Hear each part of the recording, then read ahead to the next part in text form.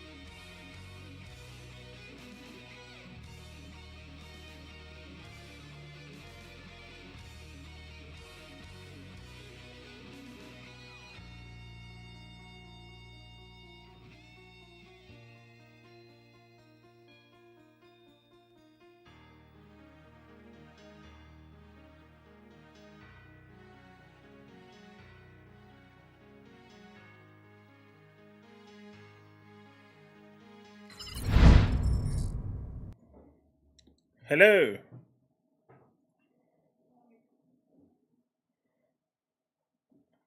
What is up, everyone? It's been a while since we saw each other, right? Hey, Dubs. Sanchez, I 100% agree. It is totally the Series S's fault. Nothing happens without it being the Series S's fault. Hey, Dubs. Ghosty. Sully, nice to see you back, dude.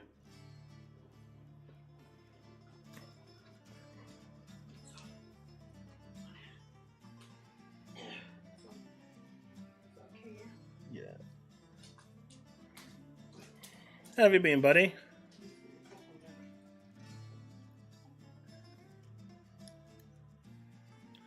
I mean, the ones that have actually are swimming in money, sure, but the average consumer cannot.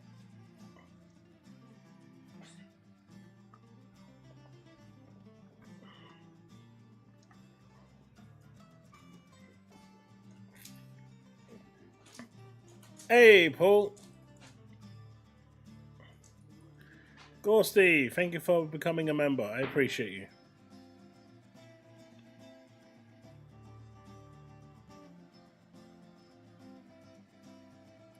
Wait, did it break?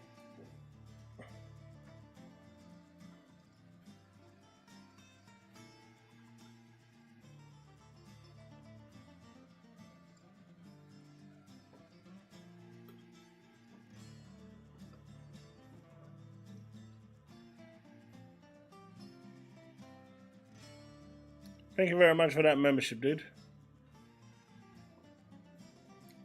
It was supposed to talk. It did not talk.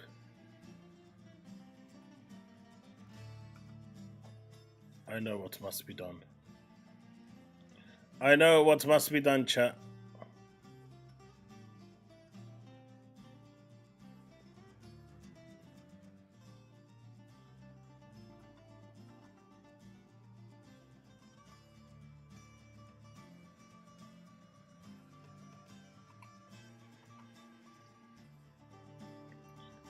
That has fixed it.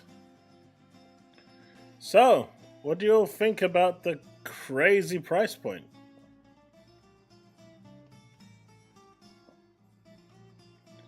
I can see some not so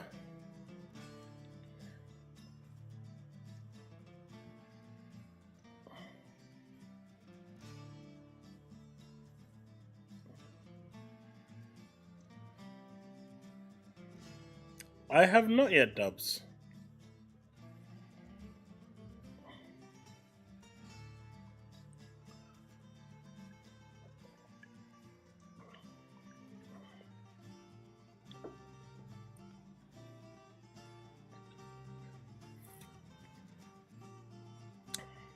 But hey, this is what they wanted, right?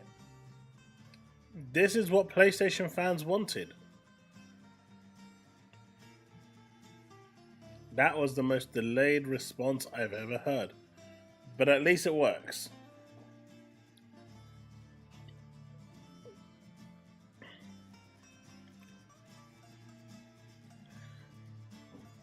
I think it just plays the PS4, right? Hey, Calandros.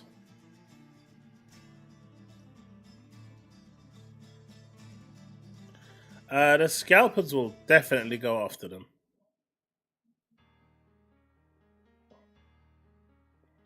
Yeah, me too, Arthur.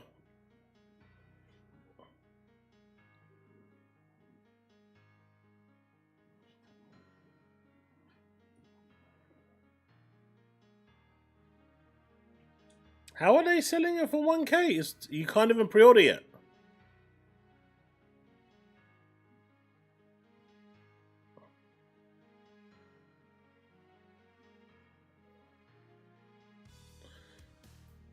Well, serious. The Pro is only designed to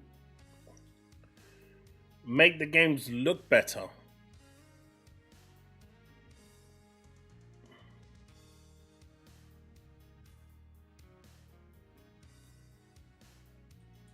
But the PSSR technology seems to be quite impressive.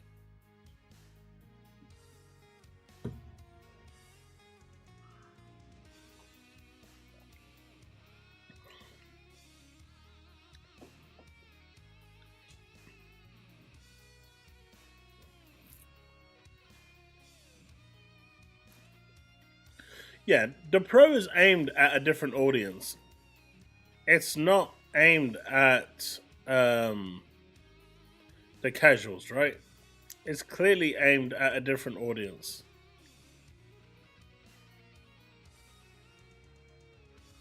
It depends how PSSR actually goes, Chille.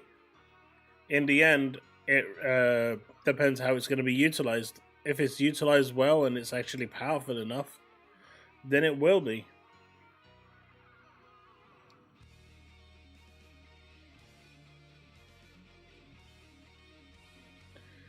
I think one thing you'll find is that a lot of people say that they won't pay it, but you'll find that they'll have one on launch day.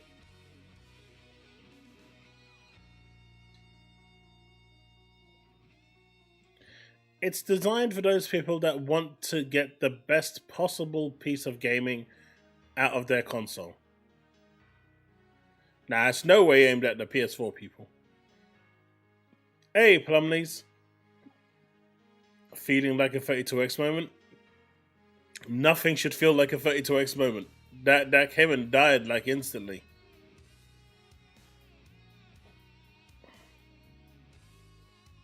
Pretty much, Paul. It basically says that the PS5 in itself has reached the limit of what it can do.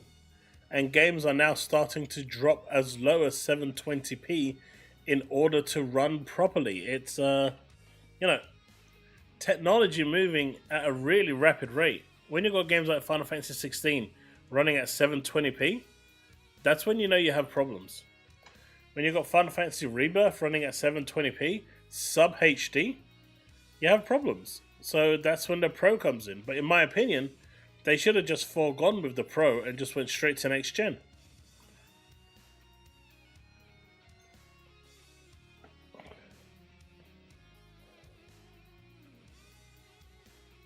I mean, us in the UK, we're getting shafted, right? We're getting proper shafted.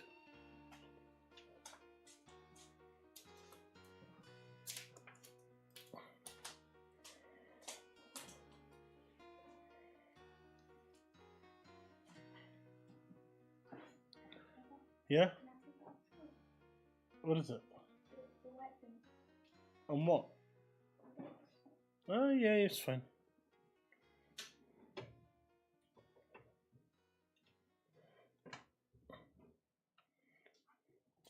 Is £700 actually that much? Let's have a look. Let's have a look, sees. I like to go to xe.com.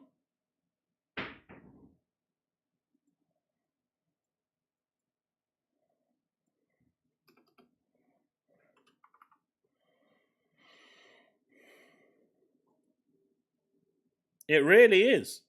So we in the UK are actually being shafted. We are paying, give or take, over $200 more than our US counterparts. That's disgusting.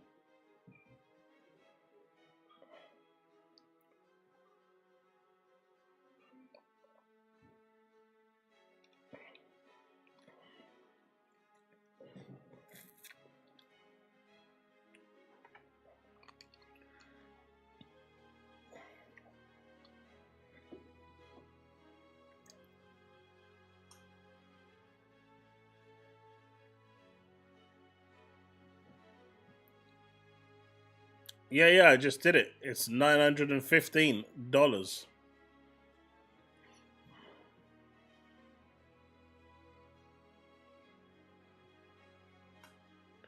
Honestly, this is how it's always been for years, right? They just change the dollar sign to a pound sign and move on.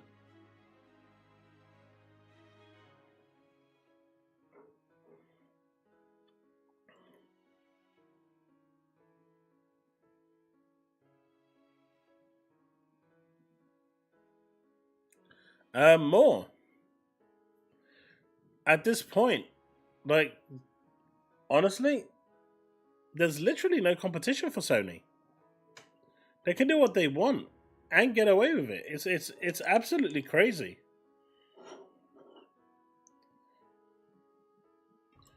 At least with the PS3, Sony got arrogant. Right? Sony got arrogant with the PS3. After the PS2, they thought their shit could smell as rose as anything. And then they were humbled very, very quickly. But this, I think, is calculated. I think what they've done right now, they know that they can get away with it because Microsoft just isn't in a position to compete with them. I mean, for God's sake, Microsoft is putting its games on the rival platform. It's already thrown in the white flag. But the PlayStation fans wanted Microsoft to concede. And so, I can see next gen, the PS6 being like $900. And if Microsoft decides to follow suit, I'll see them doing the same.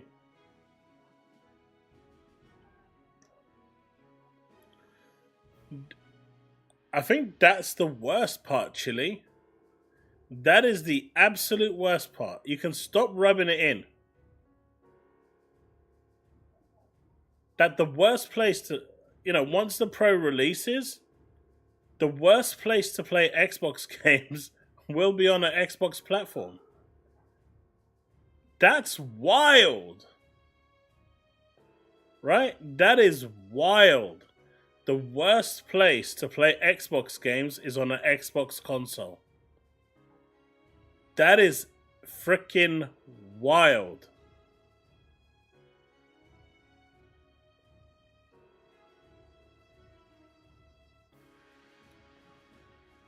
Hey, look, for those of you that want a PS5 Pro, there's always Klarna. Sony's sponsoring it at the moment.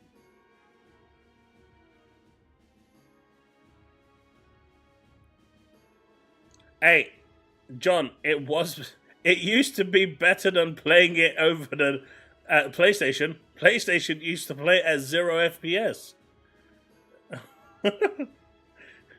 PC may have pushed ahead, but at least they could say that they had more FPS than PlayStation. They can't say that now.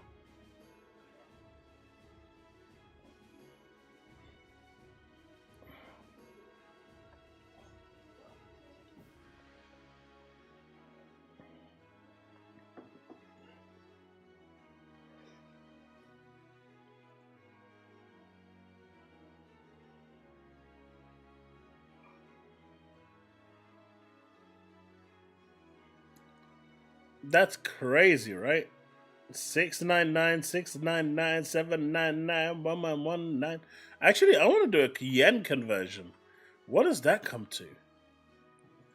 Convert that shit to yen.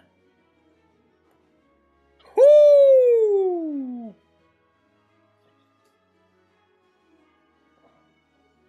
Wait.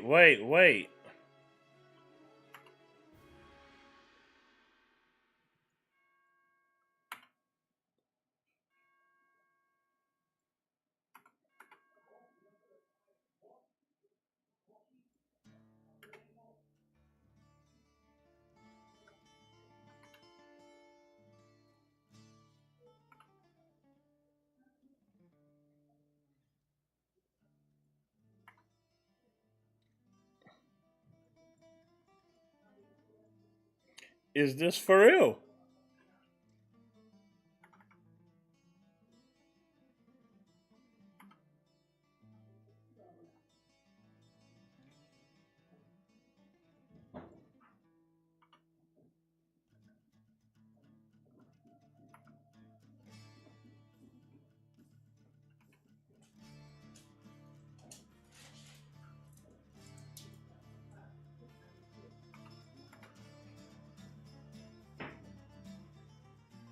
All right. Did you know that it is actually cheaper in Japan than it is anywhere else? No effing way. No way.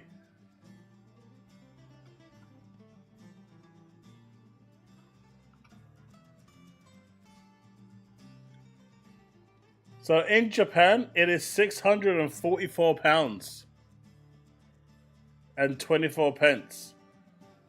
It's actually cheaper than the UK. I know their economy is way different, but damn. I think the UK is just getting absolutely zoinked.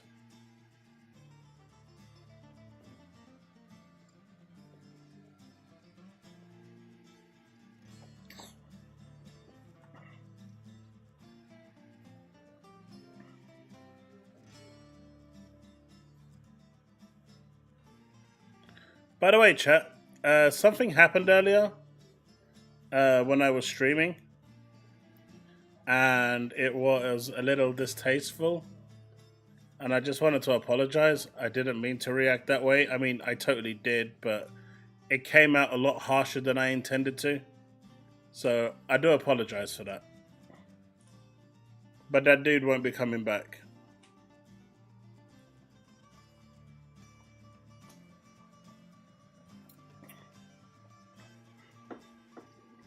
The CMA can't do anything.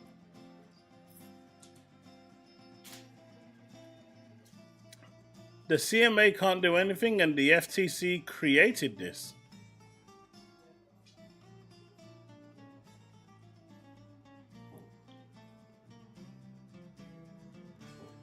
If they replace Yenso. Oh, Atty, no. No, Atty, no. Bad, Atty. Bad. No. Atty, that is bad.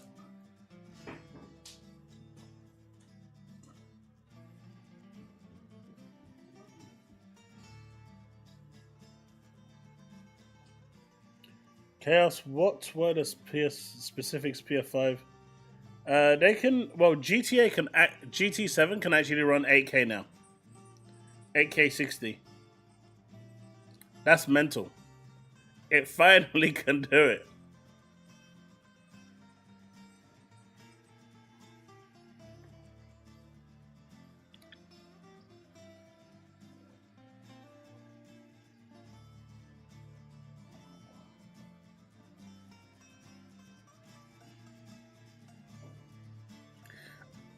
I don't know, Donald. I get really triggered when people call me a liar. Especially when I haven't lied once since I've started streaming.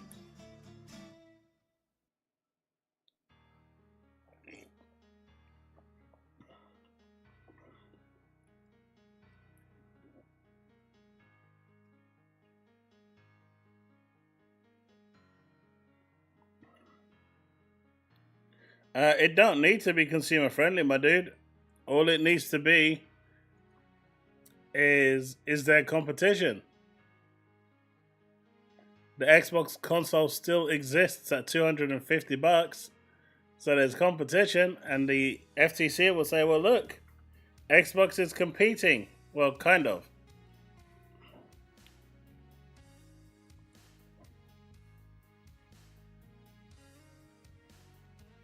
It's wild, and it's going to be even wilder.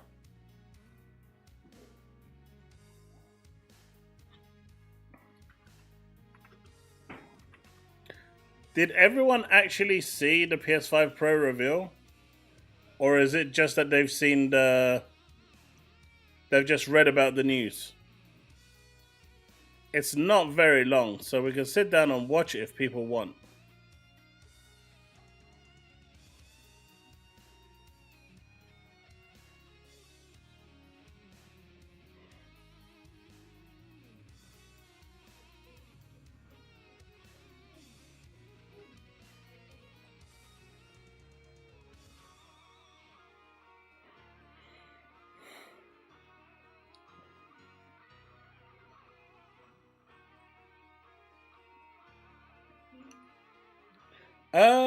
No. I mean, when GTA launches, it's gonna push the price up for games anyway. I think that's a given. But I think Sony now is gonna try and push games at least $80.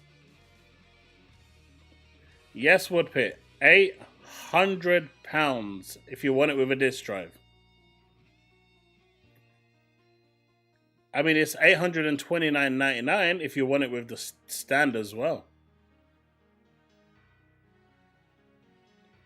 A little bit more if you want it. It'll be basically like £1,000 if you want it with another 1 terabyte hard drive inside there.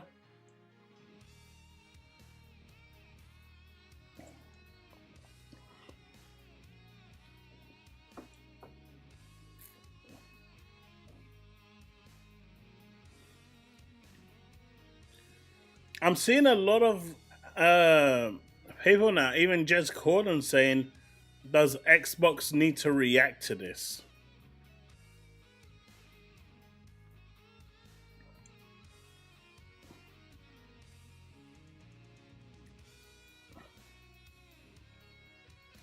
I honestly don't think Xbox cares to react.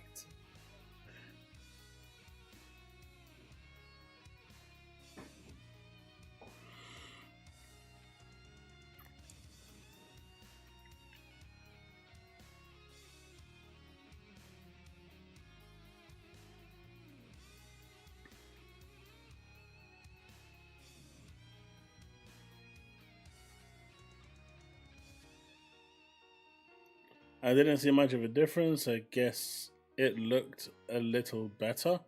I mean, there was a big difference, right? Let's have a look.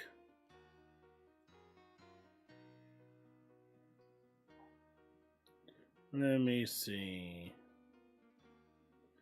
Alright. So if we... Let's...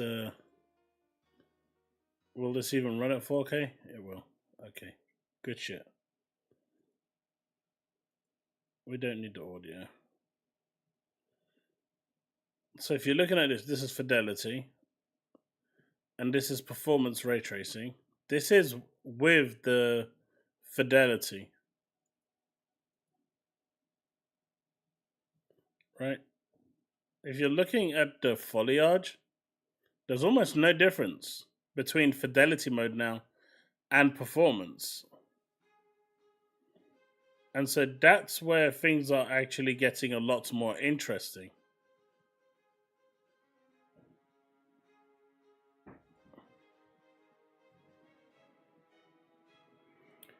I mean, you can see here that the difference between fidelity and performance, not only does performance now look on par with fidelity, it runs better as well. So you're getting that high graphical performance with better frame rates.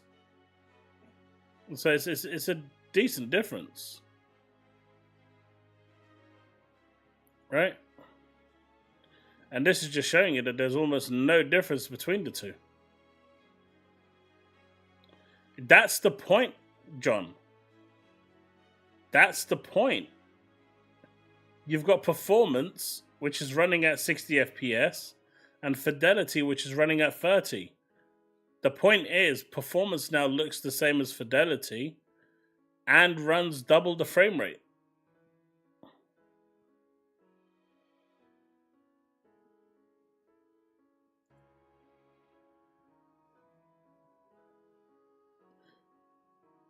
I don't think it's worth 700.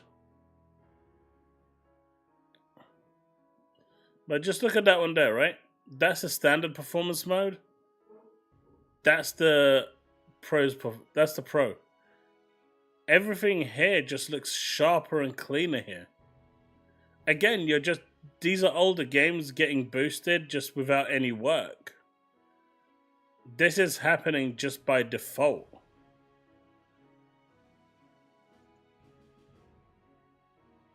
That's a lot more blurry than this is. These are more defined than these are. I mean, you can see the difference. Anyway, look, you can see like this is kind of all grainy and stuff. This is more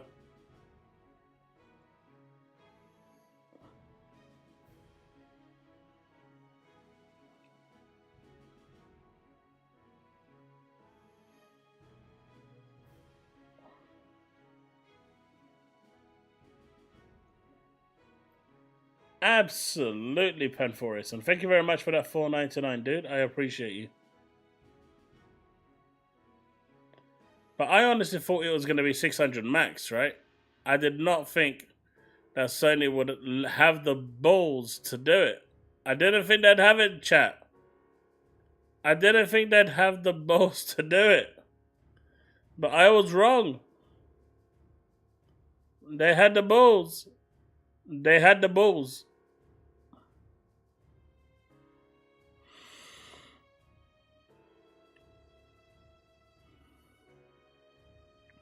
Sneaky? I can 100% see that. I can 100% see that. And you know what? They will pay it with pride.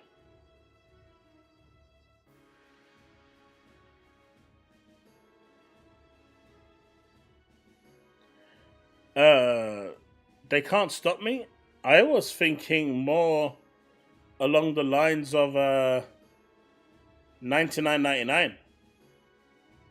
The game cost $2 billion to make. Well, about way over $2 billion now, right? $2 billion was last year, and they're still working on it.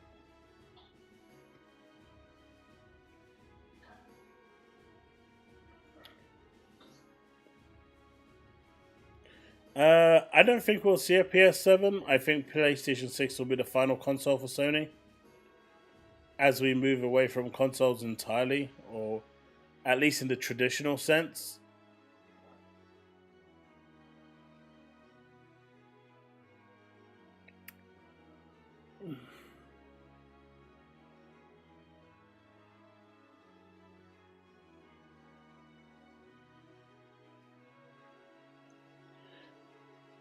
Honestly, gaming, if Microsoft was a stronger threat, they would have priced it at $599.99.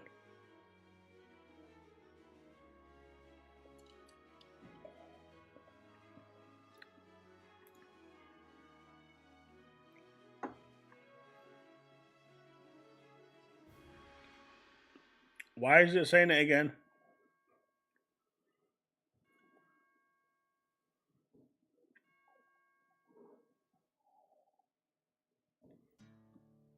Computer Exchange is great for trade-ins.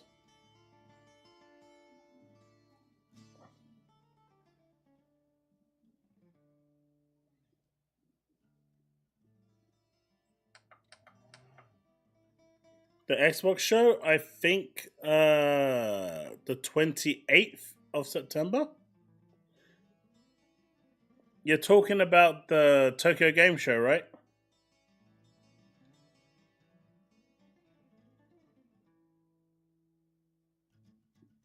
Hey, look, Blaze, the ponies wanted this. Let them have what they wanted. Is it the 26 bullets? I was close enough.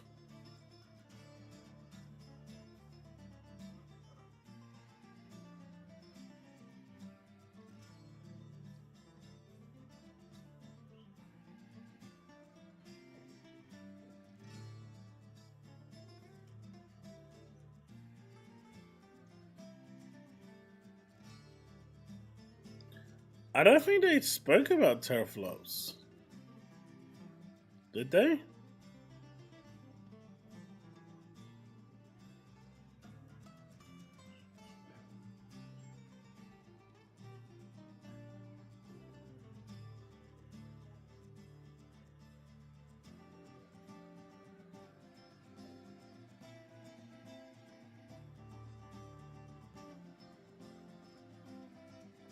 But did you see this?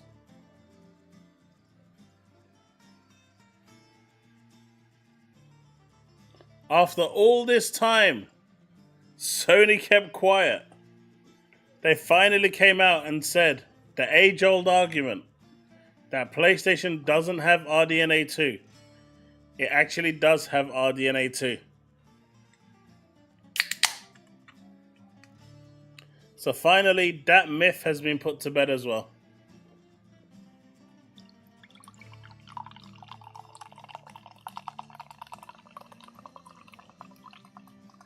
No, this is on the PS5.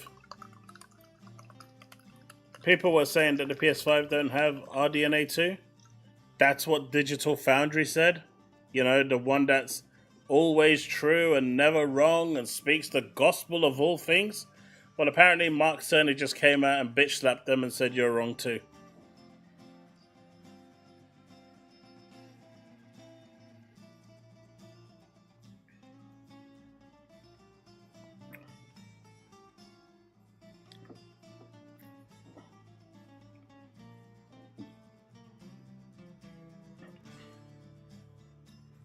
Son, can you come and get me that cable? I'm just trying to see where it said the specs, because it did show them somewhere.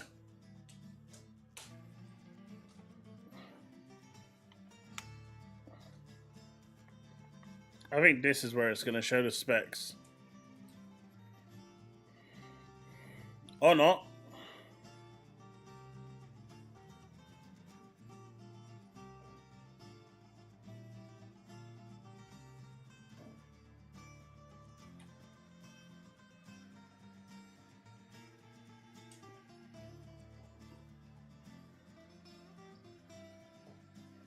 No.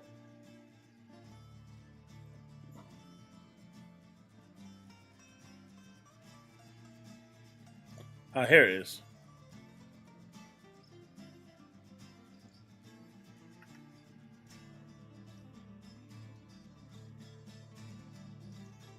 So it's got 67% more compute units than the PS5, 28% faster RAM, so it's going to read and write a lot faster.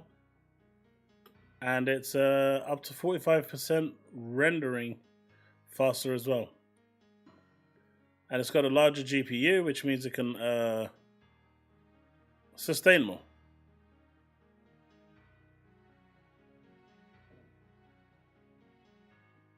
RDNA 2 is the technology within the GPU itself.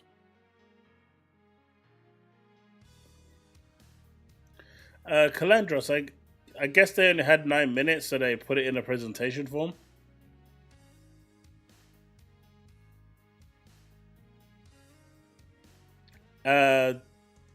If it could run 60 FPS Sanchez, they probably could.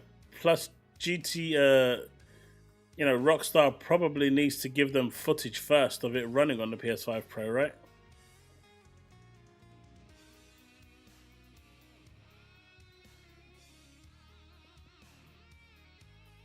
Jesse, did that finally come out?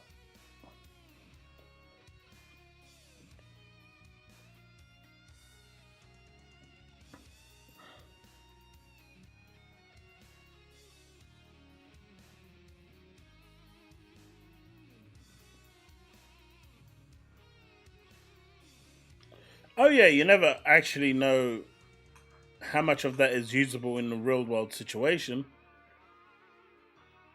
It's going to be a SSD is 2 terabytes gaming.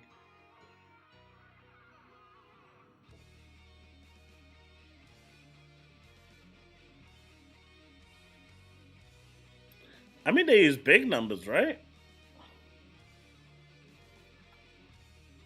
67%,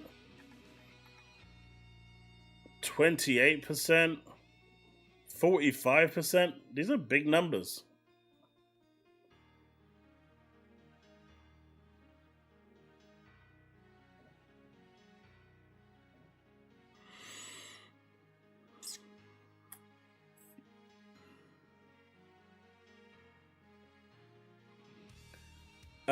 Devin, no idea. I would probably hope you could. I think the structure overall is the same as the Slim.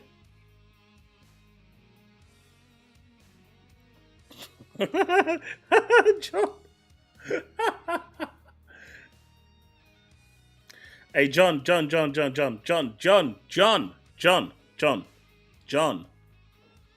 What if I told you?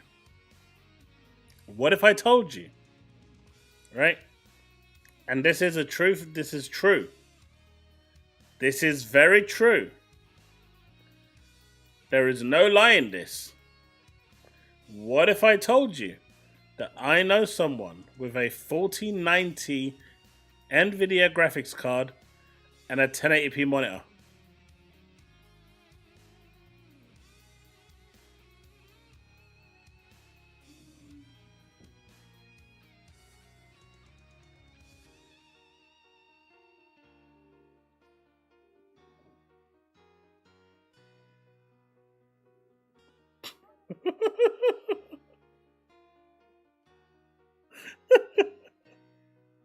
I ain't giving no names.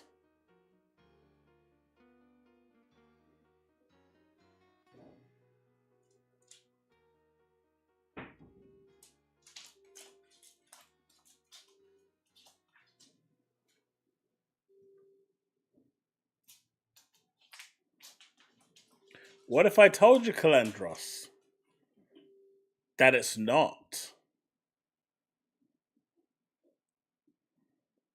Again, not giving any names.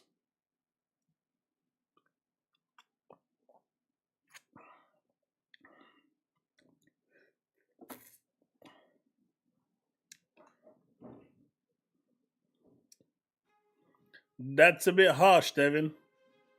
They can read what you're writing.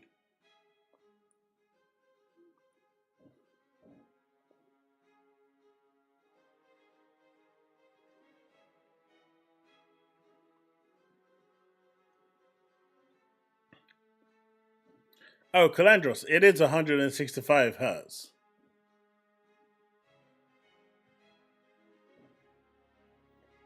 Hey, Bastiggy, how's it going?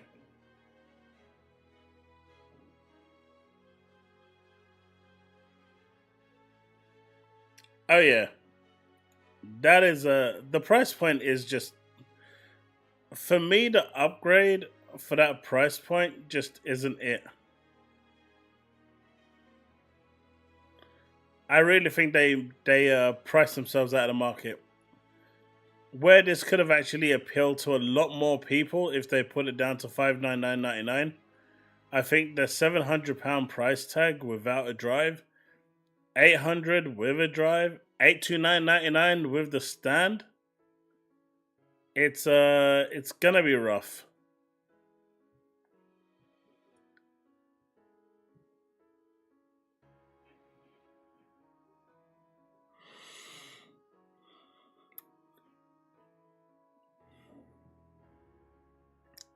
Wait, how much is this in Canadian then? If this is $699 in America.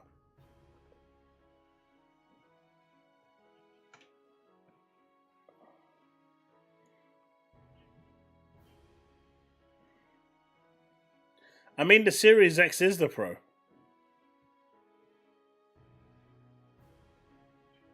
The Series X is the mid-gen refresh.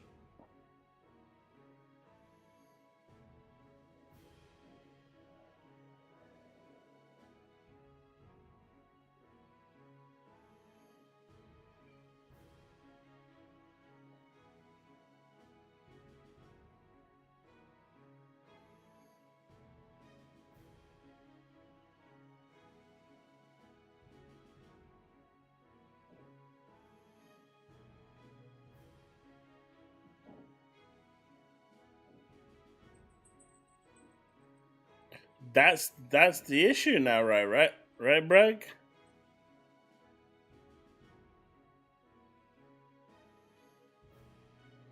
$1,050 Canadian. Ouch.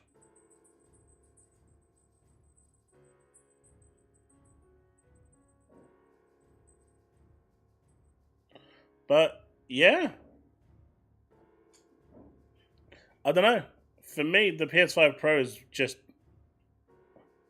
It is for the super enthusiast or those with a YouTube channel or a Twitch channel that's successful, not like mine. Those that are earning big bucks and making a living off this stuff. I see the Pro for them, or for those that have no issue with money.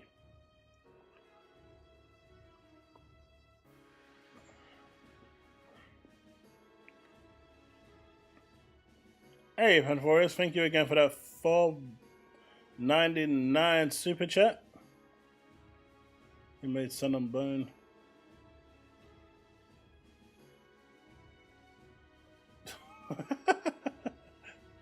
Wait. Quantum Error is ready for November 7 launch? No way. Say it ain't so.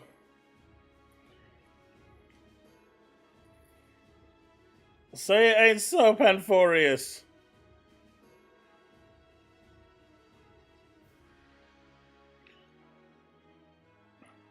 Bags, I probably won't. It's way too pricey.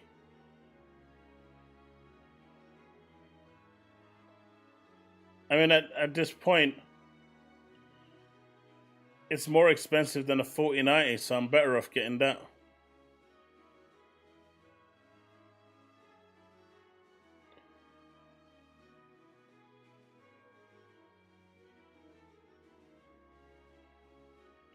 Jesus, that's crazy in Canada. Almost 1.5k.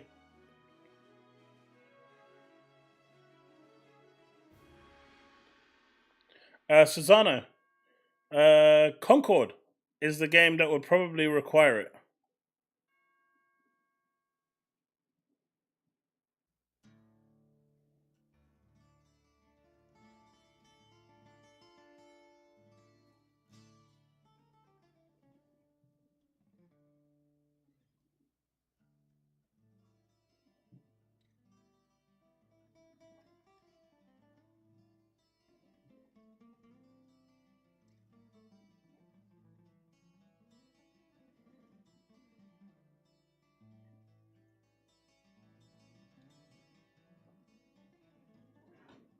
Calandros, you're just drunk. You don't know the pricing of the 4090.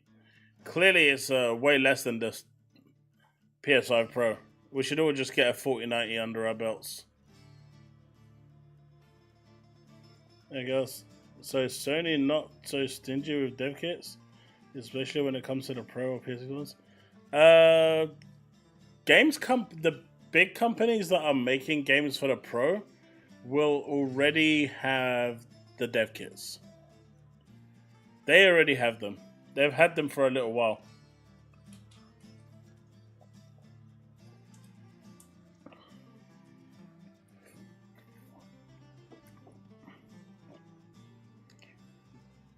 Why does it come up as twice?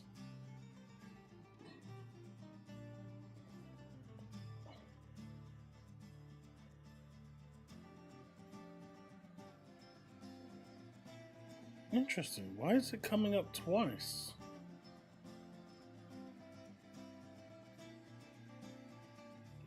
I wonder if it's... Well, there's nothing open in alerts.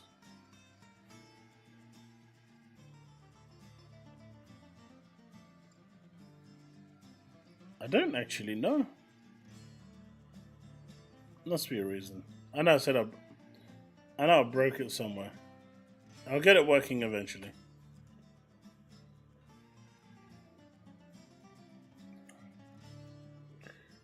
I'm just tuning in. $700 for the Pro. Is this for real? Well, Link Hawkins, if you want the disk drive, it's actually $800.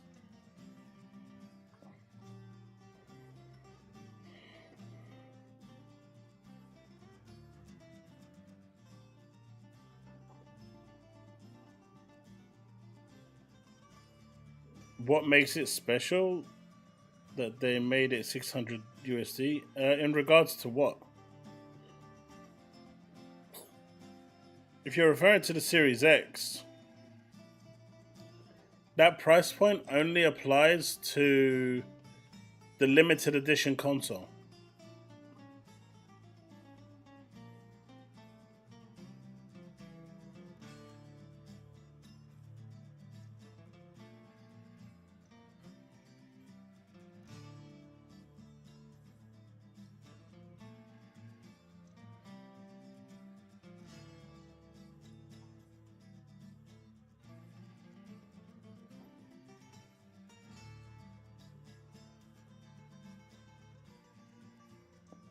Predictions on Xbox's next console to compare? I think they're just going to go straight with the Series X2, right? The hybrid. I don't see them actually doing anything different.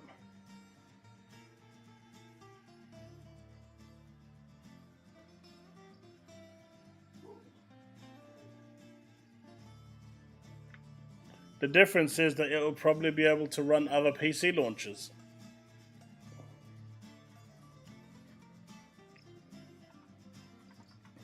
I mean, if we look at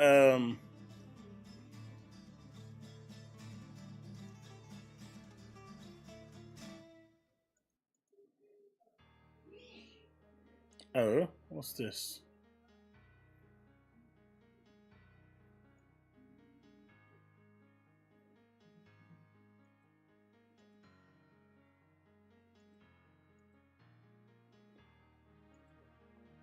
Christopher Drink says PS5 Pro targets a very specific audience. I don't expect it to move the needle for the console space this year. Although there will be some PS4 users waiting for the Pro model to upgrade, the price is high, but the lack of competition means Sony can protect its sales margins.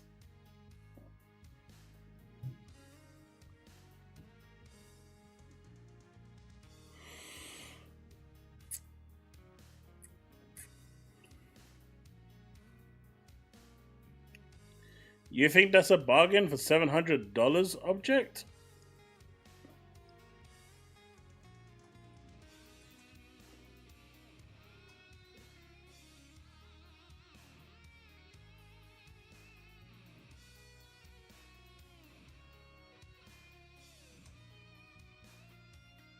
No, the PS4 Pro, I think, sold somewhere like almost 15%, 20%. Which was above their expected margins.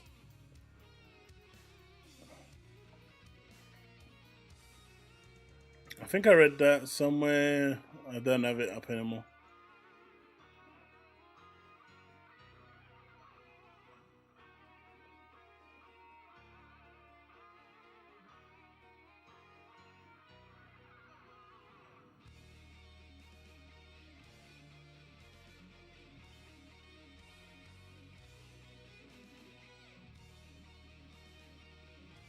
Rob, there is some truth to that. Sony has taken a very Apple kind of style to business.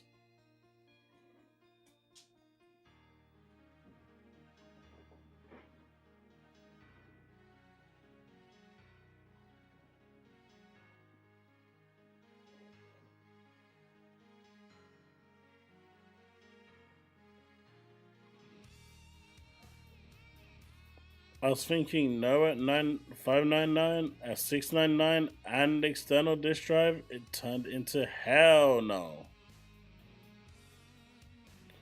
Honestly, the prices are going to continue going up. I don't see them going down. With the way the economy is and the power that Sony has right now, I still think they're going to sell like 10, 15 million consoles, which would be more than enough for them.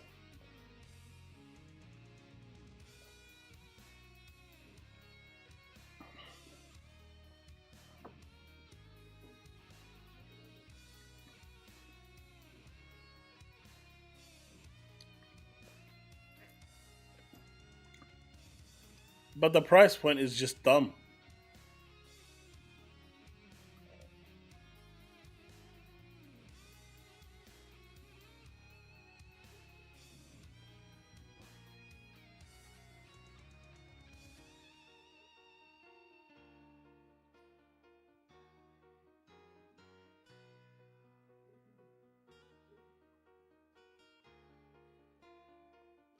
PS5 Pro for play The Last of Us Remastered? Nah. They've got loads to remaster now. They're going to go through the whole catalogue.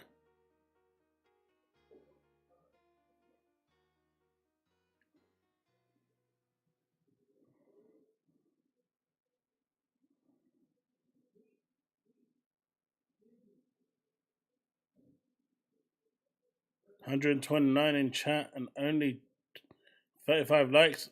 God damn. But yeah, no, seriously. It is shocking that they price it at that point. I think, like Taz said, Gaz says here. What did I say? 699 for the Pro. Welcome to the new age of no console competition. Vaseline sold separate. But even Nibs agrees, right? Like, when do you hear Nibs agreeing? It's like hell has frozen over. This is the new future. The more Xbox games that go to PlayStation, and the sooner the cadence of releases, like day and date with Doom, the worse it'll get. And the only people losing out will be the players. Because when players don't have a choice, they either stop playing games entirely, or they grudgingly go for the one that has the most competition. And at that point, you keep it going for, a month or two? And then you call it quits and collect your money.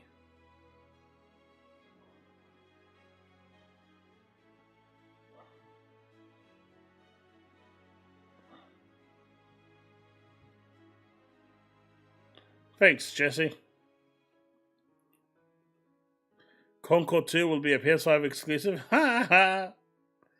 Chaos PS5 Pro is most unconsumer friendly console ever. I saw the price and said a massive no.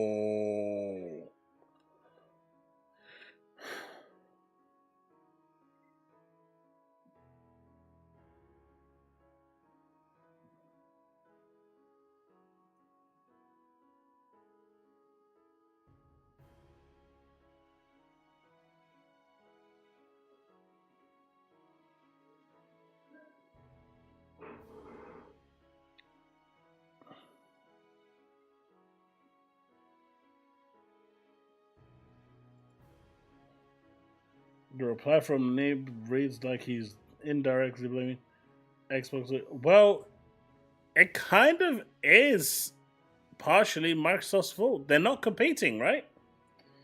You need competition. Microsoft is putting their games on their rival platform, so there is no competition.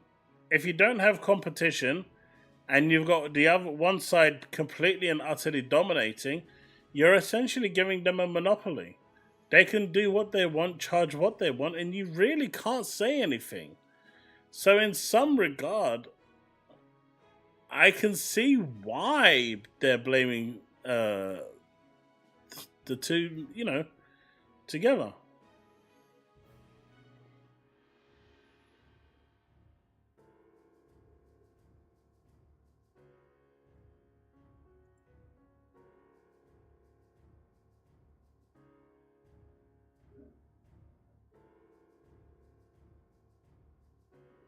$100 for standard edition. GTA 6 is on the table right now, is what Charles Wilson is saying. But I think Nibs is on the money. It's only going to get worse.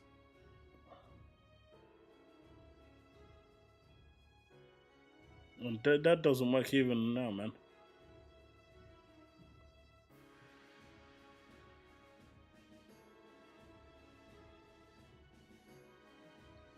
Well, look. When the 360 came out and it was absolutely dominating, after the PS2 success, Sony's head got really big. And then they released the PS3. And then with the PS3, they realized that, oh shit, we effed up. But competition prevailed there, which forced Sony to pivot and change their way of thinking. And ultimately they recovered to create a good set of business tools between them. He kind of doesn't, now that Microsoft is kind of pushing away from that whole, the console kind of competitiveness, Sony has free reign to do what they want. You kind of need both of them for checks and balances. Nintendo, sadly, in this situation, doesn't count. No matter how bad or faulty the other one is, it's always going to linger there that if we slip up, it gives them an opening window. Does that make sense?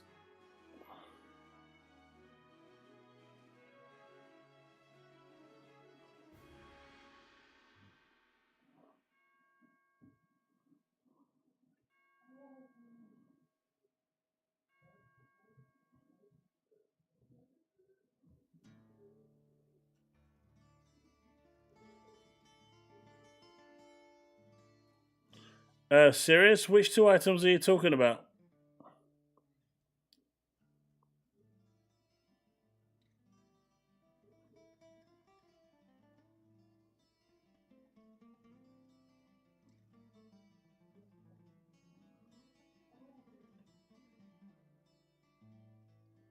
$1,500 for the PS6? Oh man, it could very well be, man.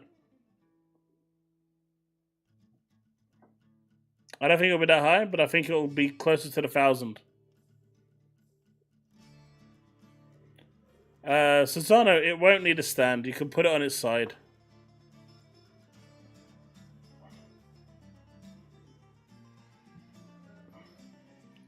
I mean, a PC is going to set you back a lot more. A lot more. It'll last you way longer, but it will cost you a lot more.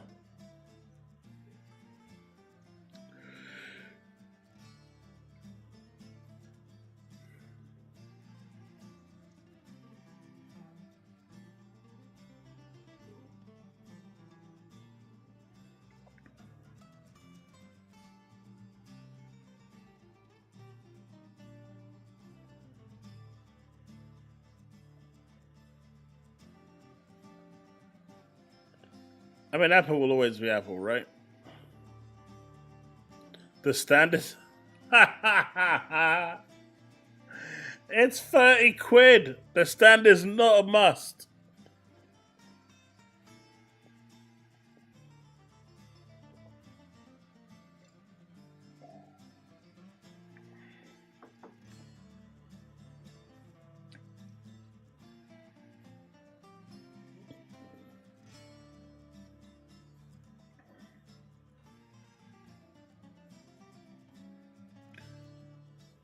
I don't know, man, but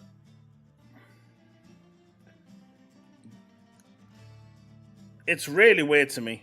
I think Sony dropped the ball. I know you got a bunch of ponies out there celebrating that £700 is a good price. I know, what's his name? King Fresh was celebrating it, saying if you can't afford it, you're poor. Like, that is such a stupid attitude to have.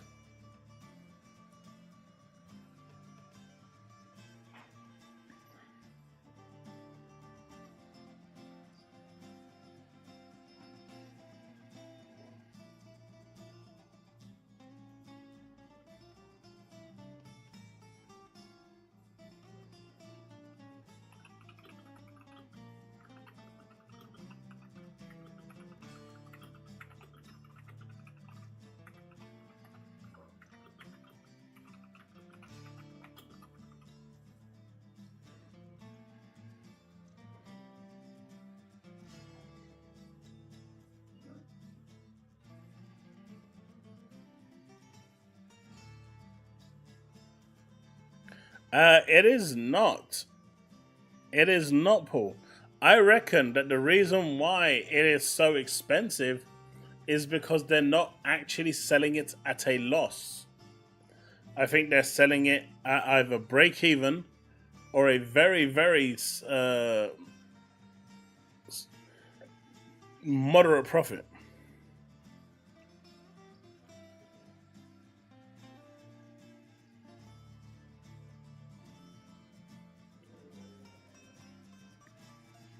No, it would. It would, Paul.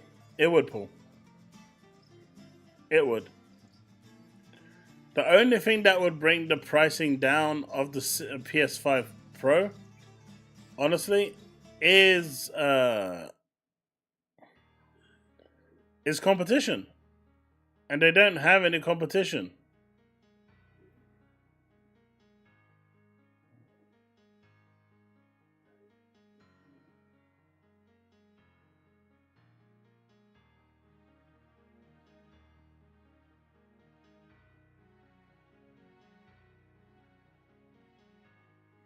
Yeah, I think they're just literally they're selling it at a profit. Chaos, these Xbox centric YouTubers are thinking Xbox is going to turn around and Microsoft is going to turn around and spin this better for their market in. I'm going to put this in 2. Okay, what else have we got to say? Say it, Jesse. Say it. Say it. Give it to me, baby. Say it.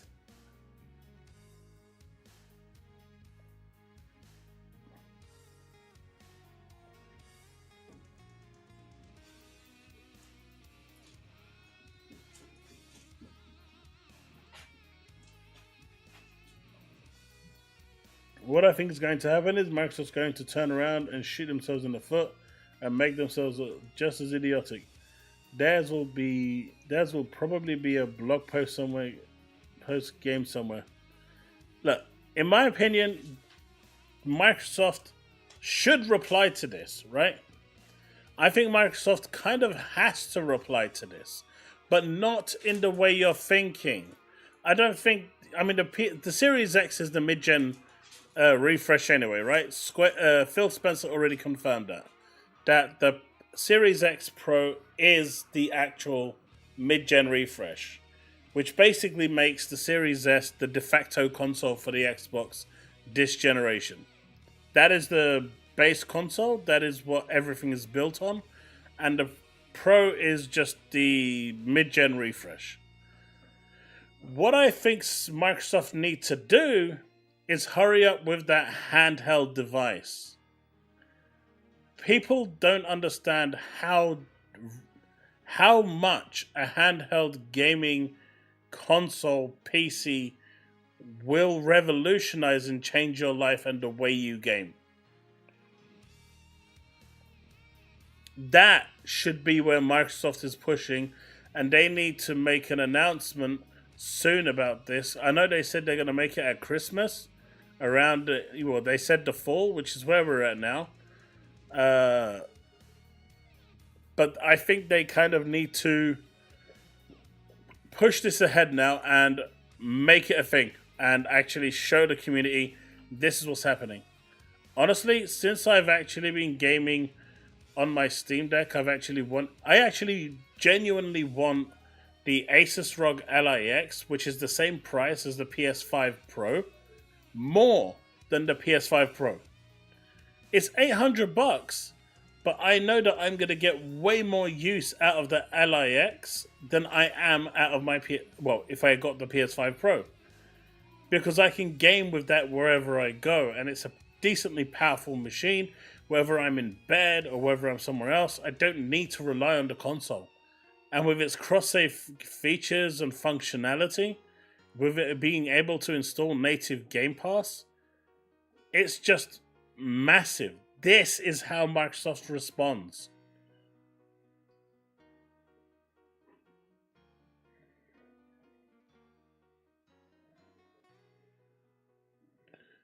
Are they announcing it at the TGS? Nope. The Series X is not £600. The Series X is £450. I'm seeing so many people use the limited edition 2TB console as the de facto normal. It is not. It's called a limited edition console for a reason, chat. Let's not keep referring to the £600 Cosmic Stars Series X as the de facto normal. It is not the de facto normal. It is £450. It is it's like what? £250 cheaper than the Pro.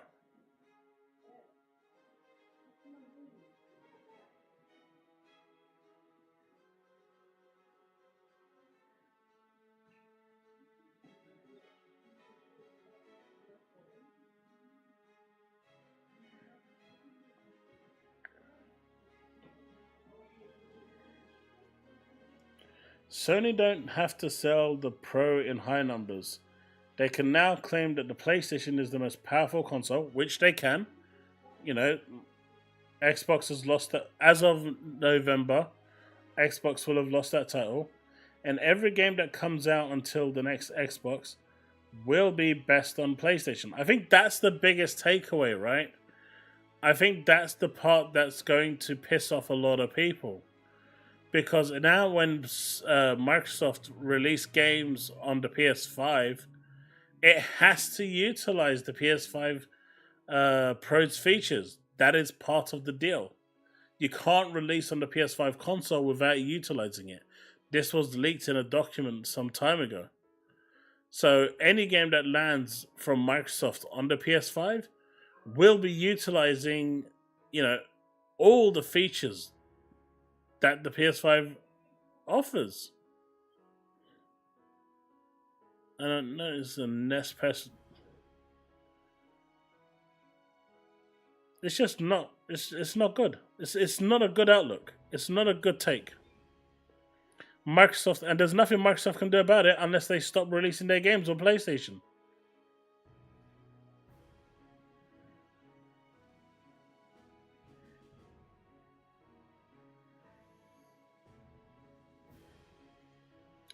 What do you mean, Base Diggy?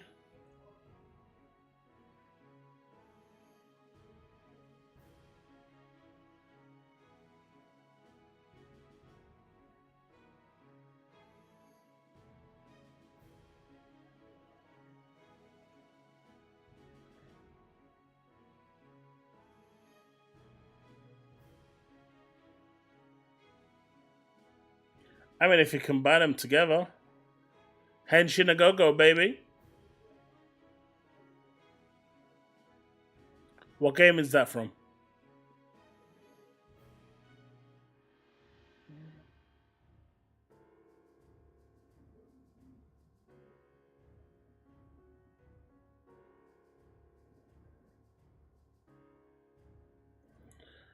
The Pro does have 2TB.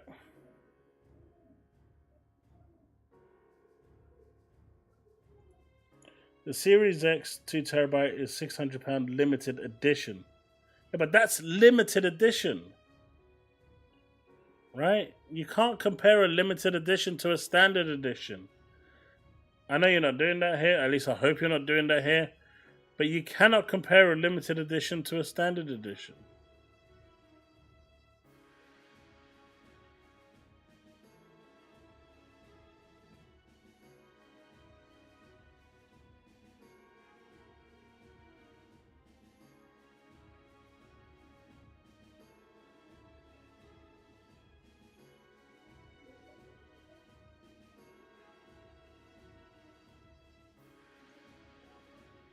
Same goes for the Series X. All features, therefore, series consoles are also no longer held back. Actually, it's really funny because whatever the limitations of the Series S are, the Series X and the PS5 Pro, if it's a multiplayer game, will be restricted to what the Series S can do. So for all that power, it doesn't matter. Because the lowest denominator will still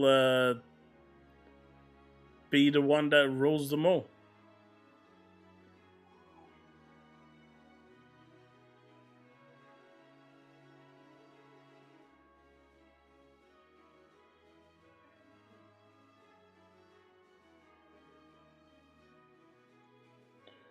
cries?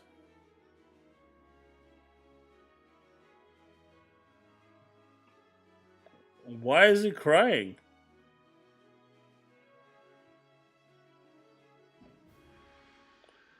Jesse, there is nothing the government can do about it, unfortunately. It isn't illegal for them to price it at whatever they want.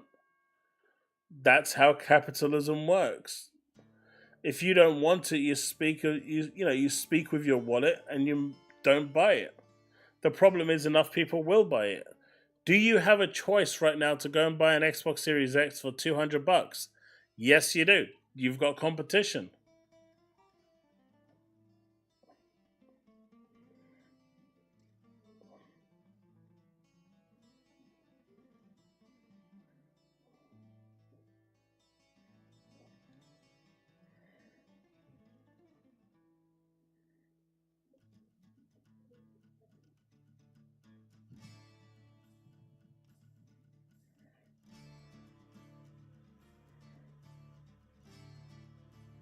That's crazy.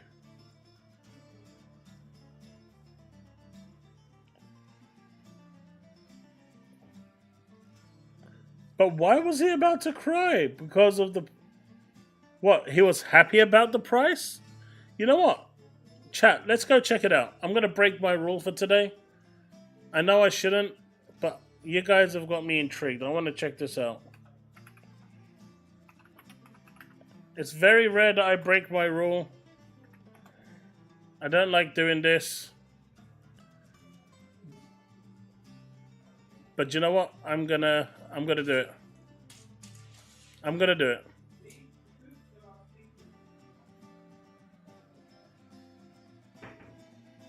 Let's stop the music. Actually, give me a sec. I'm just gonna go and grab a drink real quick, and then let's have a look at it, because you guys have got me intrigued now. You guys have got me intrigued. But seriously, Microsoft needs to now announce their handheld. They need to come back with something big like this. And if GTA 6 is actually delayed until 2026, at least that's what the rumors are saying. That's what I've heard as well from, people that are inside. Basically, on the front, to the outside world, they are telling people that 2025 is still the go. Internally, the actual QA testers, developers, they are absolutely struggling, and they're saying, it's just not going to make it, or it's going to release broken. Can you imagine GTA 6 releasing broken? If it did, I think that could sink Rockstar's entirely. So I don't think Rockstar is that stupid to even do that.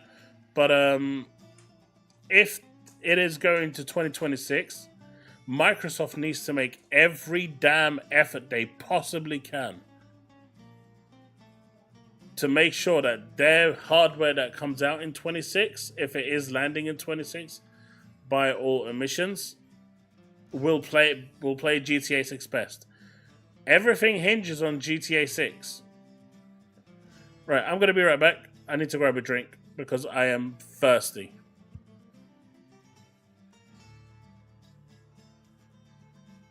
Don't say no yuckiness to the handheld. It's glorious.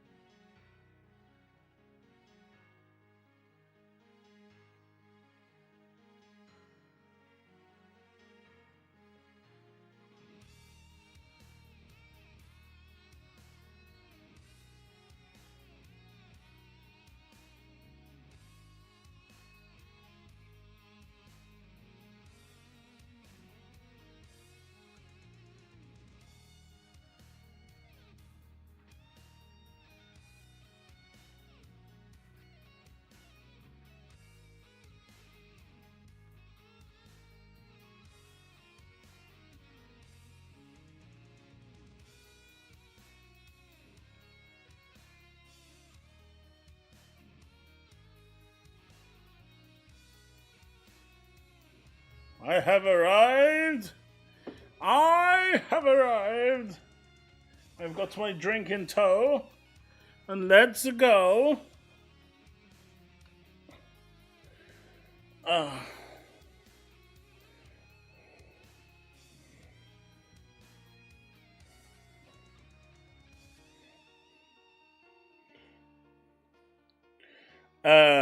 Devin, you missed the whole point of the handheld.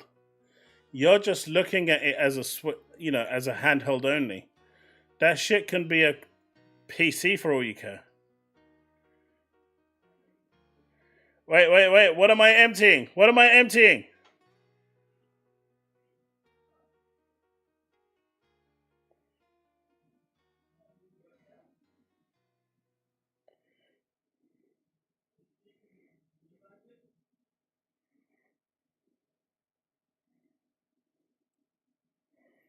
Oh, that reminds me. Let me just quickly...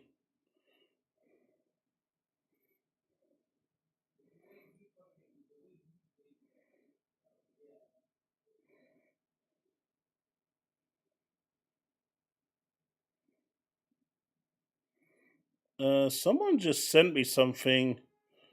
I think it was Panforius.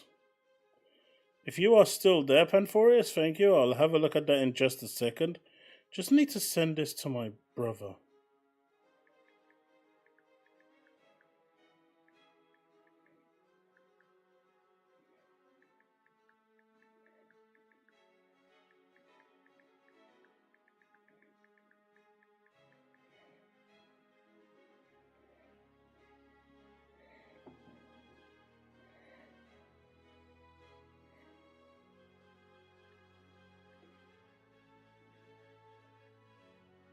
All right.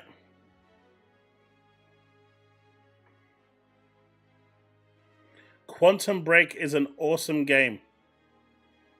I really, really like Quantum Break. I'm really sad that we didn't get a second one.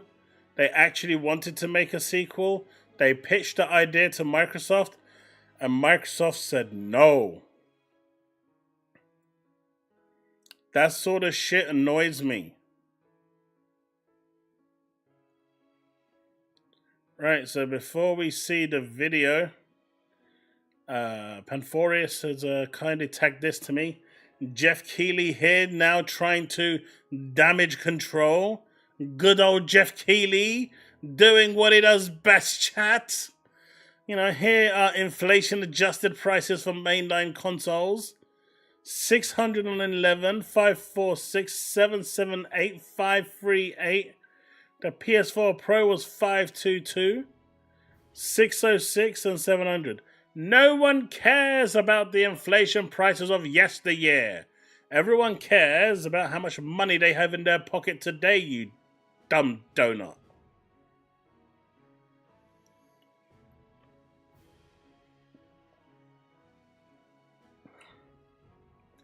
Good on you, Jez Gordon.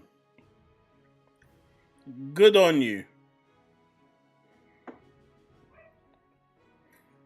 What's happening with Astrobot? By the way, seriously, if you haven't played Quantum Break, definitely play it. It's a really good game. I mean, seriously? Like, he is literally damage controlling this? Get the bloody hell out of here.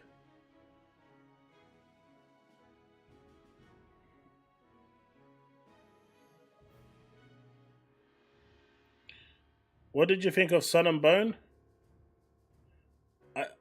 Okay, I'm going to say this in the nicest sense, Panforius. Do you mean Skull and Bone? You know, Skulls and Bones from the Ubisoft. Or are you literally not mistyping and saying Sun and Bone? Because that sounds like a porn game.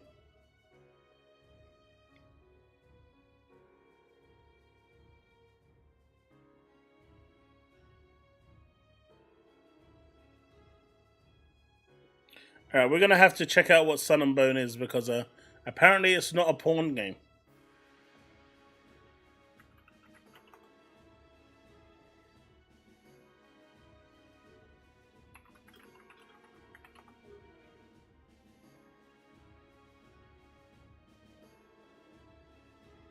Oh shit, it's actually a real game.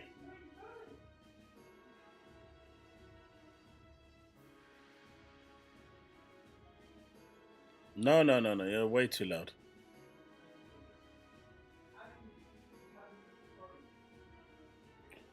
Sorry, chat, one sec.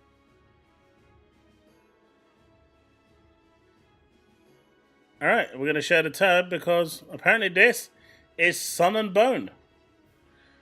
World premiere. It has fire.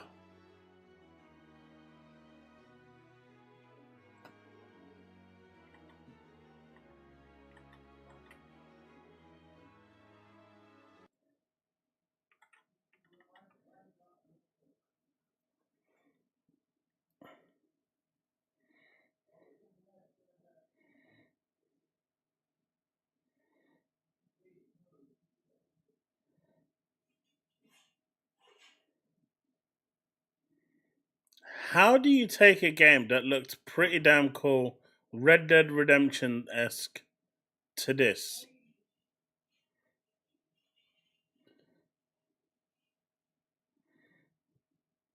Oh my god, that blood splatter looks terrible. I think we've gone back to the PS3 days, man.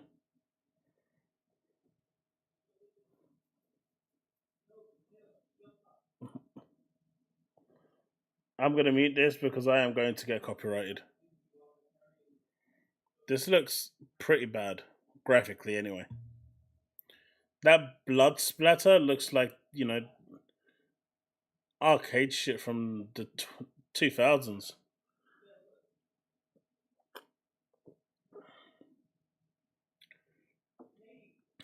It also has chaos. Wait.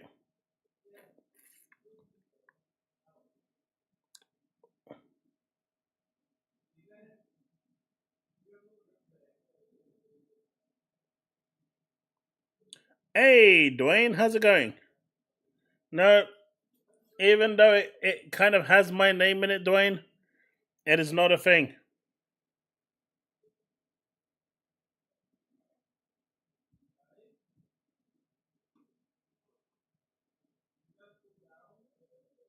I am pulling up the Dreamcast video. It's right here. It's already pulled up, buddy. But I did have to use the restroom. Causing hate in Discord. Hey, look. I don't care what you do as long as you keep feeding me my habit of gaming.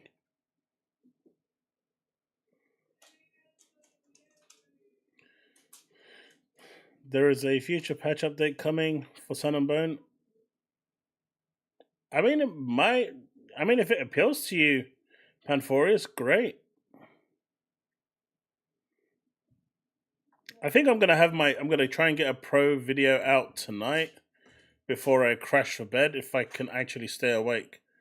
That's such a Killer Instinct blood splatter. I think it's worse than Killer Instinct. But let's check out what Mr. Pro PlayStation has to say.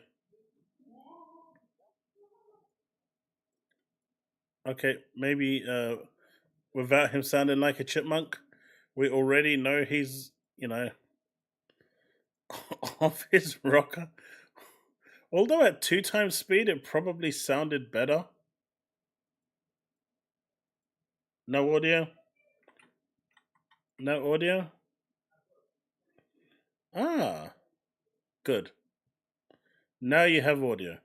At least I won't be demonetized for the other thing. It costs only £30, so you can't expect too much. It's a game made by 4 dudes. Oh, at £30, and that's different. You should have started off with that, Panphorius. See, when a game is priced at 30 quid, I'm way more lenient towards it. Because it's not, it's not full price. So I'm way more lenient towards it. But you really should start with that, dude. Oh, we have audio now. We have audio.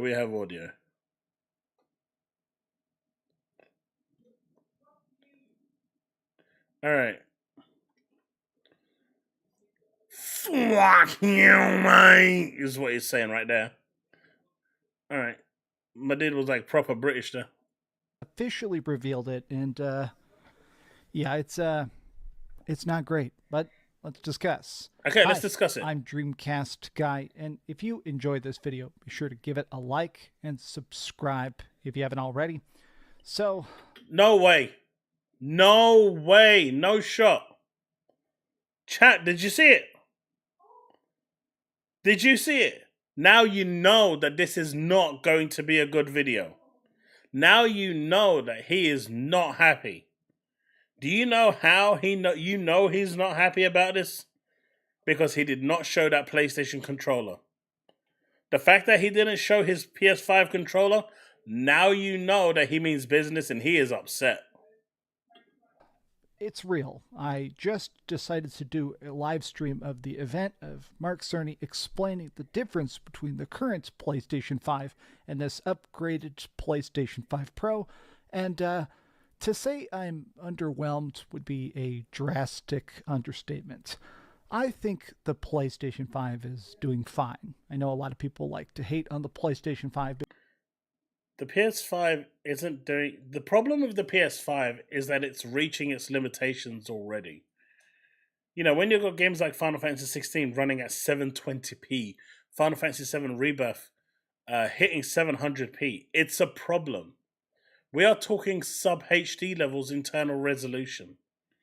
That ain't good, man. That ain't good. So clearly, when it was designed, and the problem is with the PS5, the CPU cannot maintain that clocked performance, right? Because it overheats.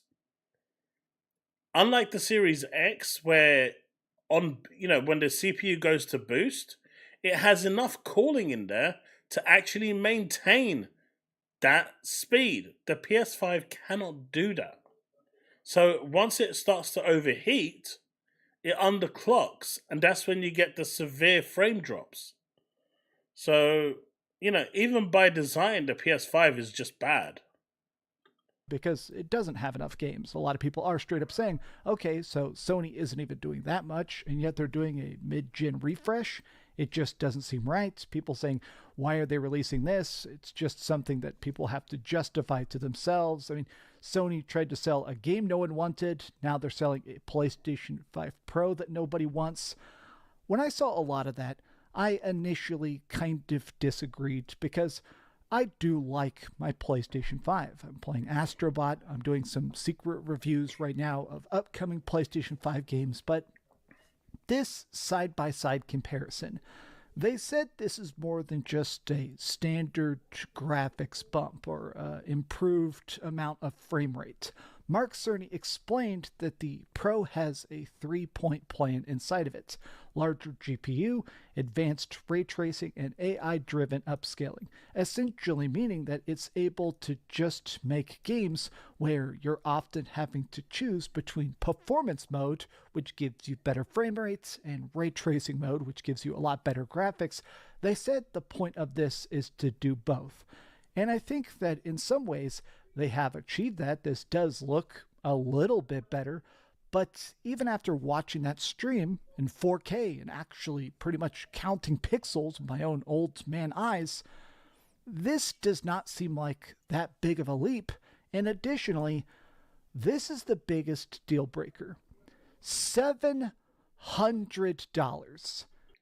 See, this is the thing, right? This is when there's always like a pivotal moment in history. You all know, like there's always that nexus point, right? If you've watched The Flash, the nexus point for The Flash is when his parents, when his mother gets killed. That's a nexus point. That's the pivotal point that cannot be broken. This right now, in my opinion, is one of those moments, right? If people accept and pay in droves, if you sell, a million consoles at 700 quid, no one cares. It's not moving the needle. There's no demand for it. It's not really selling. Selling 1 million is nothing to write home about. But if you turn round and at £700 manage to sell 20, 25 million, that sets a standard. That tells manufacturers that you're willing to pay more than 700 quid. So the PS6 that comes along ain't going to be 700. It's going to be 799.99 or up to $900 with tax, right? After tax. And it'll be something very similar in the UK, getting ever so closer to that £1,000. And I can see the next Xbox and the next PlayStation console that's going to arrive, the next generation ones, having no disk drive and it being modular. Because I think what Sony does here is actually quite smart. It allows them to lower the price a little bit and kind of hide the fact that, well, if you want physical and if you're one of those people that enjoy physical, you got to pay a premium, buddy, just so you can continue enjoying those physicals. And so they milk you even more that way. But if people accept this price point, that is what's going to be, a massive, massive talking point. If you're willing to accept £700-800 for a console, well, why won't you accept £80-90 for a game? Why won't you accept £180 for the Super Deluxe Hyper Edition? Do you see what I mean? This is a really big moment in gaming. Microsoft isn't competing. They have been struggling for a long time. They're doing their own thing and they're kind of distancing themselves, giving Sony complete free rein to do what they like. Now is the time when the community for PlayStation should be rallying back and saying, this is not it, Sony. This is not it. Reduce it down to $599.99, $699.99 with the drive. Right? But the fact that they're not going to do that is crazy. They're basically turning around and saying, hi, Sony, I will guzzle everything that you can spew out from your pee-pee and take it like a champ, because I will take whatever you've got to give. No, that is not what you want to do. You've already got zero competition here. Don't give them the complete freedom to go and outprice most people out of the economy. Because what's going to happen next is the one thing that PlayStation fans have been crying about, calling welfare, Game Pass and all this. They are going to create a subscription model for day-and-date games. It's going to happen. Because as less and less people buy the games because they can't afford to buy them, they are going to try and capture that audience within a subscription model to play those games, right? That's where all this is going to go. So if I was a PlayStation diehard fan, I would be opposing this out, wholeheartedly. I would be vehemently against this price point. It's $100 too much. $700, and this looks like a digital edition. I don't even see a disc drive, which means there might be an $800 physical edition. Now, I'm reacting to this right after it came out. Maybe they're going to Cliffo. actually announce I actually some like sort of it. cheaper version. It works for Maybe me. this does come with a disc drive and the camera angle's just funky. But it does seem like this is $700 for a digital PS5 that, while it does look better, it looks like it looks maybe 10% better. Now, some of the games they initially teased were things like Final Fantasy VII Rebirth getting a graphical boost, which is a game I like a lot. And that game definitely had some performance issues, so I'm happy they did it. But I must admit, I am conflicted because I review a lot of hardware. I specifically love to review a lot of PlayStation hardware. I did reviews of the PlayStation 5 Slim. I did reviews of the PlayStation Portal. I even reviewed the $200 PlayStation 5 controller they released. So I want to get this to make some content with it, but I almost kind of don't want to.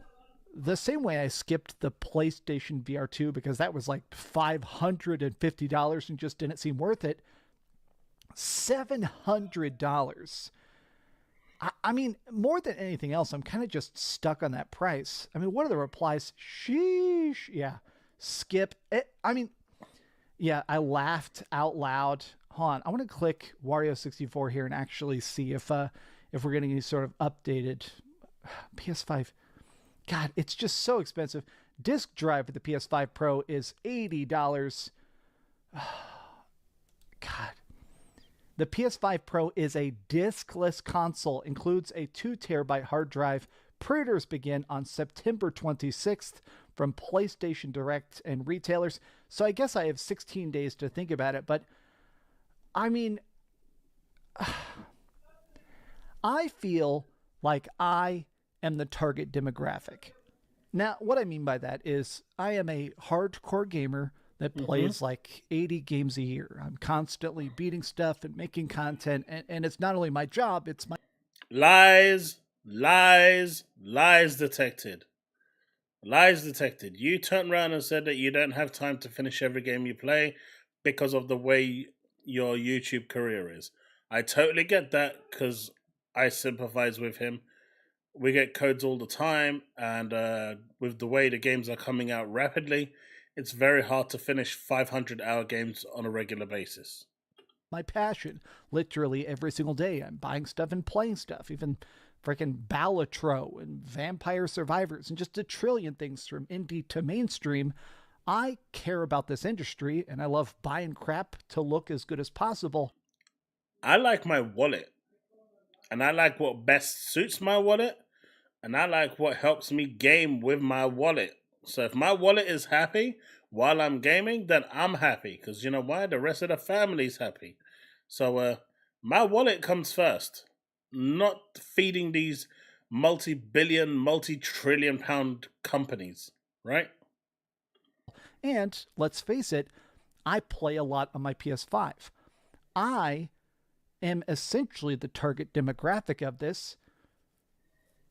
And I just can't possibly care about it. Like, I am the person that I feel like should be excited by this. I mean, theoretically, like, wow, it's more graphics for the PS5. The fact that it's diskless. I mean, that's the one aspect that doesn't bother me, because it comes as a modular device. You can buy it diskless now and go at a later date, 2 months down the line, and buy the fucking disk drive. My issue is the price. I'm almost having just a crisis here because Sony has been handing out L's. I've been reporting on this. Essentially, it's not $700 if you want a disk drive. It's $800. Concord costing them like $150 million. $200 million. It's $200 million. You can say it. You can say that they were hurt by that $200 million. Just utterly bombing and then doing mass refunds for it. And now this. I just don't know what Sony thinks. Like, there have been studies that there is a luxury gamer ecosystem. There are people that have enough liquid income that if they're buying something, they want to have the best possible version of it. If you're buying an Xbox, you get the Xbox Series X. You're buying a controller, you want to get the most elite pro crazy programmable triggers, super weirdo, like ultimate crazy controller. I know those people exist, but I feel like catering to that demographic, trying to make a console, God, this would be $800. $800 if you buy this and the disc drive. I feel like Sony should have said something else. I feel like they should have said, oh, and we're doing a state of play coming up next week. You're going to show a bunch of games that are running on the PlayStation 5. Do more to hype the... See, I totally agree with him here, right? And I know that sounds really nasty and icky and disgusting, but I do. If they came out and said, hey, look, this is $700, but look at all these games, Uncharted 7, Spider-Man 4, Venom 2 Remastered, The Last of Us 3, Factions 2. Oh, wait, that got cancelled for Concord. And other games like Ghost of Tsushima 17, Ratchet and Clank 21. If they came out with all of these games and, said, look, We're even showing you Wolverine Part 2 because it was already available on PC. You know, at least at that point, whether it's a remake or a remaster or a brand new sequel for the 21st time, you would have seen the power of the console, and that could have kind of, kind of washed over your vision. Right now, they basically showed you nothing and are expecting you to get hyped for essentially digital foundry videos. Oh, look, I'm going to zoom in by 400% to show you a pixel. Yeah, sexy, right? I know. Like, no one in real world is going to do that. Pro.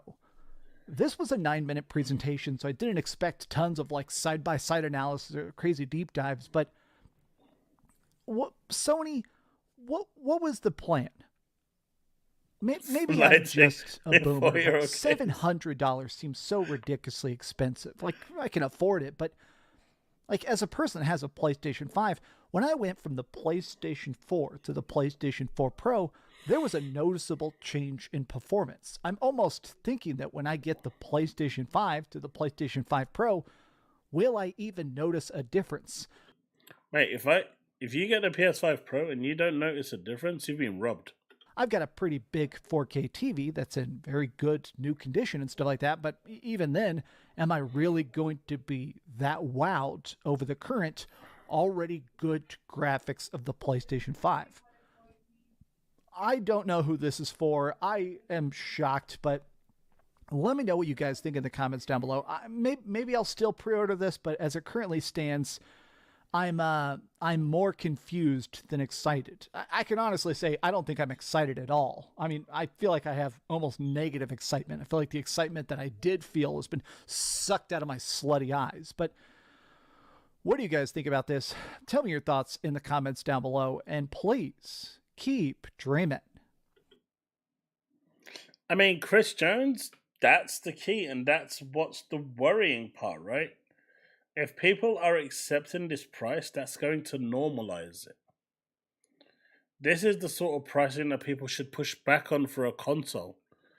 Because if people accept this pricing, the PS6 will cost somewhere in the region of $800-900.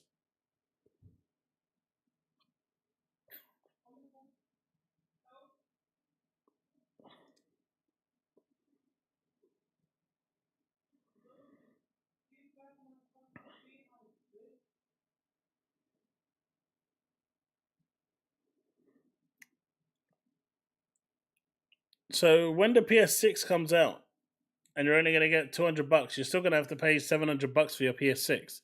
Then what?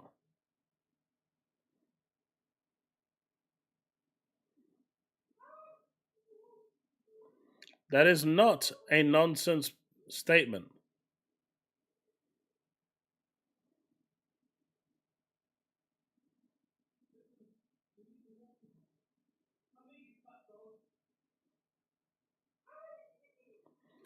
Cliffo, yeah, I've seen that. I think GameStop has actually changed their pricing already now that the PS5 Pro has been unveiled, because they know everyone's going to rush to sell it. So people have already seen posters on their shops to actually change their pricing, and it's quite heavy how much they've changed it.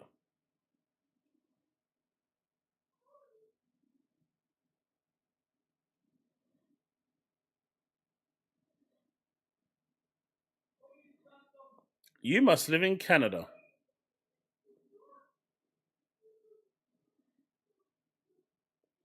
I don't think it'll be 1,000. I think that would be too much. But I can see it being 849.99 or 899.99 if this pricing is accepted.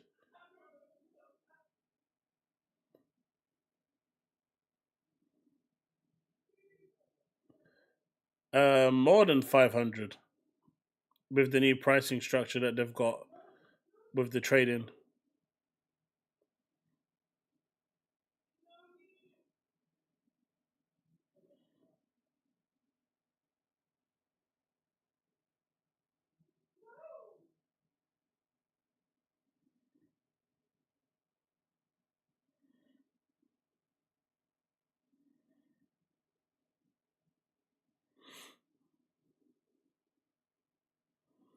There are listings.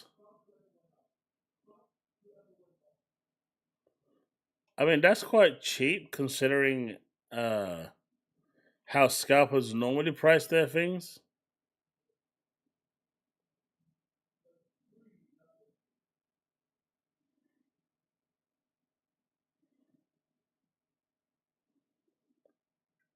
Cliffo, I think Microsoft is at least a year out from revealing anything. But I do hope that they reveal their handheld sometime in the next month.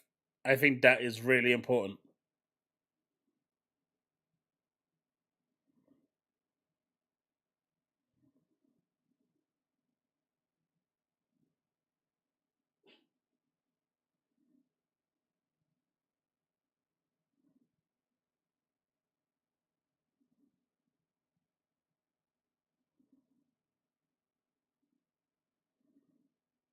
Sony are doing the scalping.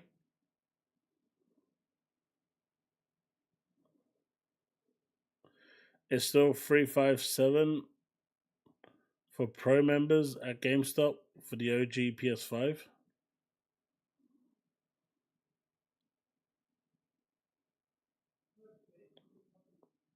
I mean, Satya has a lot of blame here. I agree. Just give the Steam Deck 2.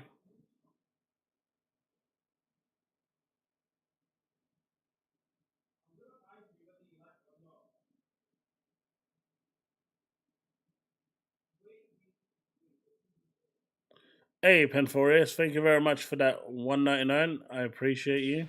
Thanks, Panthorius, for super chat $1.99 PS5 trade value GameStop, still $357. Just check Ev.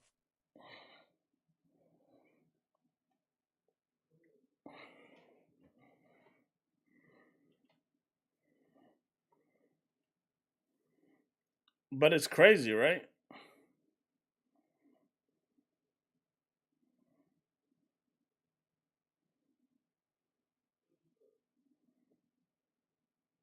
Yeah, CEX changed their pricing real quick.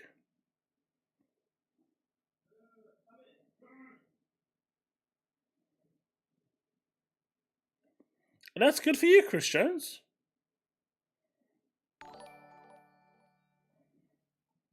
That is good for you. Panthorius tipped $1.99 through super chat.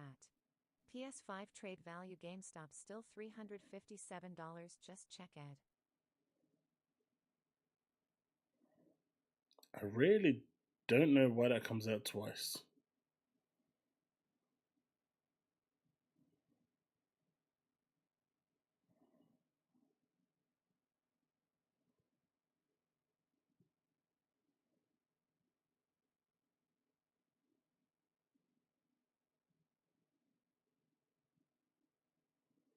I'll keep watch of GameStop and let you know if it devalues. Sure thing, buddy.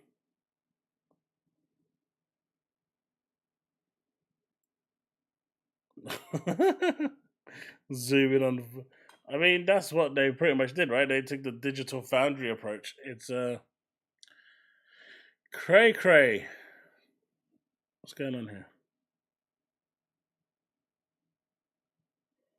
Who wants? Oh.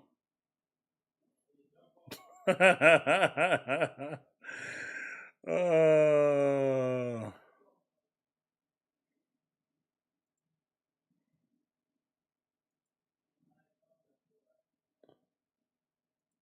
Cliffo.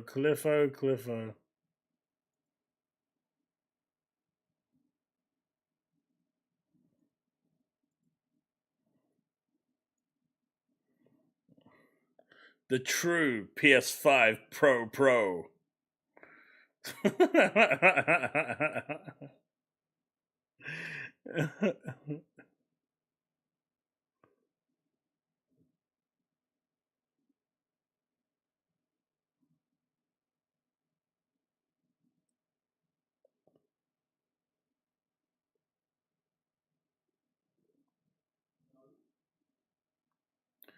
No worries, Jess.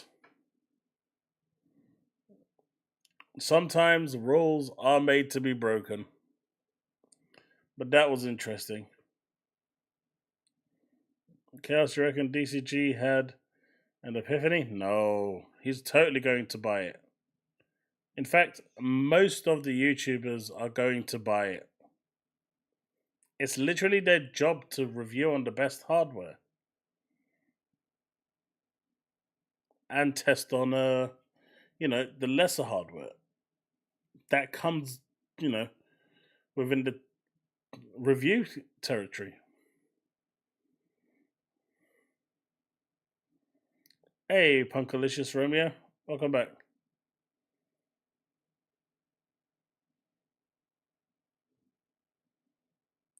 Xbox is no longer a competitor to Sony. So Sony is free to do way the worst? Yeah. That's always been the danger, right? But PlayStation fans have wanted this moment for a long time.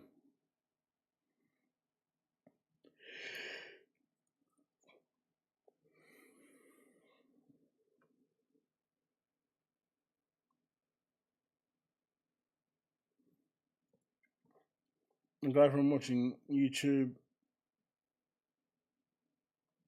is saying this seems more like a cash grab from Sony. I don't think it's a cash grab.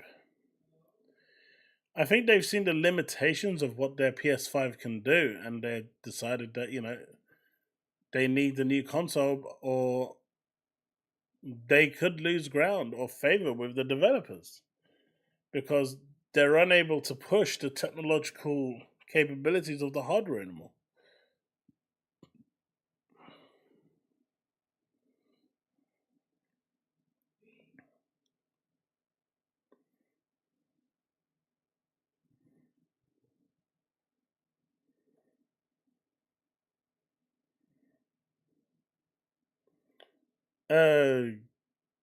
Ghosty? Yeah, why not?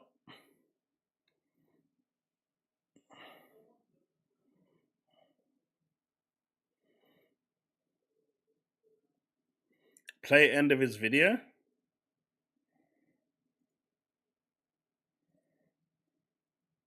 And thanks to everybody that tuned into my live stream. I think it was one of my biggest live streams ever. It's almost 2,000 concurrent viewers. It was insano. And a lot of super chats. I kept saying, feel free to super chat to help pay for my PS5 Pro. And a lot of people super chatted, but I don't think anybody expected it to be this much. Hey, feel free to super chat to pay for my PS5 Pro. God, Sony L. Thanks so much for watching that video. If you want those 2,000 concurrent viewers.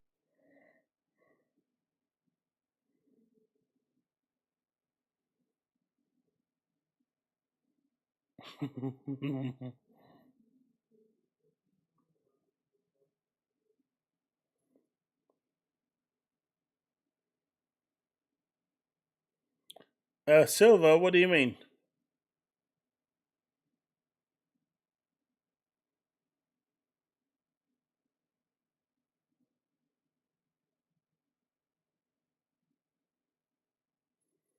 Hey, you gotta try hustle sometimes, right, John? You gotta try to hustle sometimes.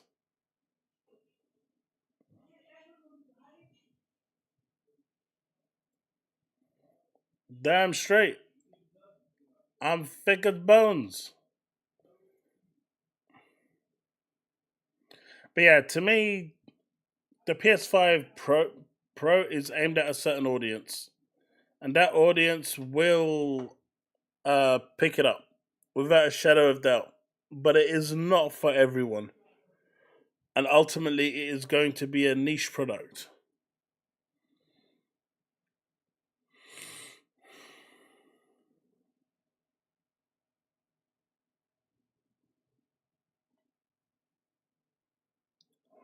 Hey, Paul. I think every streamer would like their audience to help them pay for it.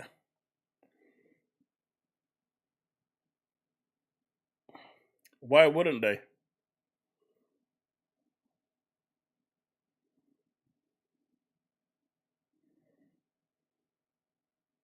Oh yeah, scalpers are going to be all over this.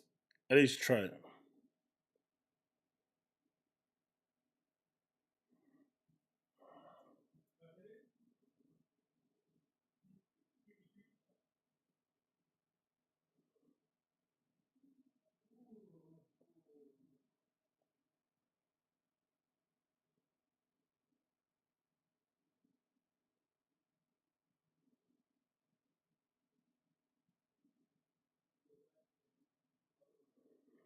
I mean, the whole TV thing is a little weird, right?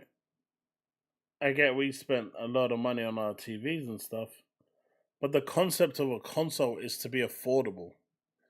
That is why people go to consoles, because it's affordable.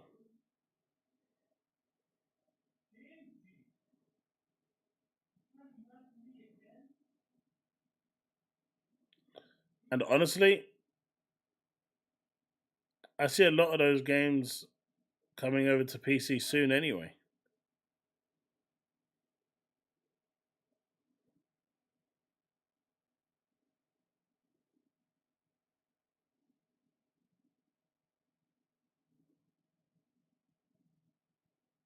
Right?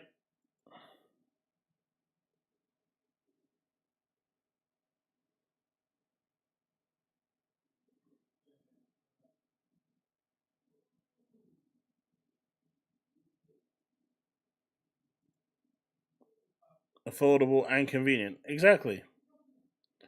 It's free to do the magic of Christmas. Not at $700. It's not going to be free to do the magic of Christmas. That's for sure.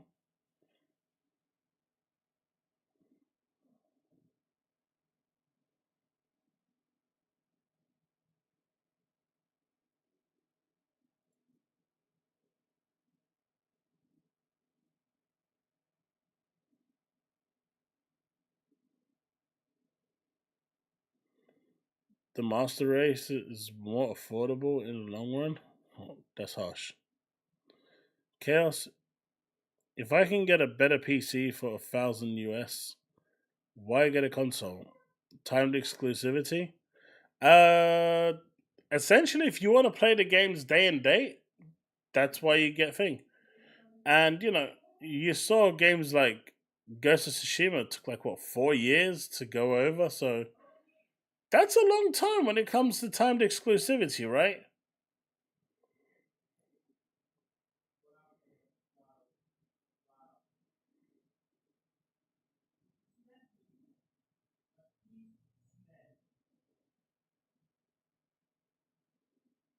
Oh no, Panforius, why would you do that? Panforius, why would you do that? Thank you very much for that 5 gifted subs, Panforius. Oh no, he did it, chat. He did it. He did it. diablomozart, welcome to the Chaos family.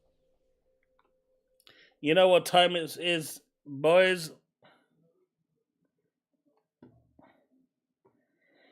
Vertigo, welcome. I can't believe he did it. I wonder, does he even know what he's actually done? Silver Afro, welcome to the Chaos family.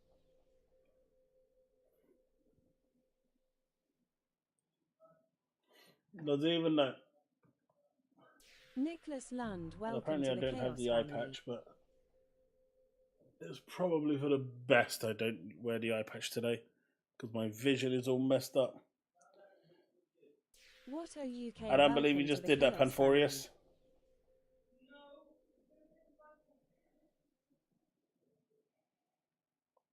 Give me a sec, chat. Just grabbing something. Because apparently it's not here.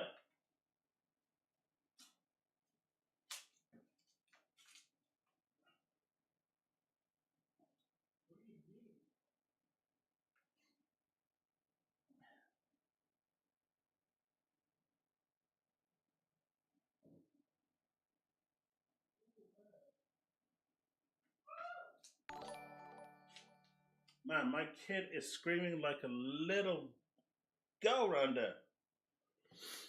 Ugh. Panforius, are you happy with what you've done?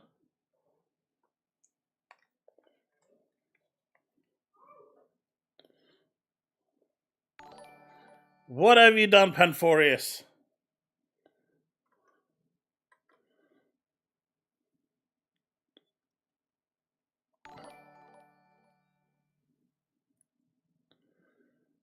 So, we've got gifted memberships for Vertigo, Silver Afro, Nicholas Lunch, Walto, And did I miss someone?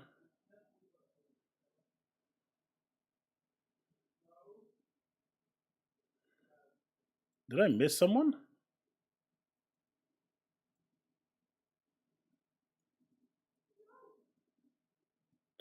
Wato UK, Nicholas Lund, Safro, Vertigo. I can't see the fifth person.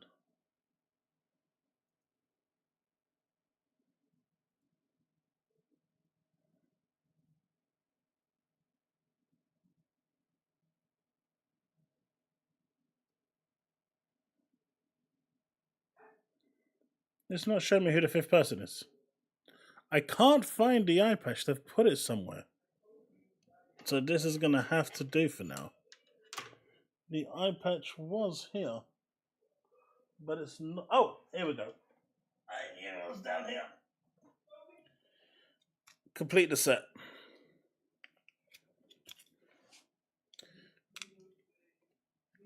There you go. There's the eye patch.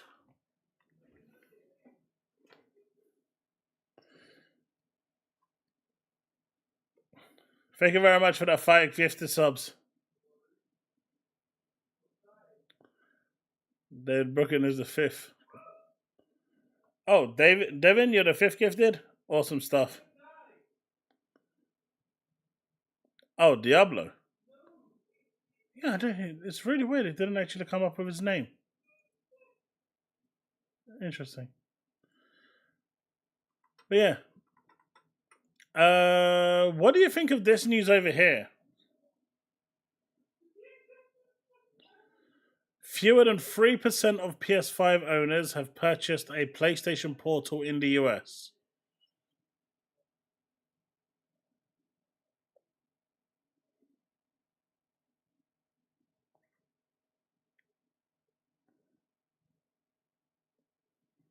You just got invited to become a reviewer for Redacted? Well, if you're not interested, send it my way. Redacted sounds like an amazing title.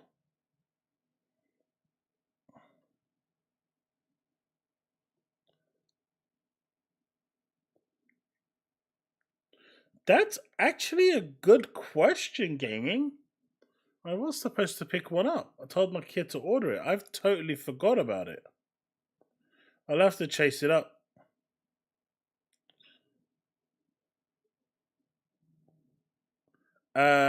No, if that was going to be the case, Jesse, I'd be paying you to make sure I keep it on. The threat would be me actually taking it off.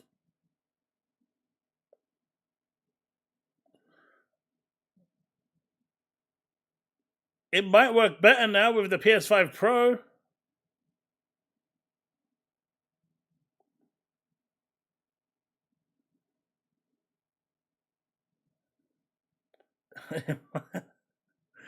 All that talk about the Portal, and it kind of went down the drain.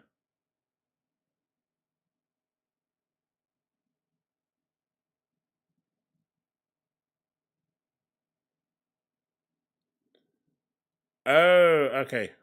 Then no, not interested.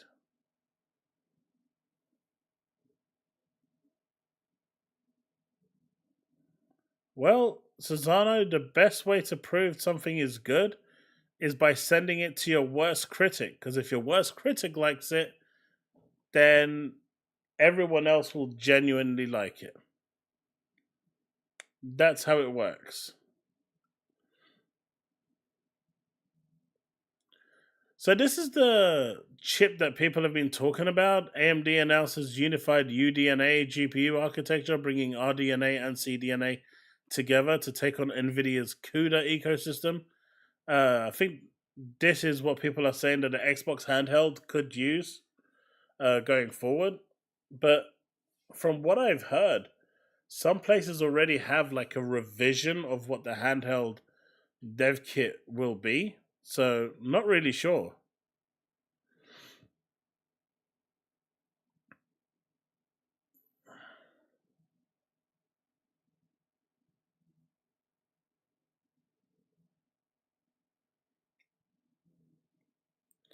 The problem with those polls, Jesse, is that most people that actually vote for them have no interest in buying it anyway. Or they weren't going to buy it anyway. Or they're just not PlayStation fans.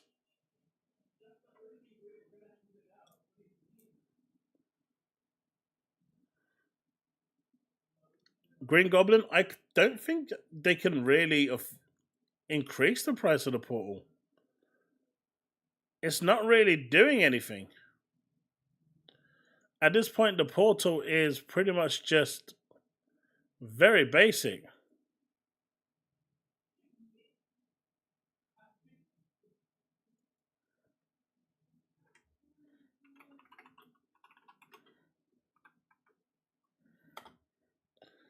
But hey, at least these when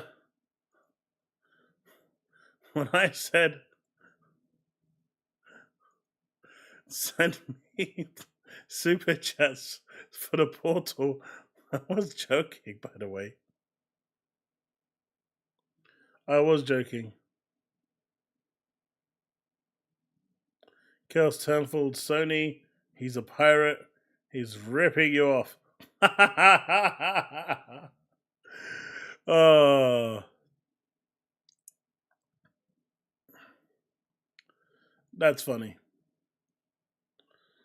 But yeah, man, the PS5 Pro, I don't know. I think it's crazy. I'm really disappointed in the price point. I think it should have been less. What's happened? Peter Renade, the voice of Master Splinter. Oh, he passed away? Oh, that's a big shame.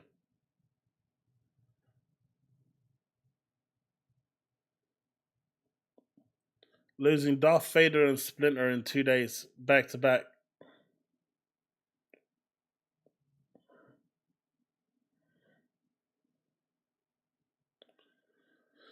But Astrobot, for all the talk and whatnot about this game and all the high praise it's getting, looks like not many people decided that they wanted to buy it.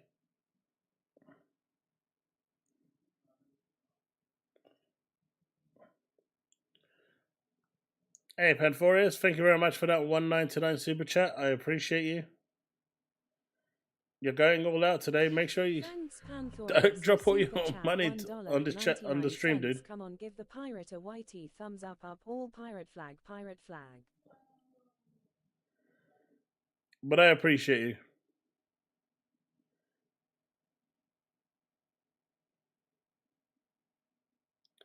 But considering PlayStation players all say physical and nothing, we won't buy anything that's physical.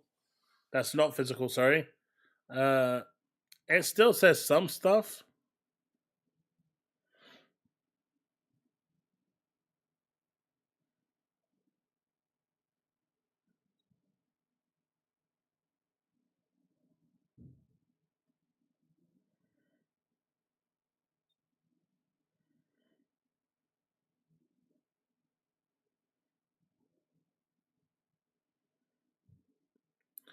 Chris, so when they drop down in price, that's not the important. For a game's sales metrics is usually measured within the first 2 weeks. If it does well within the first 2 weeks, it's deemed a monumental success. If it doesn't do well within those 2 weeks, then it's not deemed a great success.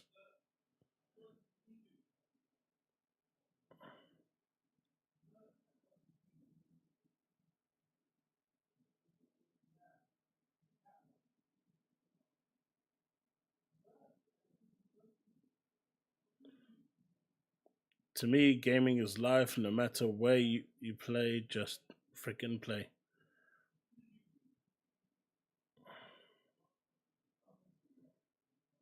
Don't get me wrong. I personally actually really enjoyed Astrobot.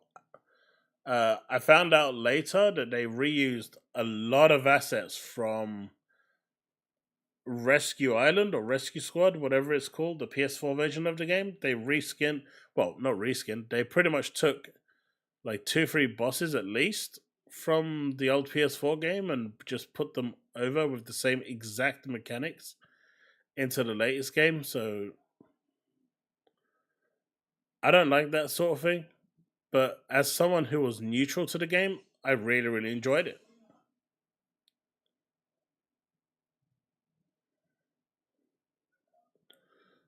No. I'm genuinely surprised it hasn't sold well.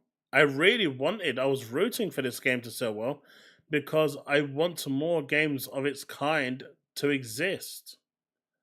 And if it doesn't do well, then it just sends out a clear message that people aren't interested in this sort of thing.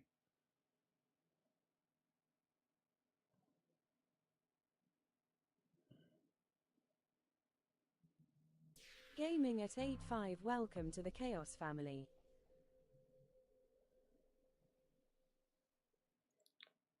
Dude, did you just drop another Devin 5 Brooking, gifted welcome subs? to the Chaos family.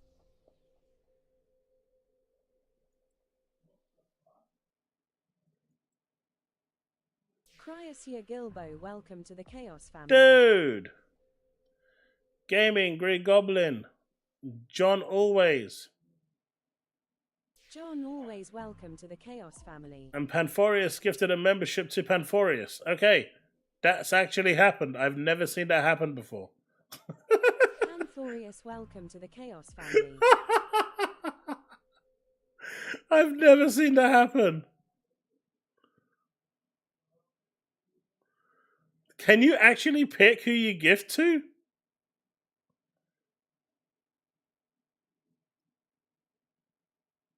I know you can on Twitch, but I didn't realize that you could do that here. But thank you very much for the gifted subs, dude.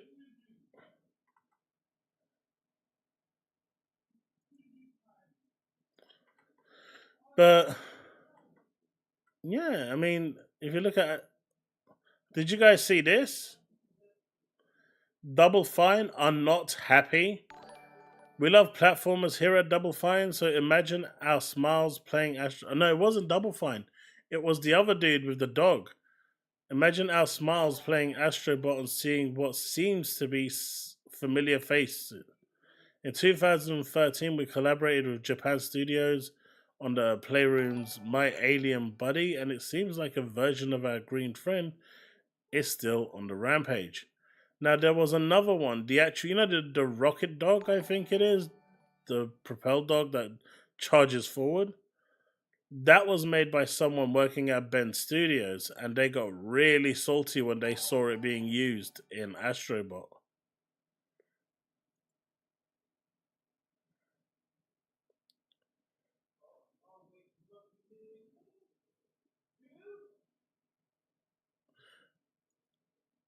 Now, I saw this, and I'm going to play this. Hey, Talos. I'm going to play this. I want to know what your opinions of this are, because I've got a quite strong opinion of this. And I'd love to hear what your opinion is of this video that people are using everywhere now. Word for word, bar for bar, I think you PlayStation dudes need to chill with Nintendo slander when it comes to Astrobot.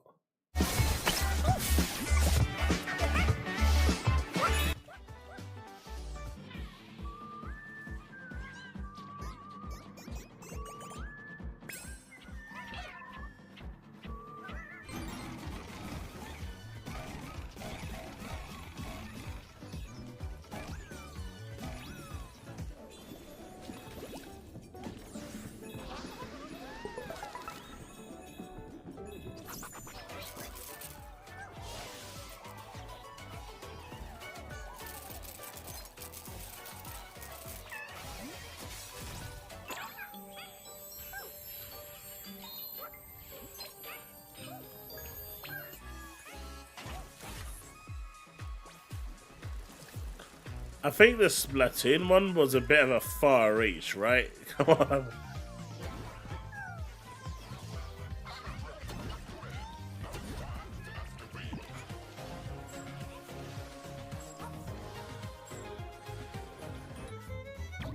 Do you think this is a one-to-one copy?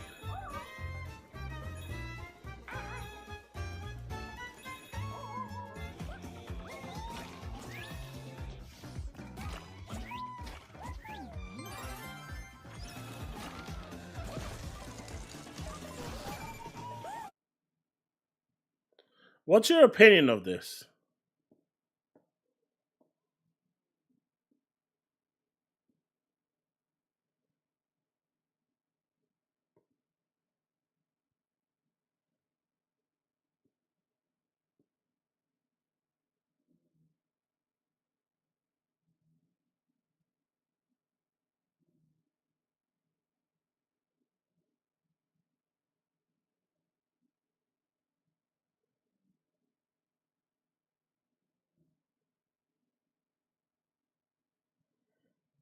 Looks like a copy.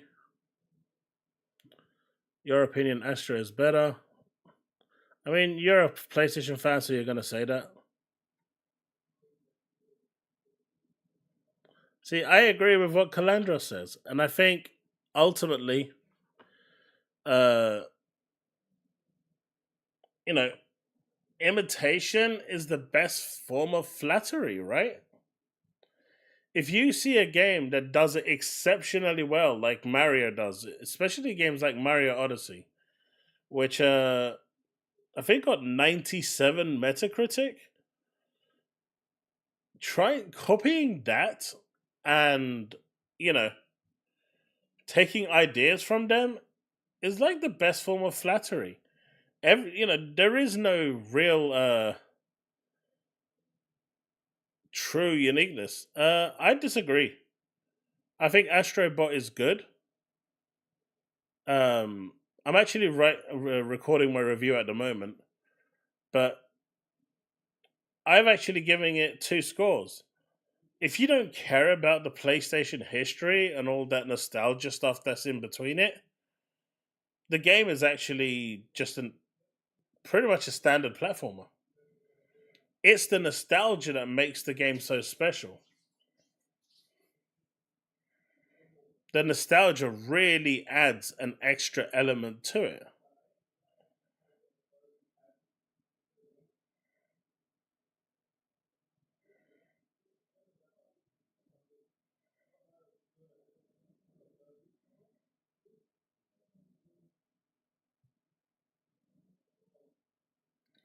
But that's my opinion.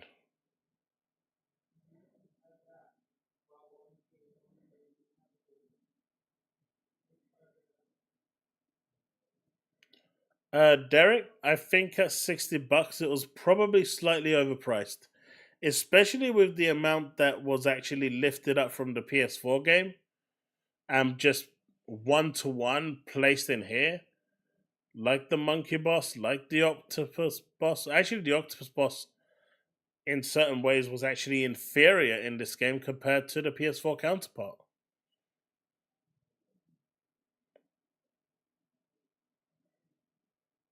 I don't think it does. I feel like Mario is its own.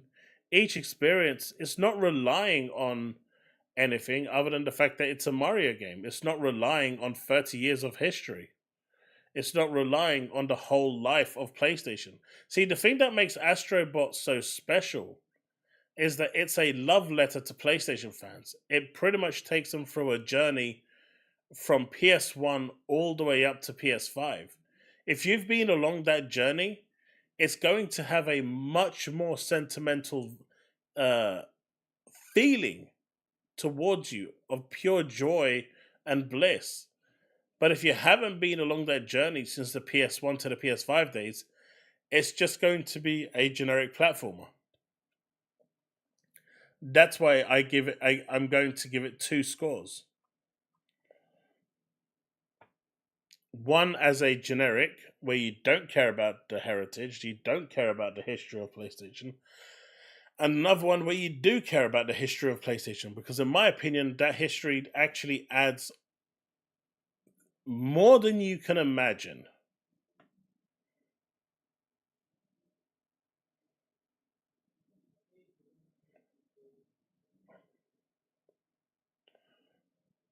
Unfortunately, Chris, I had to disable that at some point because I suffer from RSI. It was good though, but as someone who suffers from acute RSI, it started to severely hurt my joints in my hands.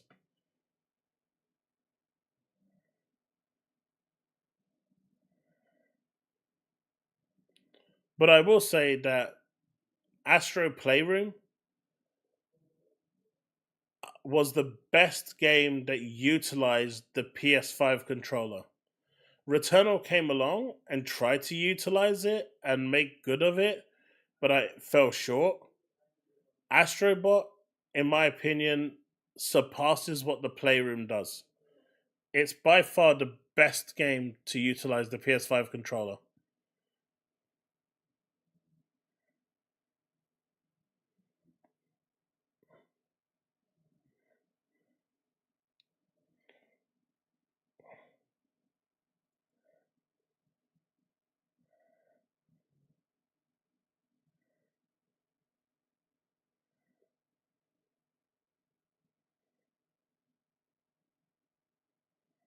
I don't think Nintendo can sue on this occasion. They're not infringing any copyright laws. You can't. I mean, they haven't gone and trademarked or copyrighted any boss mechanics, so they can't really do anything.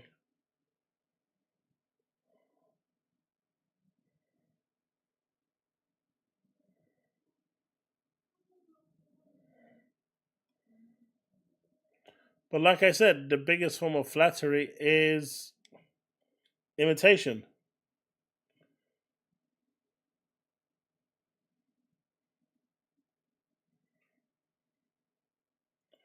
The game also uses lots of cameos from games that never got their start on PlayStation and are just there for some reason, like Ken and Ryu. But the most striking one that isn't there is Final Fantasy VII Cloud and Tifa. In fact, I don't think Square Enix made any appearance in this game at all. It's really weird.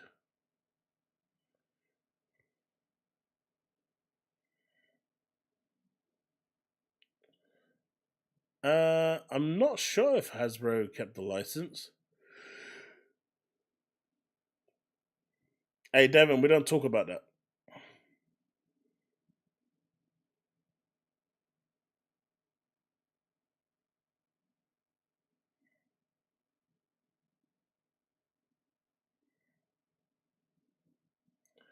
I mean, that Microsoft would have actually given them permission to use Crash and Spyro. I don't think they can use any of these characters without getting permission. Square Enix still mad at Sony?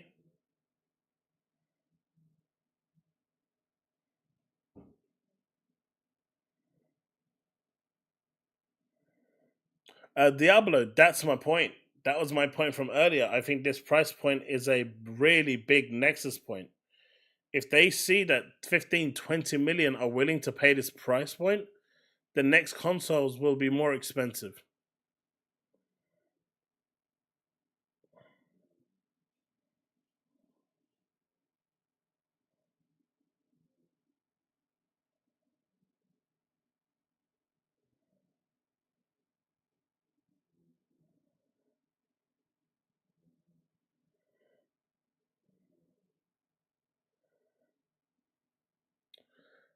Microsoft would be smart to announce a MSRP price drop. Well, yes and no. There's only so much hit per console they can take, right?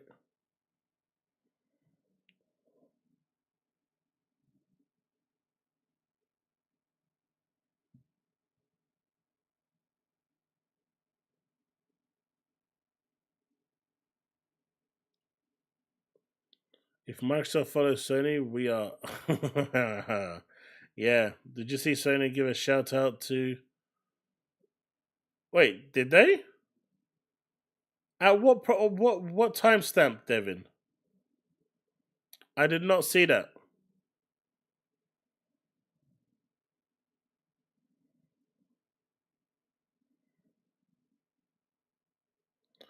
John Always, I think Sony is looking to shift around 15 million. I reckon they'll be happy. Devastating, yeah, that's really expensive, man. That's really, really pricey. Crazy, crazy prices.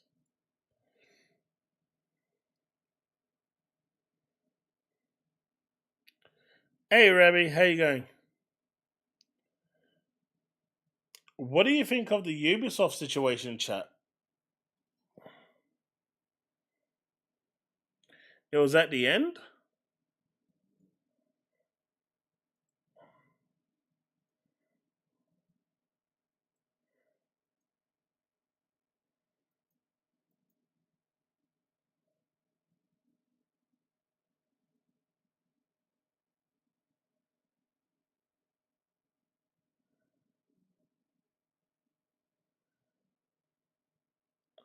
I'm good, Rebby. Yourself? I mean, that's what they're hoping would pit. It'll probably never happen.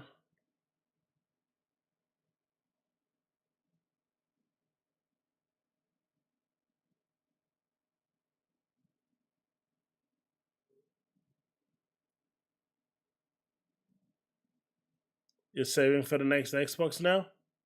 That seems to be a smart thing to do. That should be arriving in like 18 months' time.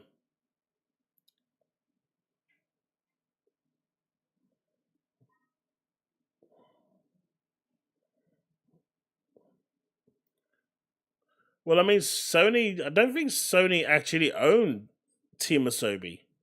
They just work with them. Rabbi, I'm fine, thank you. Yourself? Hey, J. Cola.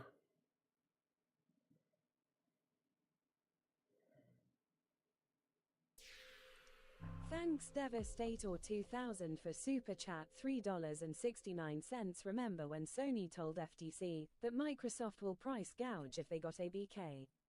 Who's price gouging again? Oh right, Sony. Well, the difference here, Devastator, is that Sony said that Microsoft would do this if, you know, they made everything exclusive. At the moment, in terms of hardware, you have a choice to go elsewhere. With games like Doom and whatnot, if they became loose, it's bad.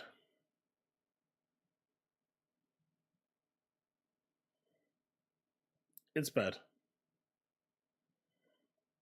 But with sorry, I don't even know what I was saying there. I'm stuck in two minds.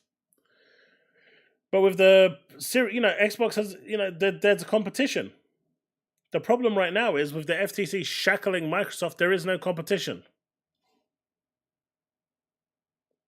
No competition at all. And I didn't see the Unleashed thing at the end. Maybe I'm just missing it. I don't know.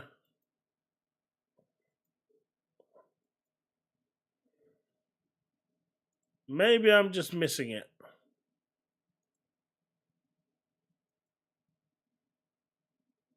But thank you very much for that super chat. I appreciate you. Oh, you mean the actual console design? Yeah, I've blocked him. I can't be bothered with Unleashed anymore. Devastate or 2000 tipped $5 through Super Chat. Remember when Why Sony is that told coming FTC that twice? Microsoft will price gouge if they got ABK? Who's price gouging again? Oh right, Sony. I don't understand why that's coming out twice or where it's coming from, honestly.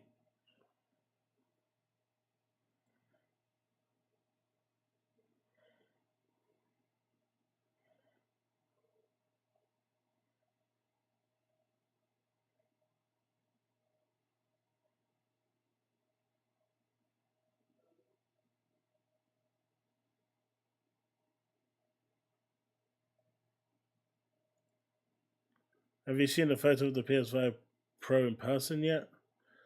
I haven't. I kind of finished work, sorted my stream out because I'm finishing a lot later now because we've got a deliverable project that's coming along that is absolutely murdering all my time and killing me in the process. Thanks Devastator 2000 for Super Chat $1.47. Chaos sent you Puerto Rock 77 Concord in DM. What? I don't see it. Ah, that one. Yeah, we can check that out after. But yeah, Ubisoft, man, they are in big trouble. Ubisoft, if you don't know, are in severe financial trouble. Their share price continues to crash. And, you know, their shareholders are now urging Ubisoft to go private before the share price completely collapses. I mean, Ubisoft could disappear or be sold to, you know, the likes of Tencent or Embracer Group real soon.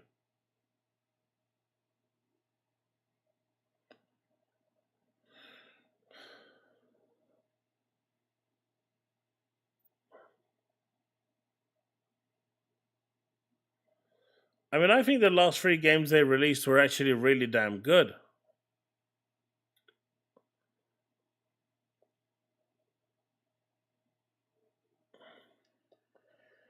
I'm hoping to stream on Thursday the 26th. I think it starts at 11 o'clock. So it's going to be 50-50 if I can make it, Rabbi. It depends how busy I am. I would like to stream it, but if I can't, I can't.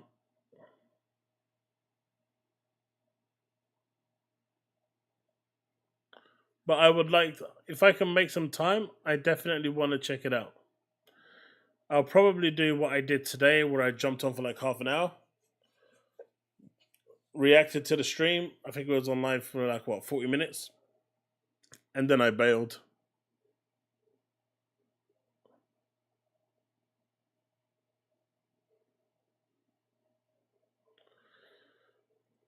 And the thing, Microsoft can't buy them because the FTC won't allow it, or no, the CMA won't allow it because of the cloud deal? No. The cloud deal has nothing to do with it. The Ubisoft cloud situation is completely isolated.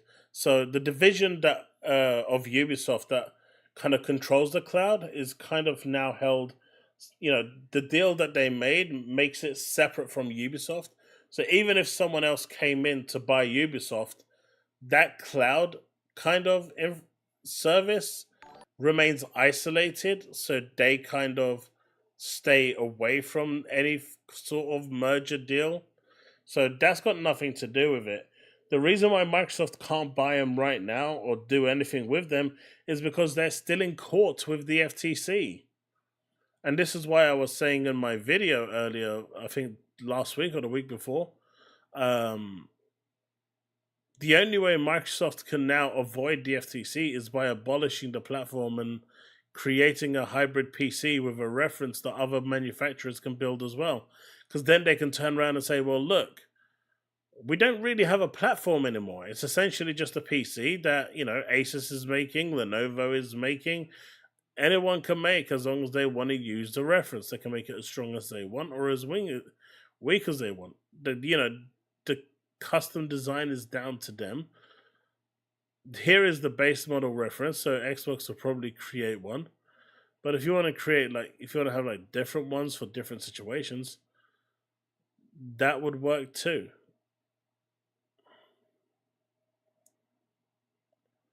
But right now, with the way the FTC is, they would be all over Microsoft again the moment they try to buy anyone. So they can't do it.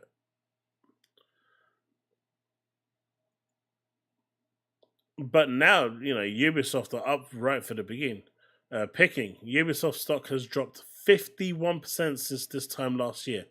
That is huge. They've lost over half their value.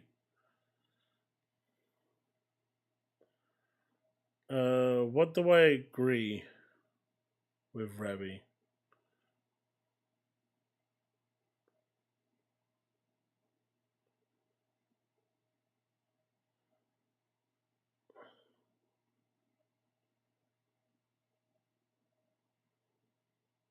Yeah, I'm going to try and stream Rabby. If I can make some time, I'm going to try and do it. They could probably buy the IP or make contracts with the IP. They could do that, Black Knight, because that's not buying the publisher.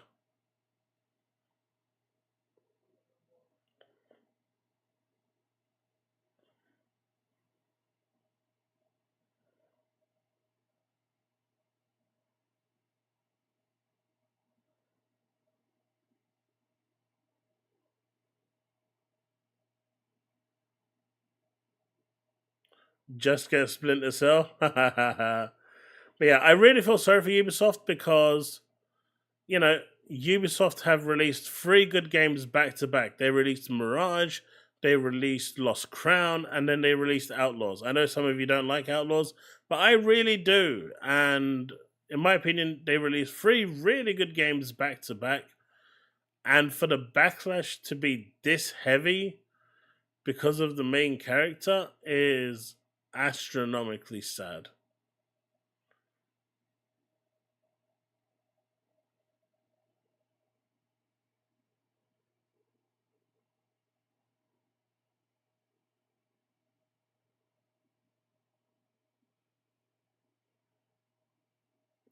Yeah, I really like Outlaws. When the US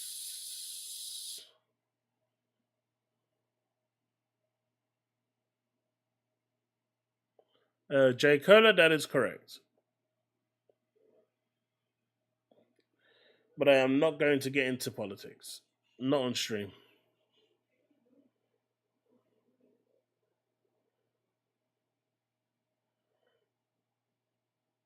Square Enix? That would really troll them.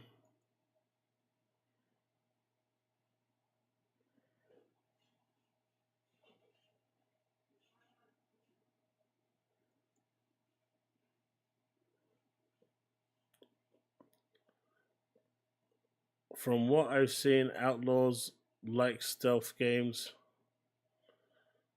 Equals like it. Don't like stealth.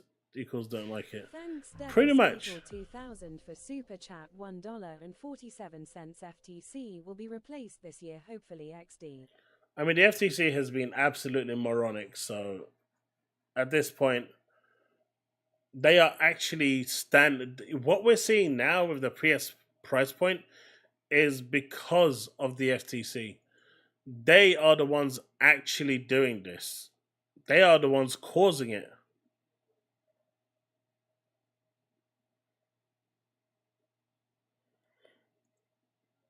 You wearing a Mario hat? No, Talos. I was gifted 5 gifted subs, so unlike Alex, who takes his shirt off because he's got the pecs and the pepperonis, I wear a pirate gig.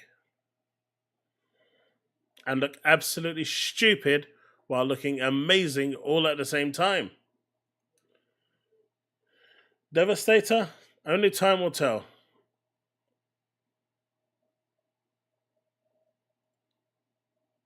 And that's how most people should play it if they can't afford it.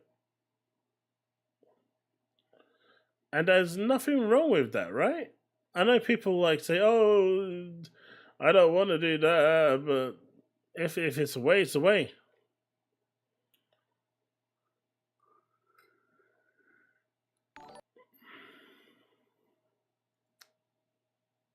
Khabib, Sony is not acquiring Nintendo.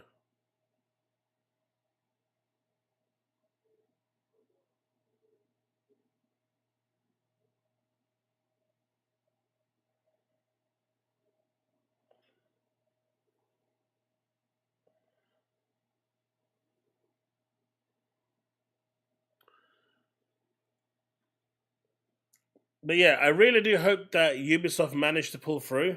And I really hope that the Ubisoft hate does go away. Because if it doesn't, not only do Ubisoft run the risk of disappearing if no one's going to pick them up, but if no one does, then they actually run the risk of losing half their staff. They've lost 51% in share value. That's astronomical. And the worst part is, because the shareholders are now scared, the investors are scared, they're kind of doing it to themselves now. They're eating their own percentage away.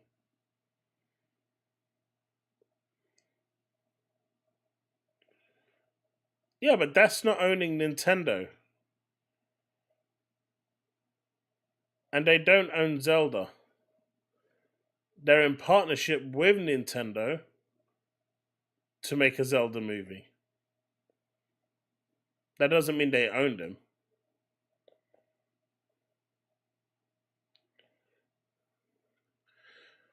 Alright, with this one, before we jump back to other news, seems to be a misconception with this Genshin Impact that apparently you need Xbox Game Pass. Now, I did cover this in a video, but I wanted to go over it here as well. But it's free. You don't need Game Pass to play this. Why do you need Game Pass? Isn't Genshin Impact free to play? So why does it matter if it's on Game Pass or not? Isn't this game free? Why on Game Pass? I mean, I think this is the real only good question here. Where is the Switch version? Xbox gets their version before Switch. So I'm paying excuse me, $20 a month to play a free game on Xbox? Why? It's a free game to play. It can be accessed in a normal store. And all you had to do, right, is click on the article, come down here, and it's the fifth bullet point. It will not require Xbox Game Pass Core. Like, all of these people couldn't click on one goddamn link.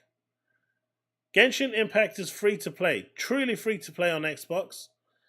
If you have Game Pass Ultimate, you will get free perks.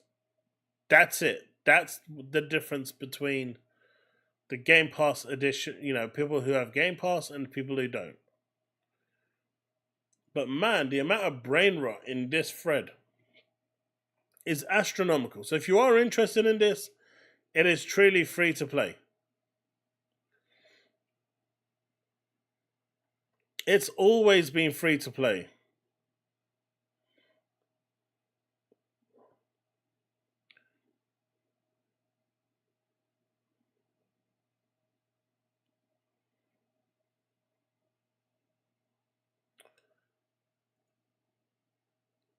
So apparently, I don't know if this is new or not, but on Game Pass today, the Ninja Gaiden Master Collection has managed to smuggle its way in with no fanfare, no promotion, no advertising, no nothing. But it's not only available to play via your disc, but it's also available on Game Pass today. So, if you are a Ninja Gaiden fan,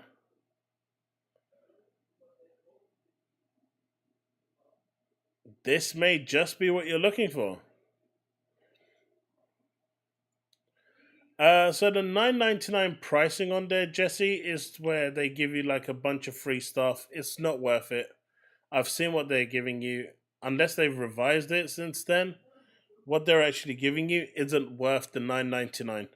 You're better off just playing free to play. Once it releases on day one, you'll be able to download it.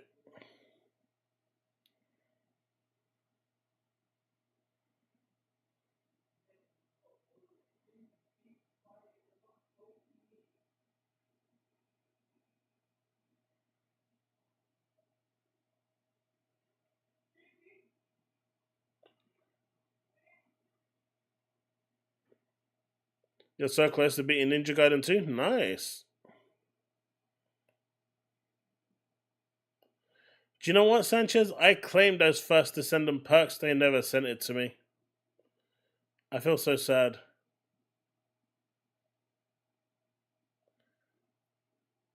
I don't know. It just says, this is the Ninja Gaiden collection on Xbox Game Pass today. And maybe they were available as an individual product, but this is the collection that's now available day one.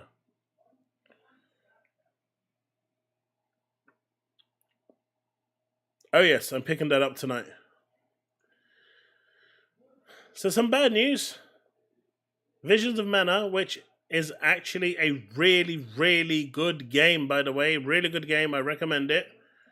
Their studio was shut down on the day of the game's release. Hazardor Gaming here is actually wrong. He I don't know where he's got his information, but he is wrong. That, you know, they're not planning to shut the studio down. They have shut the studio down. So this was in the works for ages, and they let them know that on the day of release, they're all gone.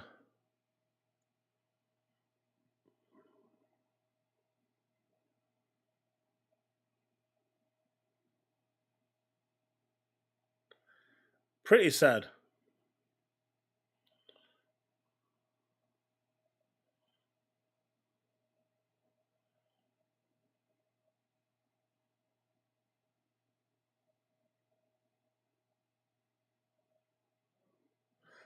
Jesse, give it a try. It's free to play. You might like it. But yeah, this is really, really sad that this is happening. They didn't even give them a chance to actually see if they would be a success. They just straight out released the game and said, right, folks, take it easy. You're out.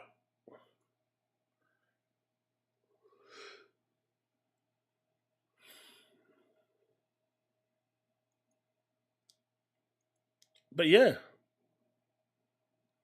we'll react to that other video that Devastator sent about Concord, because everyone loves a bit of Concord bashing.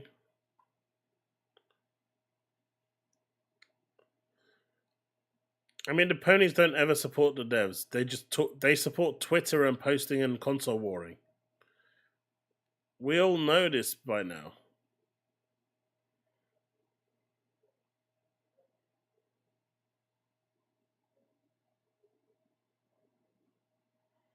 Okay, so I'm going to ask you this.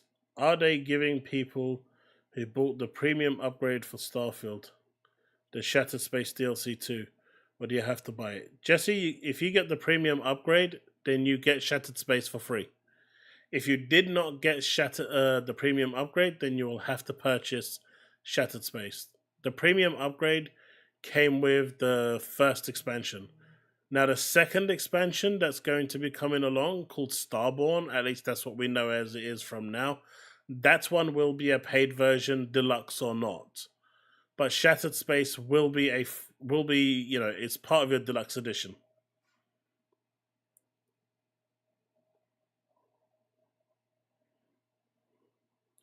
I hope that answers your question, Jesse.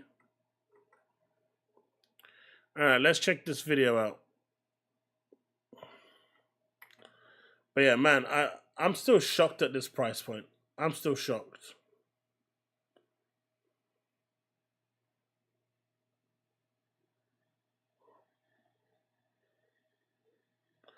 On Black Friday, I suspect Microsoft is going to hit that Xbox price point really hard, Rabbi.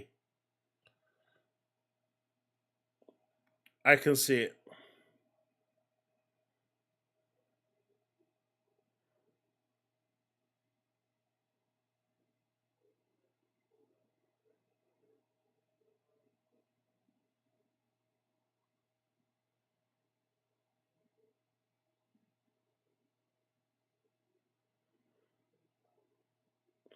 PS5 Pro is what happens when Sony doesn't have competition. George Cush, 100%.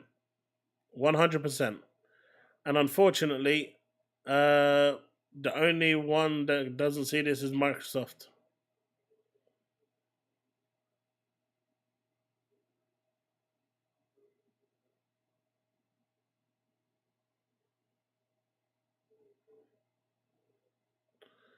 I'm still dealing with the price point of the Pixel 9 Flip.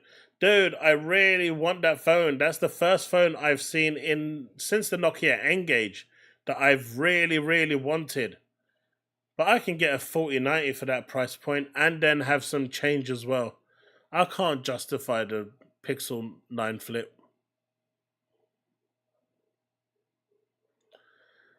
Black Knight, they did not pan out. They did not pan out real hard.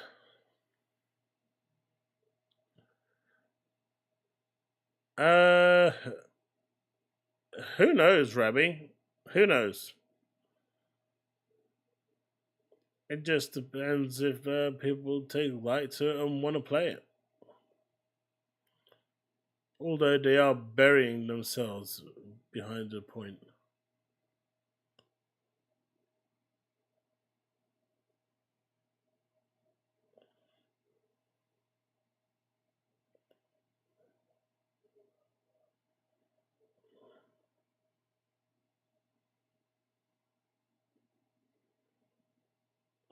Rabbi, I literally just answered that question for you.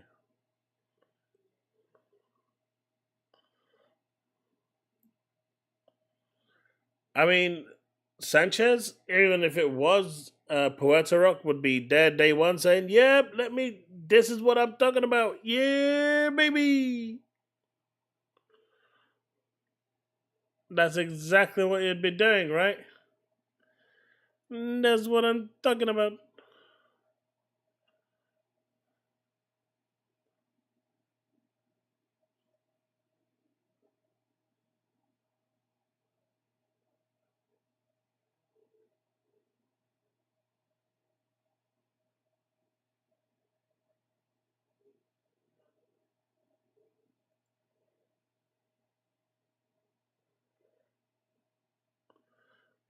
Let's see.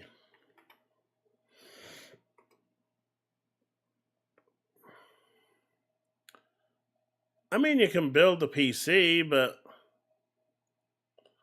is it going to be? Let's be fair. Is it going to be a good PC at $700? The graphics card on its own is going to be $700.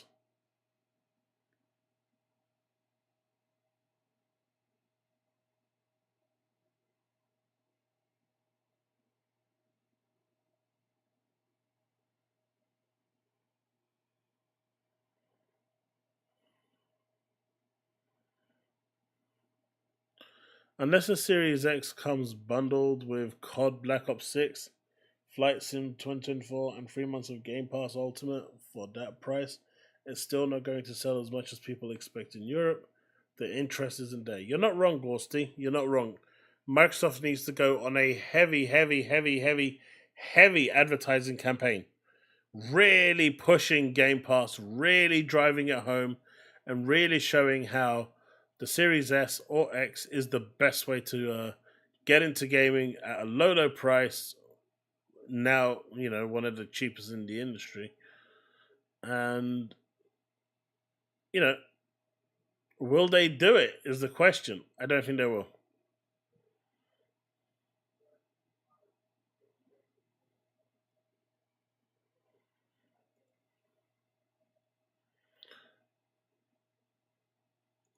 The reveal trailer for the PS5 Pro has over 80k dislikes. Yeah, because of the pricing. It's a bad thing.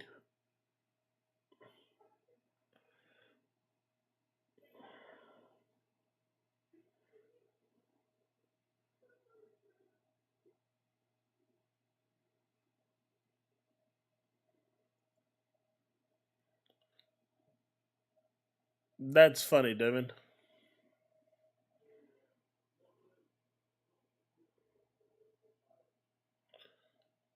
Hope so. Not much more Stalker Xbox Series. I don't see that being a console seller. It's available. I mean, it's really hard for Xbox to have a console seller because of Game Pass. Alex told me, don't worry about the 490s or the 5090s. Go with the 7900 gray, and it'll give you the double the performance of the free. On top of it, you'll be good for the next two. I'm not so sure about that. Look, if you're serious to go into PC gaming and you've got an unlimited number of money, or even if you don't, look, let me give you another example. Gorsty, do you have an internet connection? I mean, obviously you have an internet connection, but how good is your internet?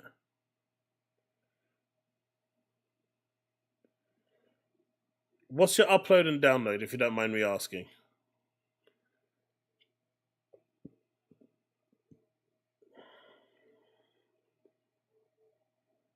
You got a gigabit connection? GeForce Now does a 1 month trial. Go to their premium service. It's a little pricey if you do it 1 monthly, but whatever. Pay for their 1 month service. Try out their premium service. That gives you access to an NVIDIA 4080 graphics card. If you've got any PC games that you want to try out, check out that service, right? And if your internet can carry it, like mine used to be able to on a gigabit connection, you don't even need to buy a graphics card. I'm not even joking. Give it a try. They do some magic voodoo shit on that crap. Have a good night, gaming.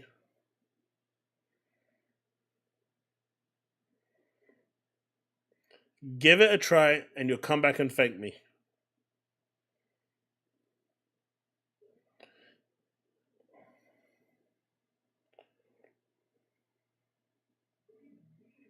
Paforius. I know, they won't do it. They won't give it to me. I've tried. I've really tried for GeForce Now. They keep rejecting me, saying they're not interested in any new partnerships. But I love the service. I genuinely believe the service. Hey, Cygnus.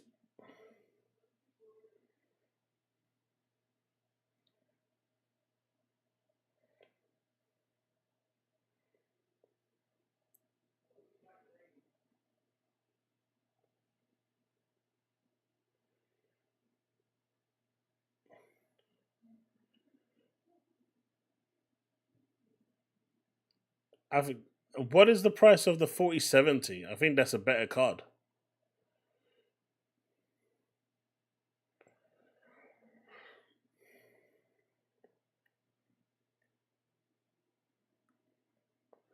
They don't have to. You're a shit.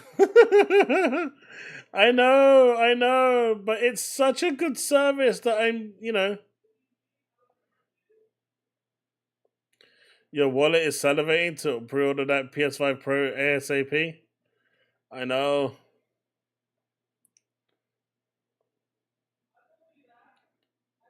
Is this a good day because you bought a Series X?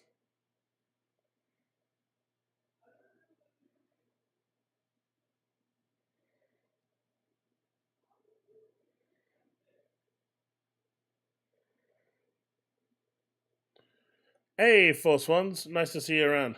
And you, Steven. This console is a waste of money.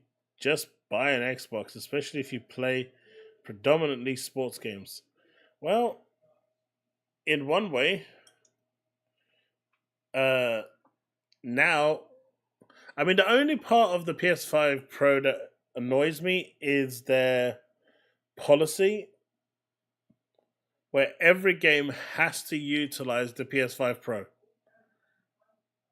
If I was Microsoft, now that the PS5 Pro exists, I would not port another game over to them. Period.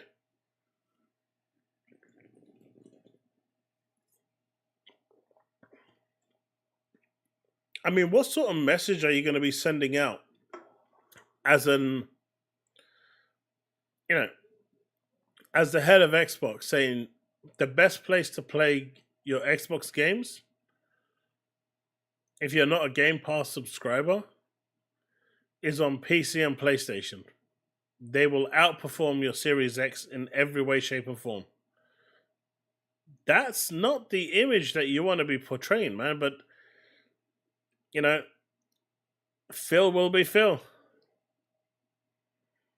Anyway, let's check this video out. It is for the payers, but it's wild that Xbox games will run better on the PlayStation 5 Pro. It's just wild that we're living in a day and age where Xbox games will run better on PlayStation than they will run on Xbox. That my brain cannot understand that. It cannot compute that.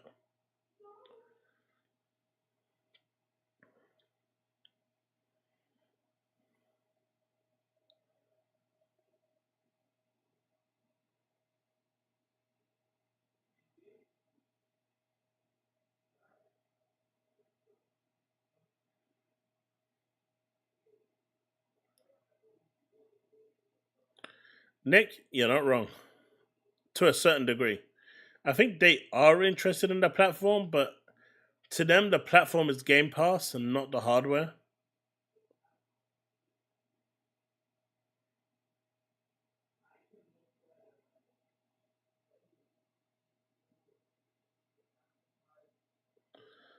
PlayStation games will run better on PC than PlayStation. They will, E-Ranks. That's why I said.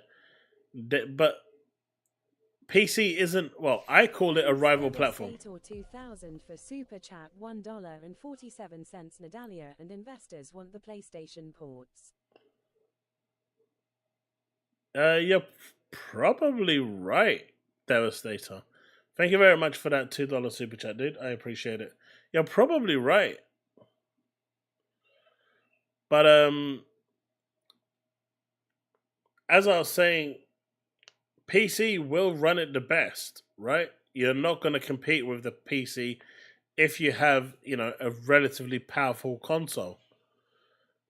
But good lord, if you're making a game and I don't know, it just doesn't sit well with me.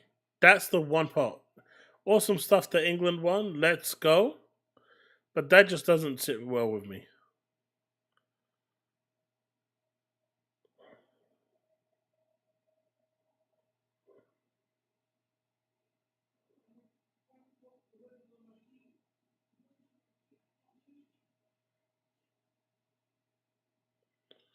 Investors trying to grab floating dollar bills. Are they jumping off building? Oh shit. That's crazy.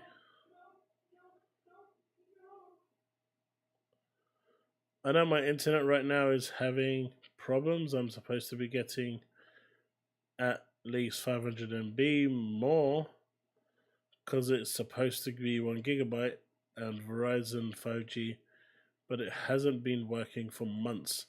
This might sound really crazy, Jesse. Have you tried changing your cable to a Cat 5 or Cat 6? Like, go actually get a cable that's not the one you've got there that's, new. I've seen people having that problem and just simply changing the cable, they went from having 2/5 of the speed all the way to 100%. Just by changing the cable. Even if it's on PS5, you want to pay the 70-80 per game. No chance when Game Pass is far more valuable to me. I mean, for me, it doesn't matter, Plumleys. Right? For me, it changes. For me, it doesn't affect me because I've got a powerful enough PC where if it doesn't run at 60 FPS on Xbox, I could just run it on my PC. I've got a 3090 Ti.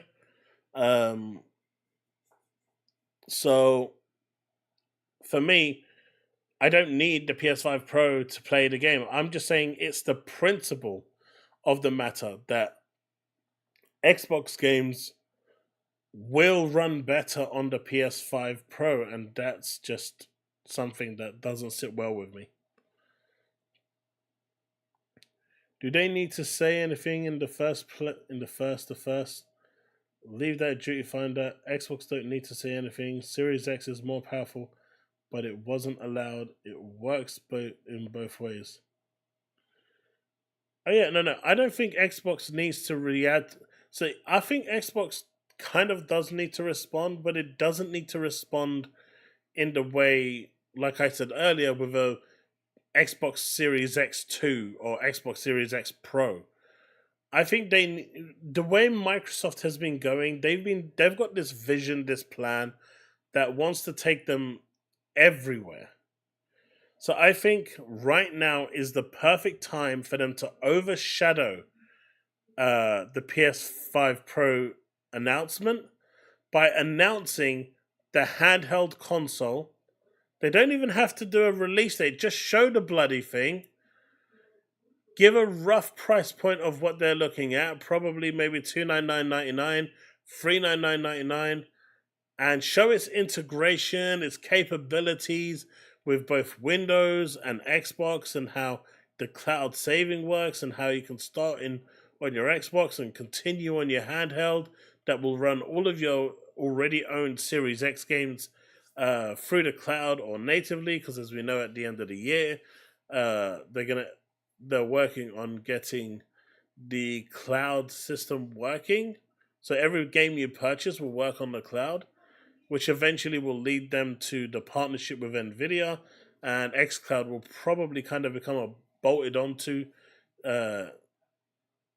GeForce Now. So, yeah.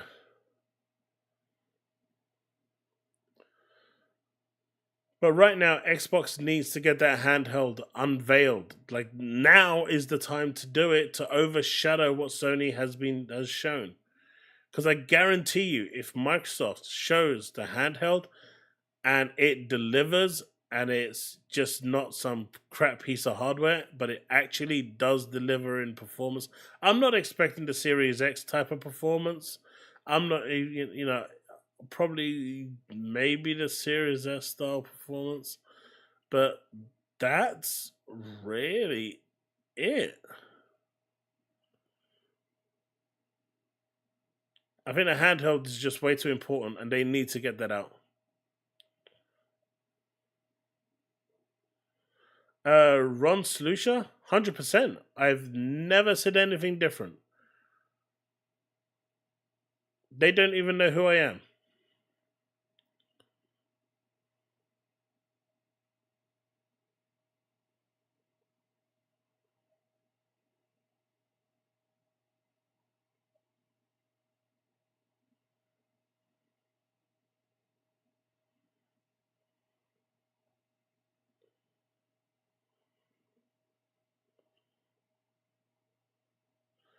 You don't want any more of these bad ports?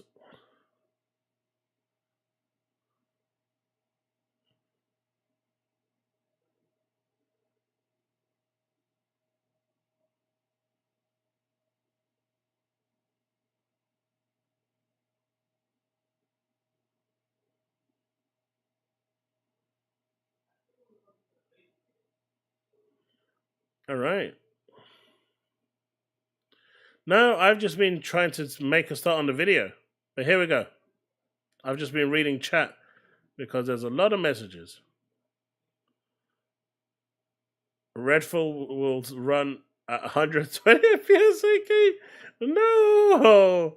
I think that's going to be the only game that doesn't get ported over there. You can get a nice gaming PT for the price of a kitted out PS5 Pro.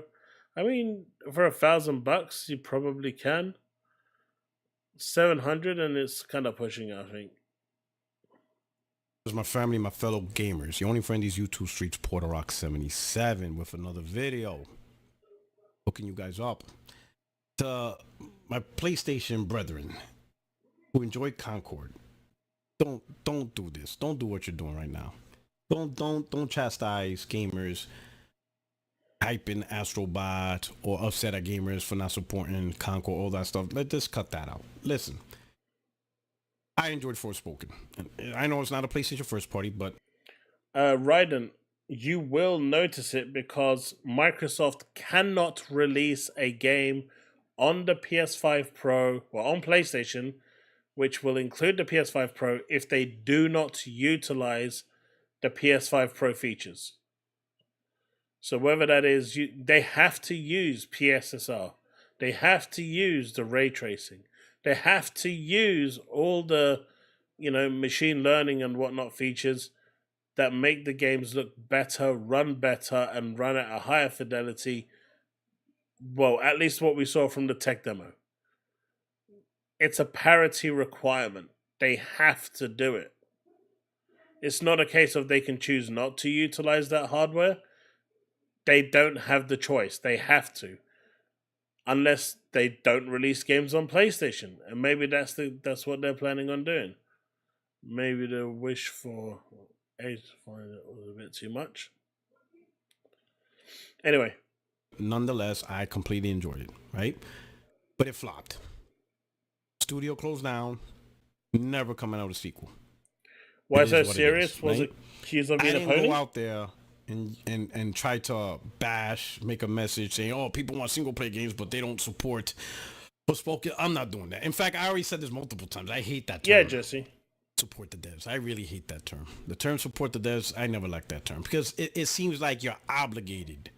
It's an obligation because that's what you're saying. You support something. You're doing some type of level of effort to make that entity or person or thing successful. I do that with my family. I support. Why they're calling it PSSR? We'll go back to the video because it's actually got a name that, you know, it's an acronym. It's called Place Something Something Something Rendering. I can't remember the name, but someone, if you can actually remember what it's called in full, post it in chat. My wife, you know, I support my daughter, you know, and she doesn't even live with me anymore. She lives on her own doing her own thing, but I will always have her back, you know, things like that. That's support. But what I don't do is I don't go to Foot Locker when I buy new J's and say, "Oh, glad I was able to support Foot Locker." I don't do that. Why? Because that's just merchandise industry. Gaming is a merchandise industry as well. They make products. They're entertainment, right? So I don't support devs. I buy good games that are, in my opinion, what I want. Okay, I'll put it that way. I buy the games I want to buy. Some overall general consensus may not be good, just as Forspoken. So when I bought Forspoken, I didn't support Square Enix. I did not support them. And I paid full price. But I did not support them. I just bought a product that they made that appealed to me that I liked. That's what I did. I didn't support Square Enix. Devastator, the Pro is more than just a 2 terabyte storage. We'll watch the video again before we finish the stream because I think it's worth PlayStation Super Rendering. There's one more S in there. Maybe Super Sample Rendering. We'll watch the video again after this one and we'll have a look because there's a lot that's actually said in there and we can break it down because I think it's worth just going through it. I should have went through it at the start of the stream, honestly, but after this we'll quickly go through it.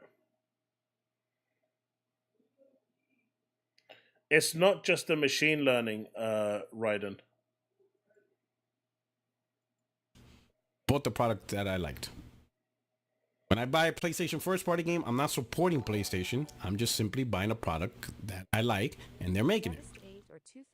Grand Theft Auto 6 comes out, I'm not supporting Rockstar. There is no support for me from Rockstar. It's just simply they made a game that I like, and I tend to like because I tend to like all the Grand Theft Autos. Really, the only game that I felt sideways about, and this is just me, was Red Dead Redemption 2, and I bought it. That's not me saying I support them. It's just I thought I would like it because I like Red Dead Redemption 1. I like Red Dead Revolver. It's just Red Dead Redemption 2 at the time we launched, it didn't hit. But that's a different conversation. Right? I don't support any merchandising product. When I buy iPhone, am I supporting Apple? Is that what I'm doing? I support Apple. That's what it is. So every time I buy a new iPhone for me and my wife, oh, that's support. It's merchandise. That's all it is. It's just straight merchandise. That's all it is. And these developers, manufacturers, product makers, whoever, just like anything else, they gotta provide a product that makes you want to buy it, right? It is what it is. Concord wasn't a product people want to buy. You know, that's it. That's the answer. A lot of people saying, oh, it's because of the anti-woke mob, the EI mob. You got these gamers that don't play games. They just talk all day. You could apply that to almost any game in one form or fashion. There's always going to be excuse for games that fail, yeah? But then other games are successful. Wolverine. I already see, you know, little by little, and it's going to get worse, Sweet Baby Inc. Sweet Baby Inc. had, you know, they PlayStation Insomniac, you know, got a consultation from them. So Sweet Baby Inc. in one form or another is involved in X-Men one way or another. And as the game gets closer, right, and it has, you know, a release date and all that. So what do you think, chat? Wolverine dead on arrival now that it's got Sweet Baby Inc. involvement?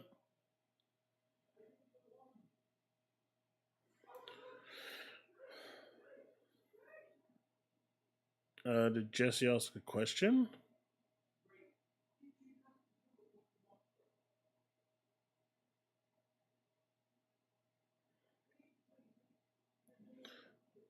Jesse, they can't do that. They absolutely cannot do that. Unfortunately, now they do have to cater for the PS5 Pro. It's actually a mandate. It's a policy.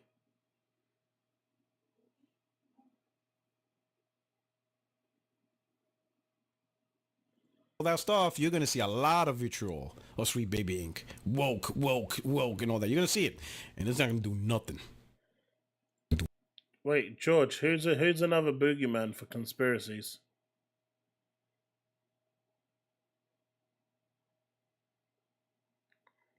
Nothing. Wolverine is gonna be superb, right? Unless the only thing that could damage Wolverine is the gameplay and Insomniac dropping the ball. But right now, Insomniac's been hitting out the park, right? Solid game, solid whatever. It's gonna get bought. Why? Because people want to play it. That's the thing. Making games people want to play, and it's a gamble. It's an absolute. I mean, what Puerto Rock is saying here is the narrative that you need to support the devs. You don't need to support the devs, right? That narrative is false, and I agree with him. It's a narrative created by mostly people who don't know what the fudge they're talking about and think they do because they're armchair economists or some sort. Look, it's the publishers and developers' job to make a game that you are interested in to buy. If they make something that you are interested in, guess what? You are going to buy it to play it. If they make something that no one is interested in, like Concord, guess what? No one's going to buy it. So it's got nothing to do with supporting the developers. They need to make a game that you are personally interested in buying. And if they do that, happy days. You will buy the game and move on. But if they don't make a game that you're interested in buying or playing or experiencing, it's a problem, right?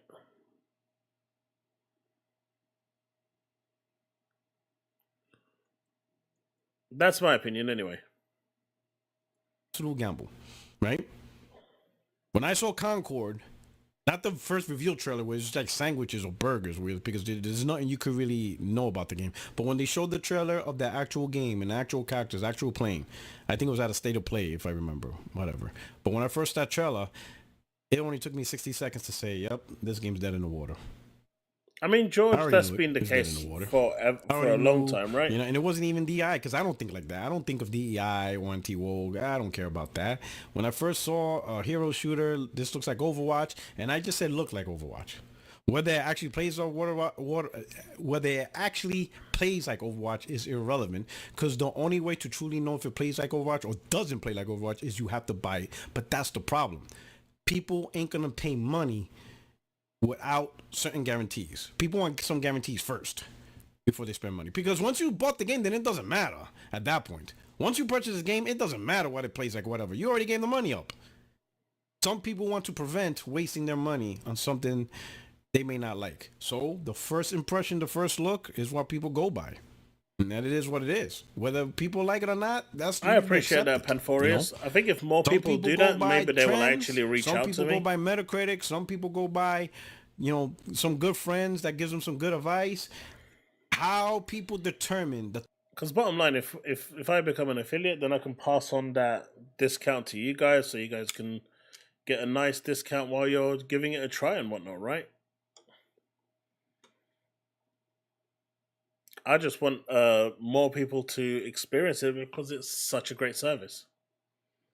The type of products that people go after, there's just so many layers, and that's just all across, you know, merchandise. Why do people spend $300 on Jordans? Is what it is, you know. That's just how things goes. But and I appreciate it. Crap on PlayStation gamers hyping Astrobot or whatever. The difference between Astrobot and Concord, Astrobot, you know, did a better job of appealing, having a good appeal, having a good initial reaction, which is now growing, right? And then it got good growing reviews, 94, Game of the Year level Metacritic. Concord didn't. It is what it is. Concord is a game most people didn't want. They looked at it, they moved on, and it was so bad, Sony canceled it. Astrobot, first impressions, reviews, looks, all that stuff is just glowing. That's just how the game goes. This applies to anything. Don't stress out or catch a headache over it. If you love Concord, hey, it flopped. Don't dwell on it, and definitely don't try to clap back. You know, a Concord. Don't try to create this narrative now. Oh, Concord's gonna flop because you guys ain't gonna really buy it. Just so that way you could feel, how would you say, some type of coping mechanism simply because Concord flopped. Don't do that. That's just petty. Accept it. I accept it when Forspoken flopped. There's some games that flopped, but I'm not gonna cry or complain on what other people do with their money. In fact, if anything, I just learned over time what to expect. Tomorrow's Avengers, I knew that game wasn't gonna go right. Suicide Squad, Gotham Knights, Concord. It's easy to tell on some things that could flop. It is. It is. Certain games are just obvious that they're just not going to have the longevity that they need. You can see it offset. Like when I played the beta for Suicide Squad, I remember, I can't remember who it was. I think it was one of my other friends. They really liked it, and I said, this didn't really feel right. And I think that I played it again the next day. I enjoyed it for like an hour, and then something just started to get really stale and boring. And I said, you know what, I'm going to come back to it the next day and give it another go. And then it got even more boring, and at that point I knew that this game was in serious trouble. Not because my opinion is gospel, but there just wasn't any substance to the game. It was so bare bones and boring, and all the game modes that we played was essentially just doing like 2-3 things over and over again, and it just wasn't exciting. And so certain games you can tell when they are dead on arrival. Flop. That doesn't mean I'm saying that nobody's gonna enjoy it. You're always gonna have those few people that enjoy something. I mean, technically, you have people who enjoy Xbox. And that thing is dog poop. So if you can enjoy Xbox, you can pretty much enjoy anything. But all jokes aside, don't be petty. Like it's easy simply because Concord flopped. Don't do that. That's just petty. Accept it. I accept it when Forspoken flopped. There's some games that flopped. I still genuinely believe that Forspoken was a good game. I know a lot of people don't like it, but the demo was really, really, really bad. I even reached out to their PR team and told them to actually take the demo off because it actually damaged the game's reception and reputation. I know they didn't because they're stupid, but Forspoken demo was actually so bad that it almost killed the whole game. And then obviously it became a little bit of a meme within the the streaming communities. I mean, you had one dude cowering in a corner, almost crying, fake crying during a stream, I remember vividly. I mean, people were going way over the top, and in the end they actually got the studio closed down. But the game itself actually opened up quite nicely and was actually a decent 7.5 out of 10 game. That's a decent score for a game. And it's a shame that they disappeared because I'd love to have seen a sequel. I'm not gonna cry or complain on what other people do with their money. In fact, if anything, I just learned over time what to expect. Tomorrow's Avengers, I knew that game wasn't gonna go right. Suicide Squad, Gotham Knights, Concord. It's easy to tell on some things that could flop. That doesn't mean I'm saying that nobody's gonna enjoy it. You're always gonna have those few people that enjoy something. I mean, technically, you have people who enjoy Xbox. And that thing is dog poop. So if you can enjoy Xbox, this guy really, really, really doesn't like Xbox. you can pretty much enjoy anything. But all jokes aside, don't be petty. Like, it is what it is. Sony delivered, a great game. Now, depending how deep of a pool. Team Asobi is not Sony.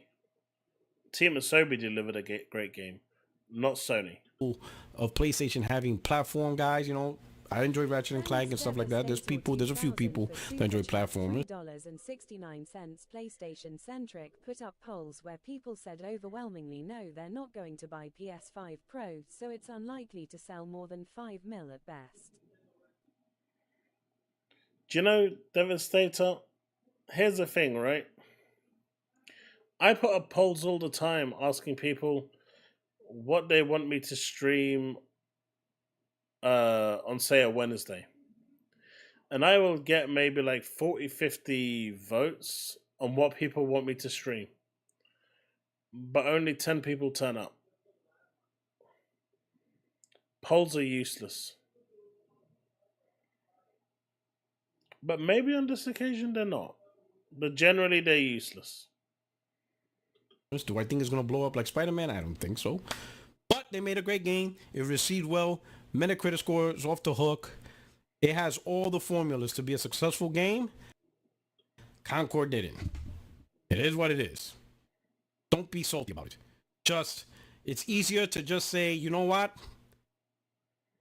This game flopped. Nobody liked it, but I did. Move on. You did, John. Oh, Concord's a hit. Accept it, and, it is what it is. But let me know what you think. This is your only friend is YouTube Streets Portal Rock 77. If you're new to the channel, stick around. Yeah, it was a right video, but he's I didn't even see the point of him releasing this video, honestly. It feels weird. This video feels weird.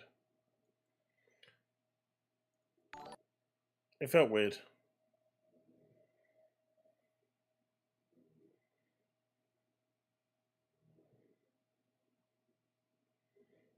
His girl cheated on him with an Xbox, dude.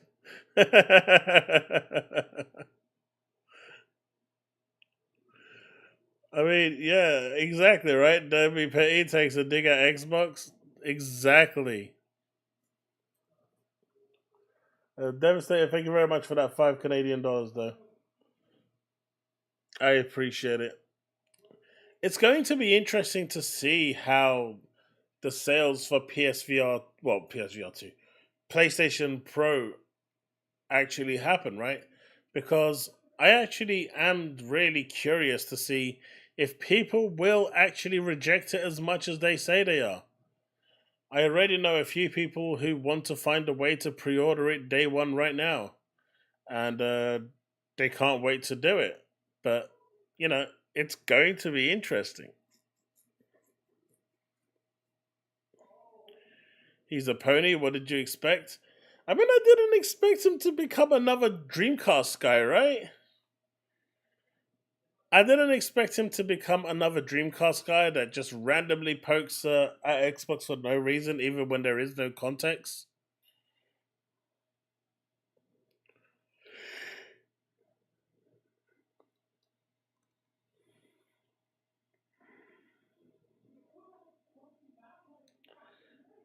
Yeah, currently 1/3 of Sony's revenues from SIE was through COD.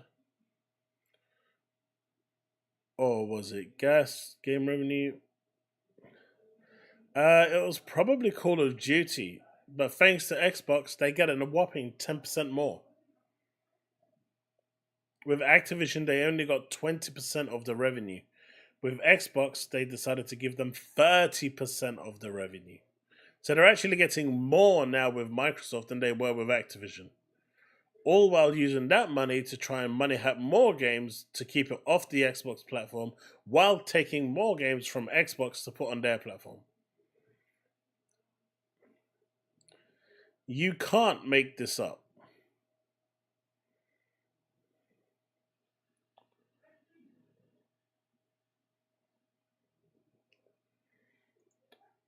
Mate, I've seen him lose his shit. He does not like Xbox. Like, he vehemently doesn't like them.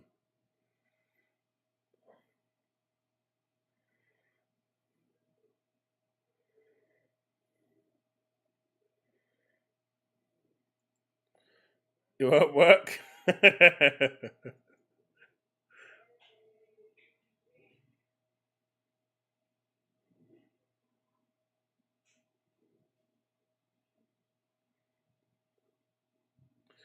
Oh yeah, when Square turned around and said, "Nope, I'm out." That was rough.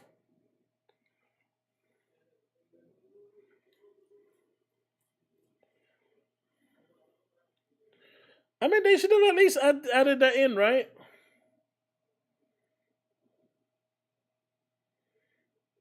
Cloud saves are still locked behind a paywall. You are correct.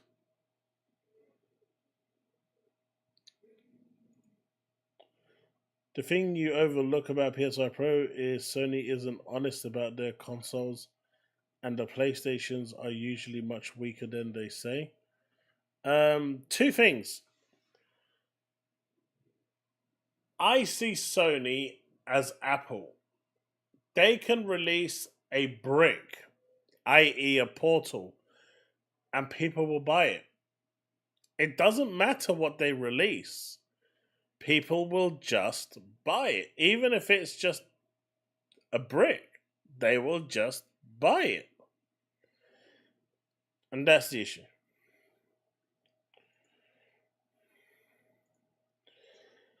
The FTC wouldn't believe Microsoft in court, so now they're feeding them all the facts in real time. They'll have no choice but to give up very soon. I mean, the FTC is fighting for divestiture. Unless the courts finally grow a pair of balls and turn around and say, right, we're going to grant that request or decline it, most likely decline it, nothing's going to change, unfortunately.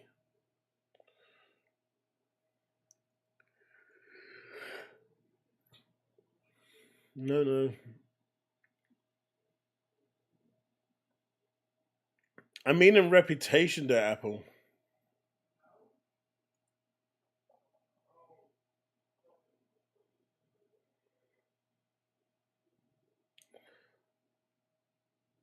I mean, the way their fans treat their products, just look at the way the Portal just blew up out of nowhere.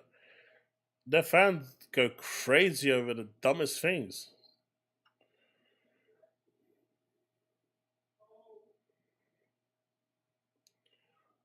I mean, you probably didn't see the Apple showcase. Just launched the Apple 16 Pro.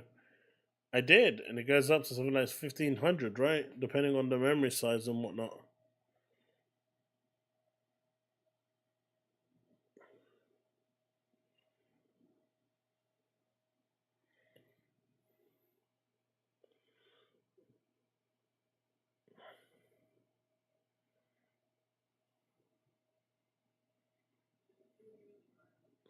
It's all a popularity contest when it comes to Sony.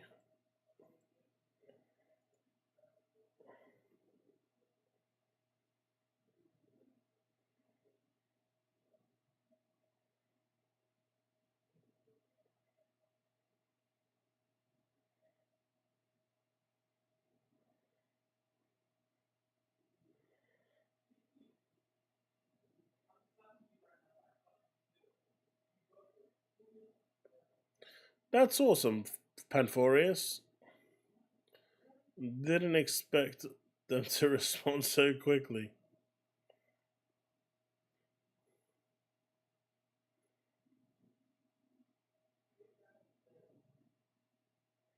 So, is there anything here? Nope. But the one thing that drives me nuts is when people compare, you know, the. When people compare the collector's edition Xbox to the PS5 Pro. I think that's a dumb comparison to make.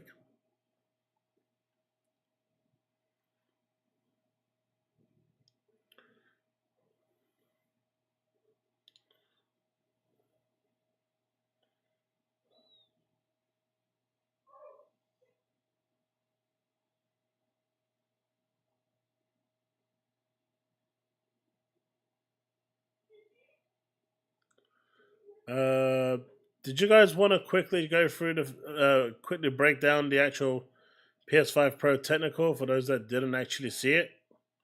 That's pretty much the last thing I've got for tonight. If not, then we're pretty much done. Unless anyone else has anything else they want to show. or talk about. $700 is a hard pill to swallow.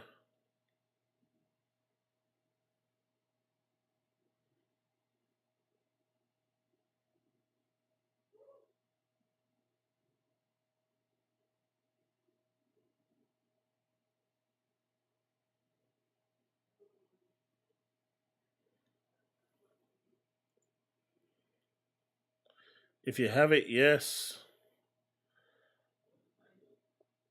Varunan, pretty much. Let's just check it out, right? Let's just check it out. It's the let's have this as the last thing we watch today. It's not long anyway. It's like 9 minutes.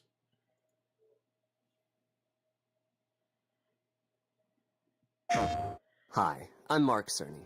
I'm excited to be here to talk about the newest addition to our console lineup, PlayStation 5 Pro, and how it advances gaming technology. But first, I want to take just a minute to look at what we put in the original PlayStation 5 and how it delivers an exceptional gaming experience.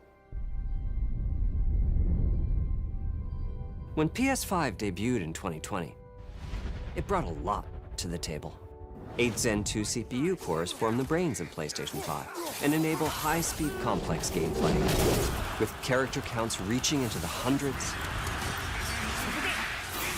and frame rates that can be as high as 120 frames a second. PS5 has a powerful RDNA.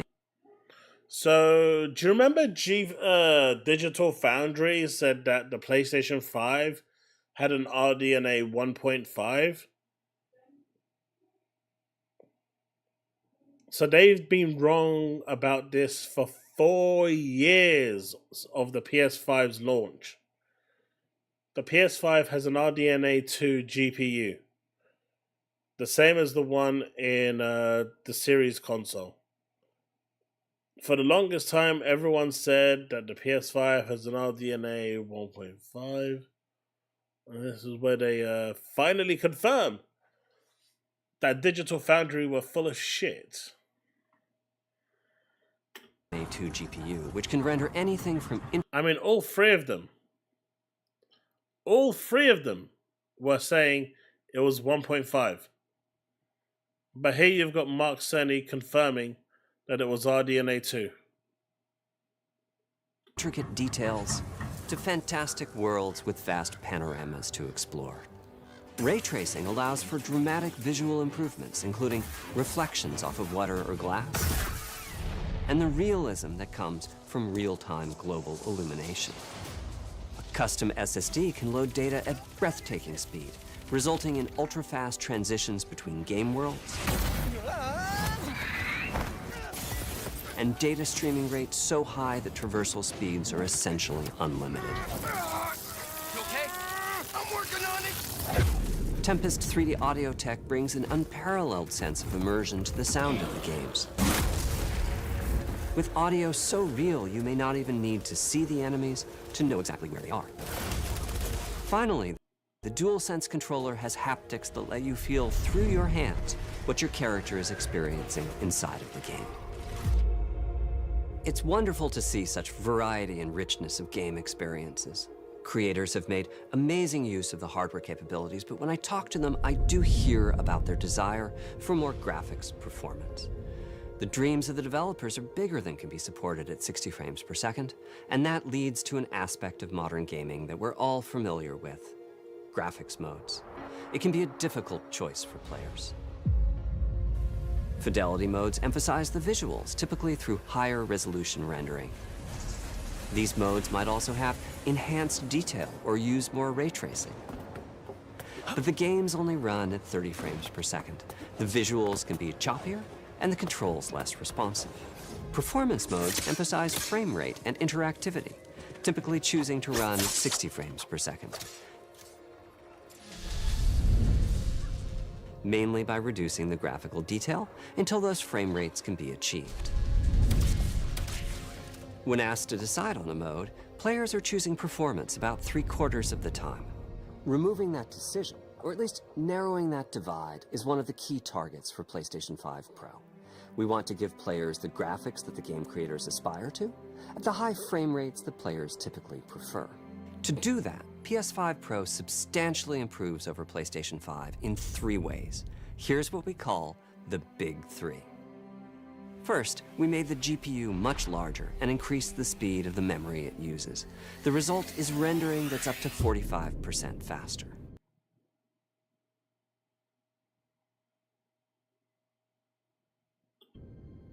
Second, we made...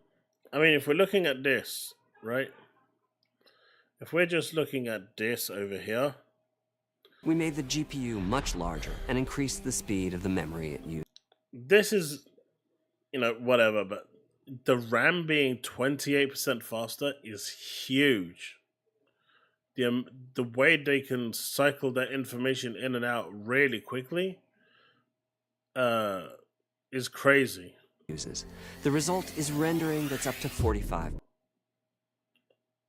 Rendering, I mean, in regards to the 45, you're only going to really see that once PSSR is enabled, but we'll see anyway. But again, don't expect the PS5 Pro to do anything that, you know, the PS5 can't.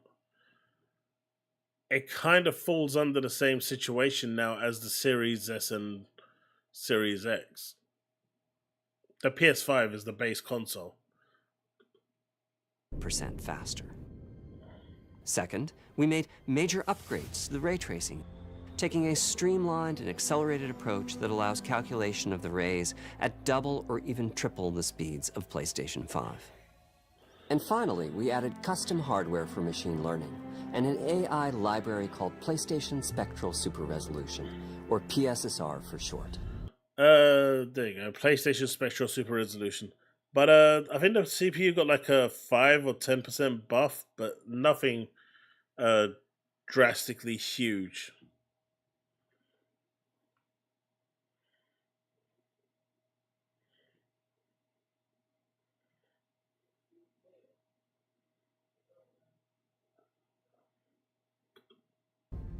PSSR analyzes the game images pixel by pixel and can add an extraordinary amount of detail, which boosts the effective resolution of the games.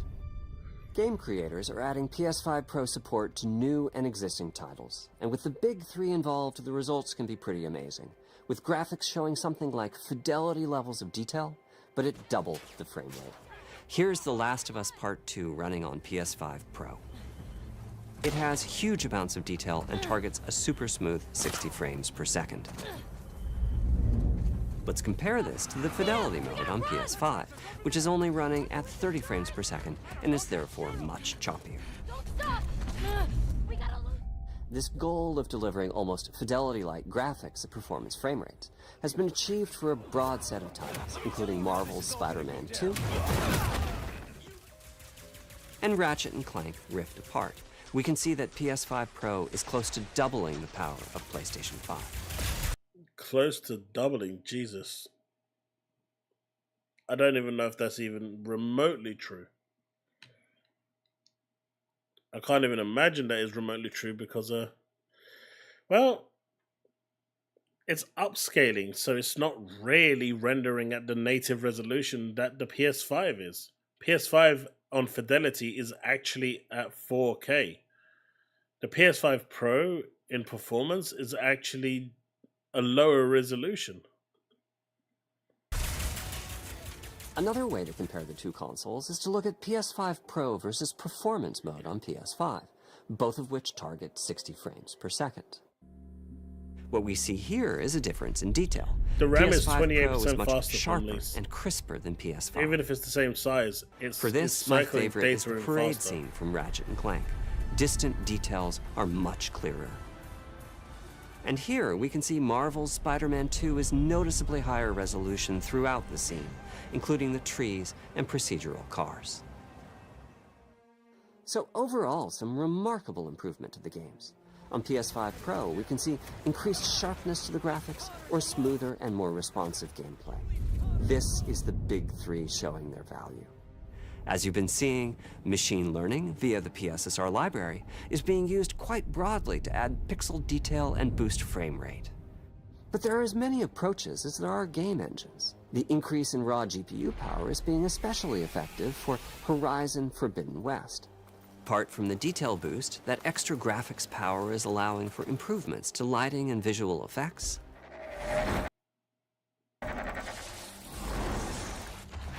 as well as to the hair and the skin in cinematics. Open up, guys. Dwarf's orders. Good enough for me. There's no difference at all. Devastated. That's the point. That's the point. I see a lot of people actually saying this, and thank you very much for the $2.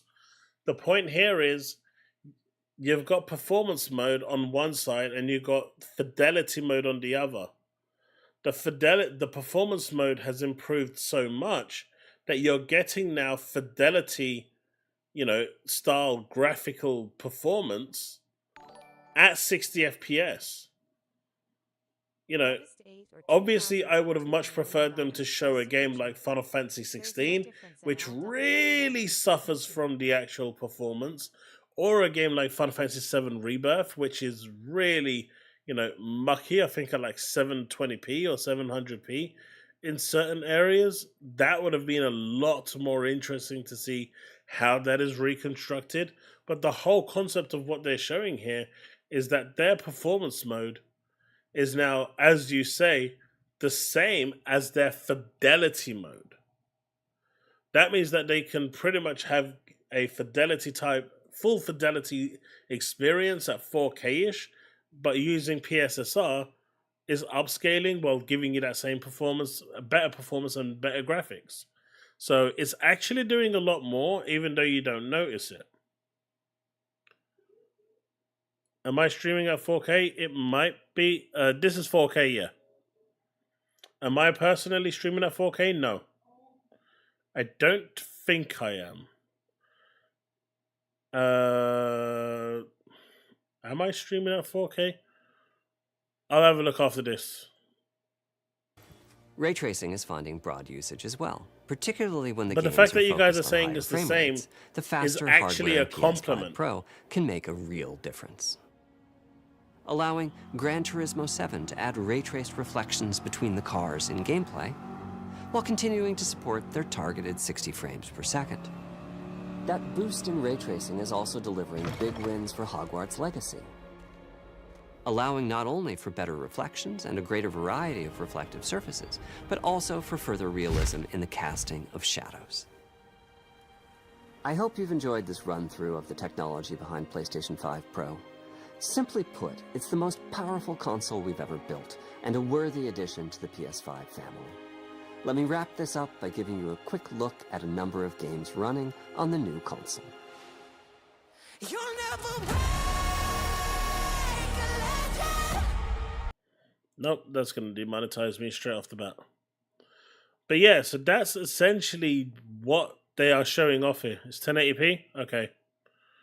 Yeah, I mean, when I had better internet, I was able to stream at 4K. I guess with my pleb internet. Maybe I'll move in a couple of months or maybe next week. Who knows?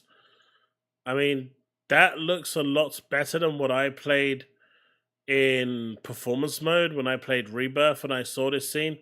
This already looks way nicer, way sharper, way more detailed than what I remember. And that's the point. That's what the PSSR is doing.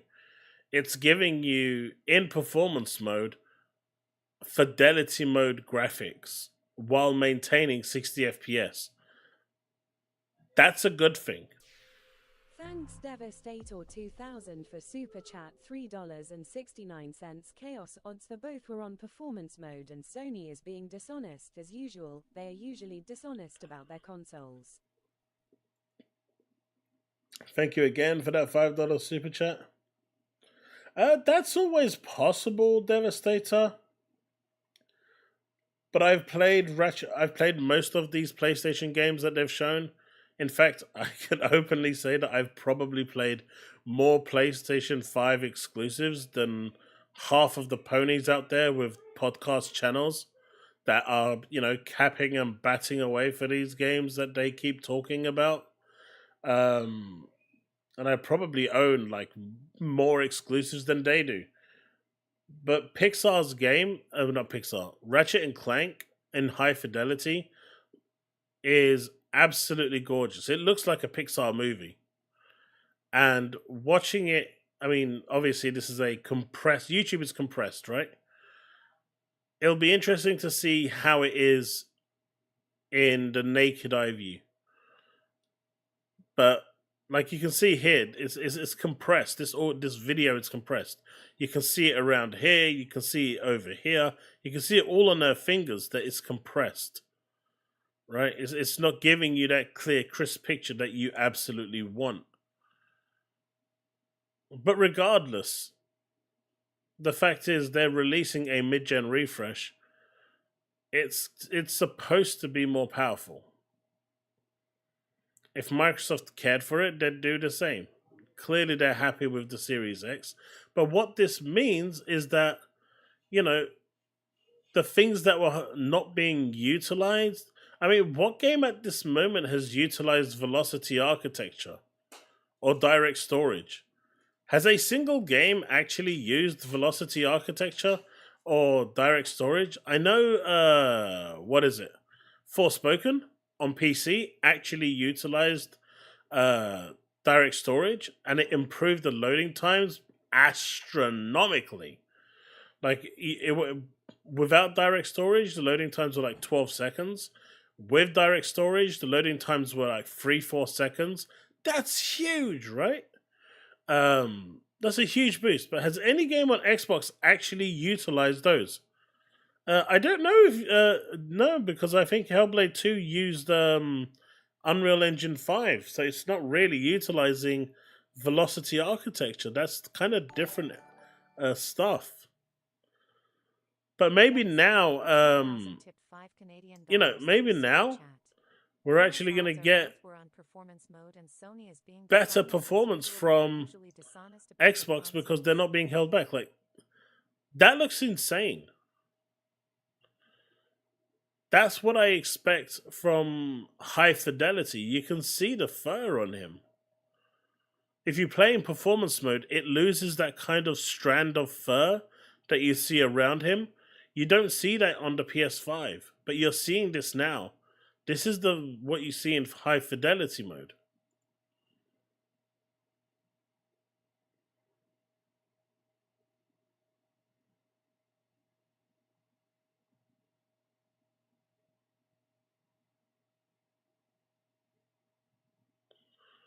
Oops, that wasn't supposed to happen.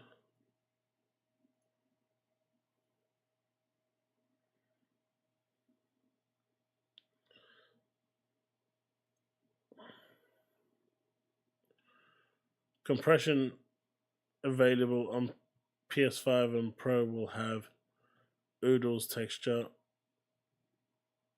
and Kraken. That would help extremely with size and loading. Yep. Doom Eternal on Halo Infinite use variable rate shading and on mesh shaders, if I remember correctly. I think it wasn't mesh shaders.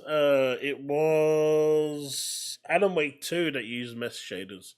I think that was the first one to actually utilize them.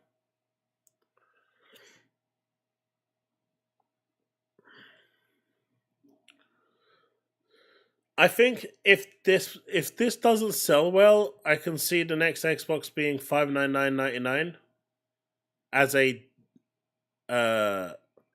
digital console.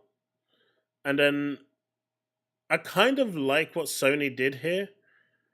They've basically made the consoles digital only, but made the drive, the disc drive, modular. So if you're interested in that, you can get it. Instead of releasing two different machines, they essentially have one that can do both, and it comes without it. But if you want to get it with the drive, you've got that option. And I'm hoping the next Xbox will do the same. I think that's a really good idea.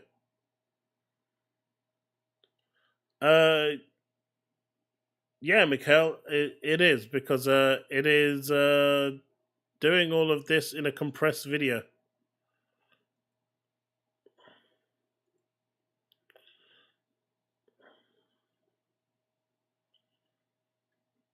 It's all compressed, you can see it. Even though I'm running at 4K, it's still compressed audio, video.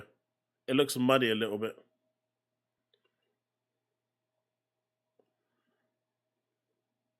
You know what? That Hisense from Argos, they've got a really nice 4K TV that runs VRR. I think it's like a 65-inch TV for like what, £700 with QLED technology instead of OLED. I think that's the one I'm looking at picking up when I move.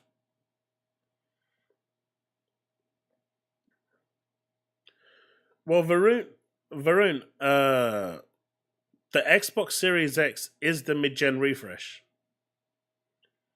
Phil Spencer has already come out and said the Series X is the mid-gen refresh. People have a choice of buying the next generation Xbox, the Xbox Series S, or they can buy the mid-gen upgrade, which is the Xbox Series X. He's actually come out and publicly said that the Series S is essentially the main console. The Series X is the mid-gen refresh. He said this in an interview. Hey, Chris George, how's it going?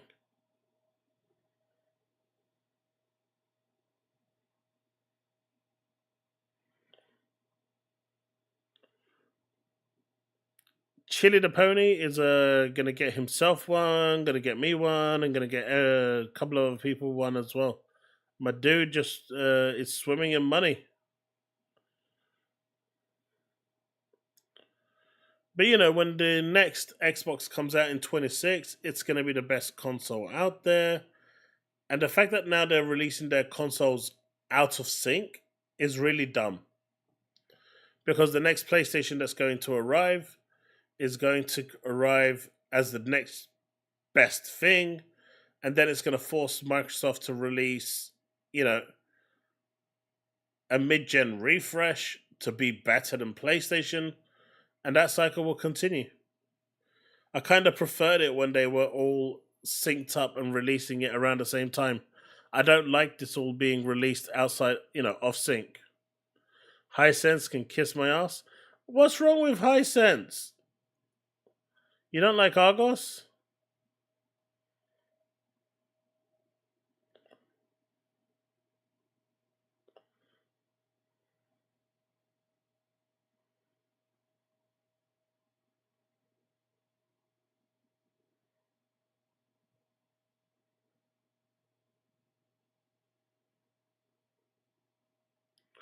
Better for Xbox to exit next gen? 2026, no console war. I mean, there doesn't need to be a console war. I want Xbox to do well for competition. I want Xbox to have identity for competition. I want Xbox to have exclusives for competition. At the end of the day, if two of them are battling it out and there is good competition between them, both platforms are healthy, we as the consumers benefit. Because at that point, they are both going to be making the best games they possibly can make to try and get your money. But if one of them bows out and says, fuck it, I'm done, I don't care anymore, then the other one just has to do piss poor effort, bare minimum, because they know that there's nothing else for you to do. You're either going to get their console or go PC. There's no competition. They don't have to try. They'll just release their games on PC if no one buys their console, and then no one ever has to try. You know, that's why you get a bunch of low effort, you know, games coming on PC all the time, and no one ever, you know, they never see the light of day, really. But with the consoles, while they were actually competing against each other for your time and money, they used to try hard to try and fight to get your money. And that's what I want, because when they're doing that, prices go down, quality goes up, and you as a gamer win. Oh, Hisense breaks easily? That's a shame.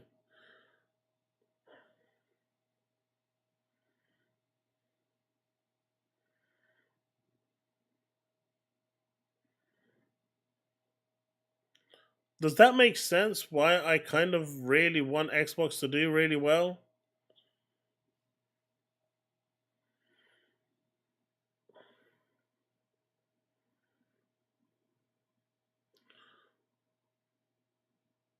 You know what? Talos is going to pay $3,000 for an OLED TV by Samsung. I'm so sure of this that I'm willing to bet his own money against it.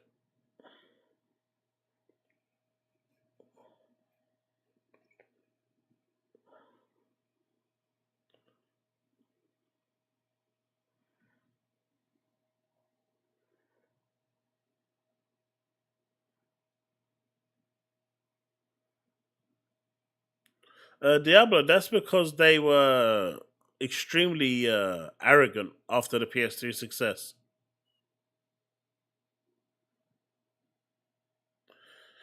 I mean, when it comes to TVs, there's only a few that you can really go for, right? It's either going to be Samsung or LG, the C series. I find the LG ones are a little expensive, but I want to get the LGs. I mean, the LG TV I've got right now is super old, but I'm gonna give them another try. At least I've heard really good things about the C series.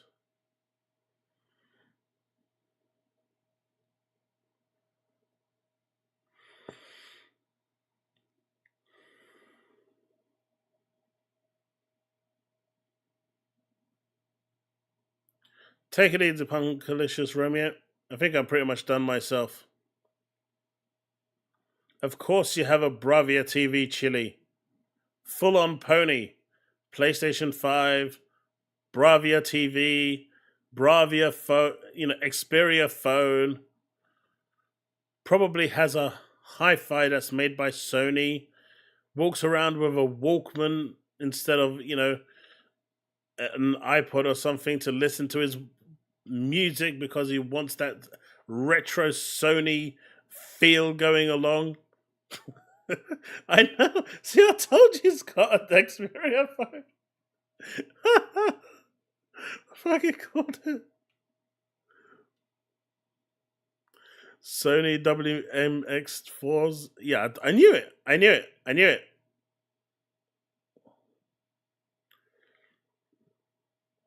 You're done with Sony products? They are overpriced. Way overpriced. That's why I say they're like Apple. They've got like a reputation that Apple has. Overpriced hardware that you can get for cheaper elsewhere.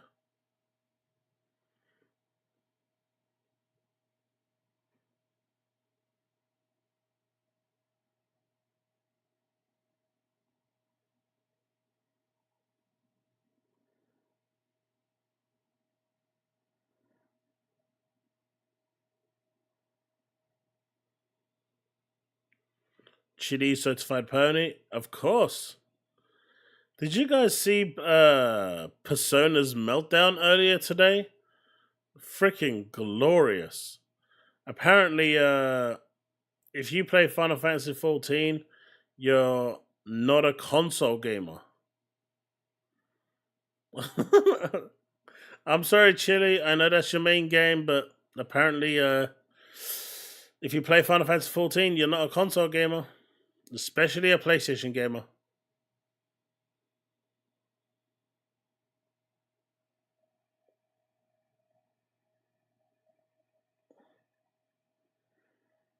Let me put this way where people will see this.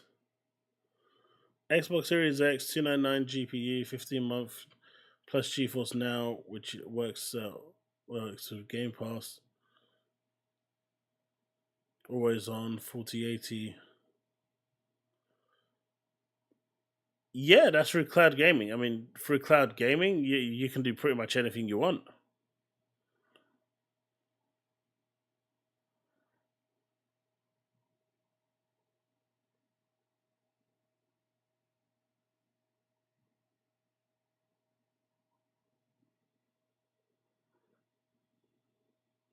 Chille's gonna buy like 5 PS5 Pros.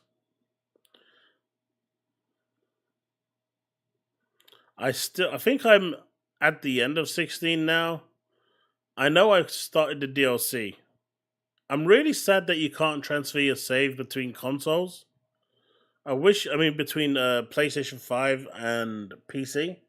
I would actually rebuy the game on PC just so I can get better frame rates. That game makes me so ill with how bad the frame rate is. Oh, the cameras for Sony are crazy good.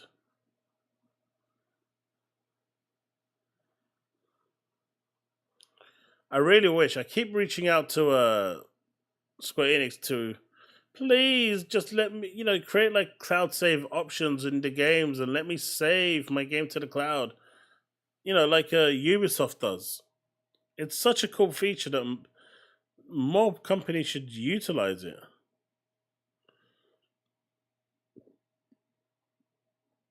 Well, come September 26th, I think we should be getting an announcement for Final Fantasy 16 and Pixel Remaster, and then sometime in the future we'll get the 7 trilogy.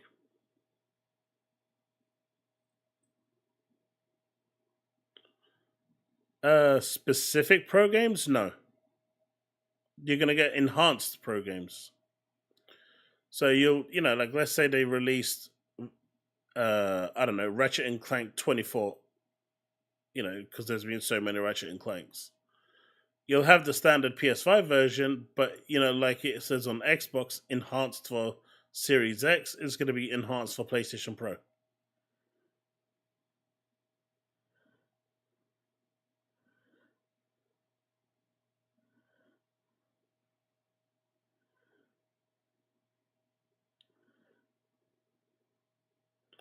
I mean, that would be one of the few reasons why it would be worth picking up, right?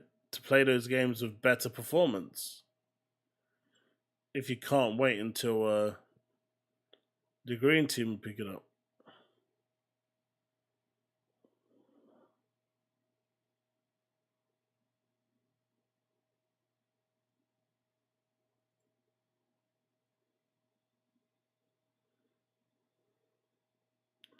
You're cooking corned beef, hash, and it needs monitoring. All good, buddy.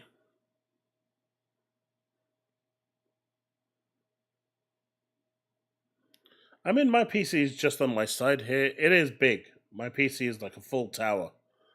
But I wanted a full tower for airflow. And my temperatures, even when I'm playing crazy games like, I've ran the benchmark of Wukong and never really broke 50 degrees.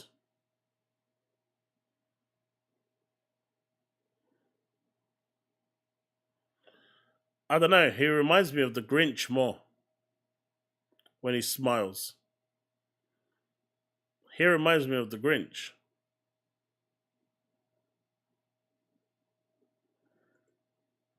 I bet now you can't unsee it, right, chat?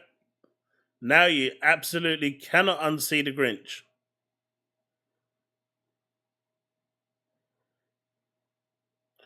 Retail is $700 for the digital, Chris. $800 for the disc. The scalpers will probably do it for $2,000.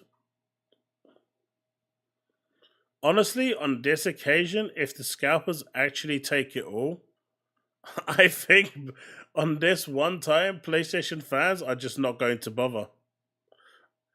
Chille can't unsee it, can he?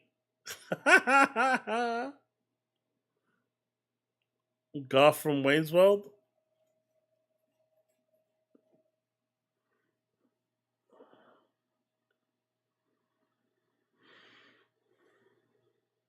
Woodpit, they went with that price point because there's no competition. There's no one competing with them, so why not? They're a business in the end, and they will try and make as much money as possible.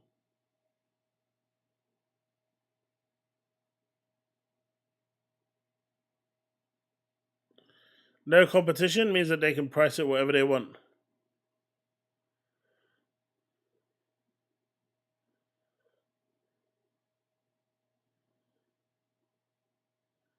I would never spend $2,000 on a console. I mean, on Black Friday, if the 4090 is actually at levels of like £1,000, You know, that would be a third off. I'm actually tempted to pick one up.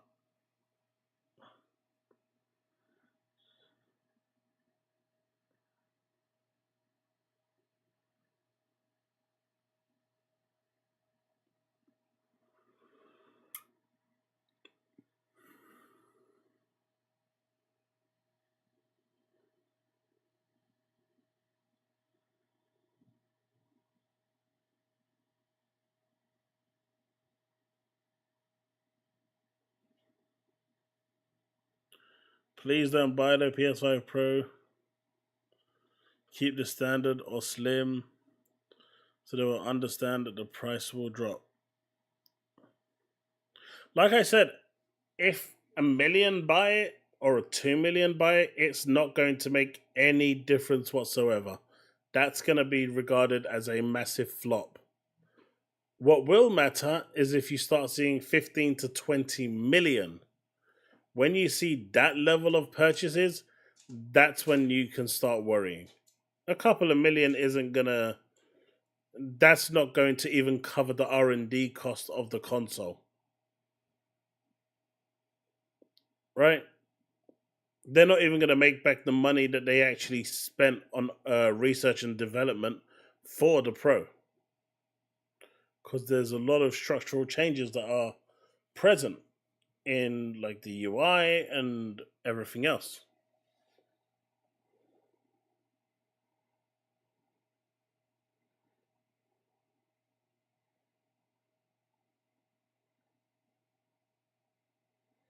To be fair, 2029 is a long way away and the world may not even be here.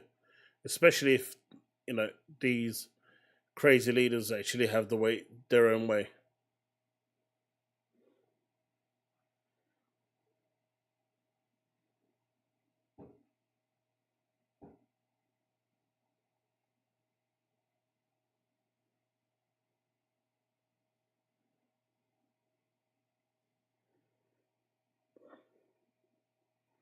But yeah, LB, I agree. Xbox needs to get some sales discounts going for the Series X around the 7th of November. Maybe bundles and a free copy of Black Ops 6. That's just not going to happen, Sandra. That's not going to happen. I mean, for the most part, the OG PS5 is fine. It plays everything you want it to play, and it's good. And, you know, let's not forget, the PS5 Pro is still restricted in what it can do on multi-platform games by the Series S. So, it can have as much RAM as it wants. It still has to work within the confines of what the Series S has to work with in terms of data. So it can have peak performance, but if it's a multi-plat game, it's still going to be tied down. But folks, that's it for me for today. It's midnight. I am really tired, as you may have noticed on and off throughout the stream. I have had a very, very long day. I appreciate everyone for being here. I'm going to go crash. I did want to make a video tonight, but I think I'm going to leave it till tomorrow. Thank you so much for staying, sticking it out till the end of the stream. It's been a long one. But I do think the PS5 Pro, even though it has its plus points, the price point is just crazily unacceptable. Really, really bad. £700-800 is crazy. So, with that, I'm going to wish you all a good night. I'm going to be streaming tomorrow. Don't know if what I'm actually streaming tomorrow. It really depends what I can pick up. But hopefully I'll be over and remain legend. Good night, folks.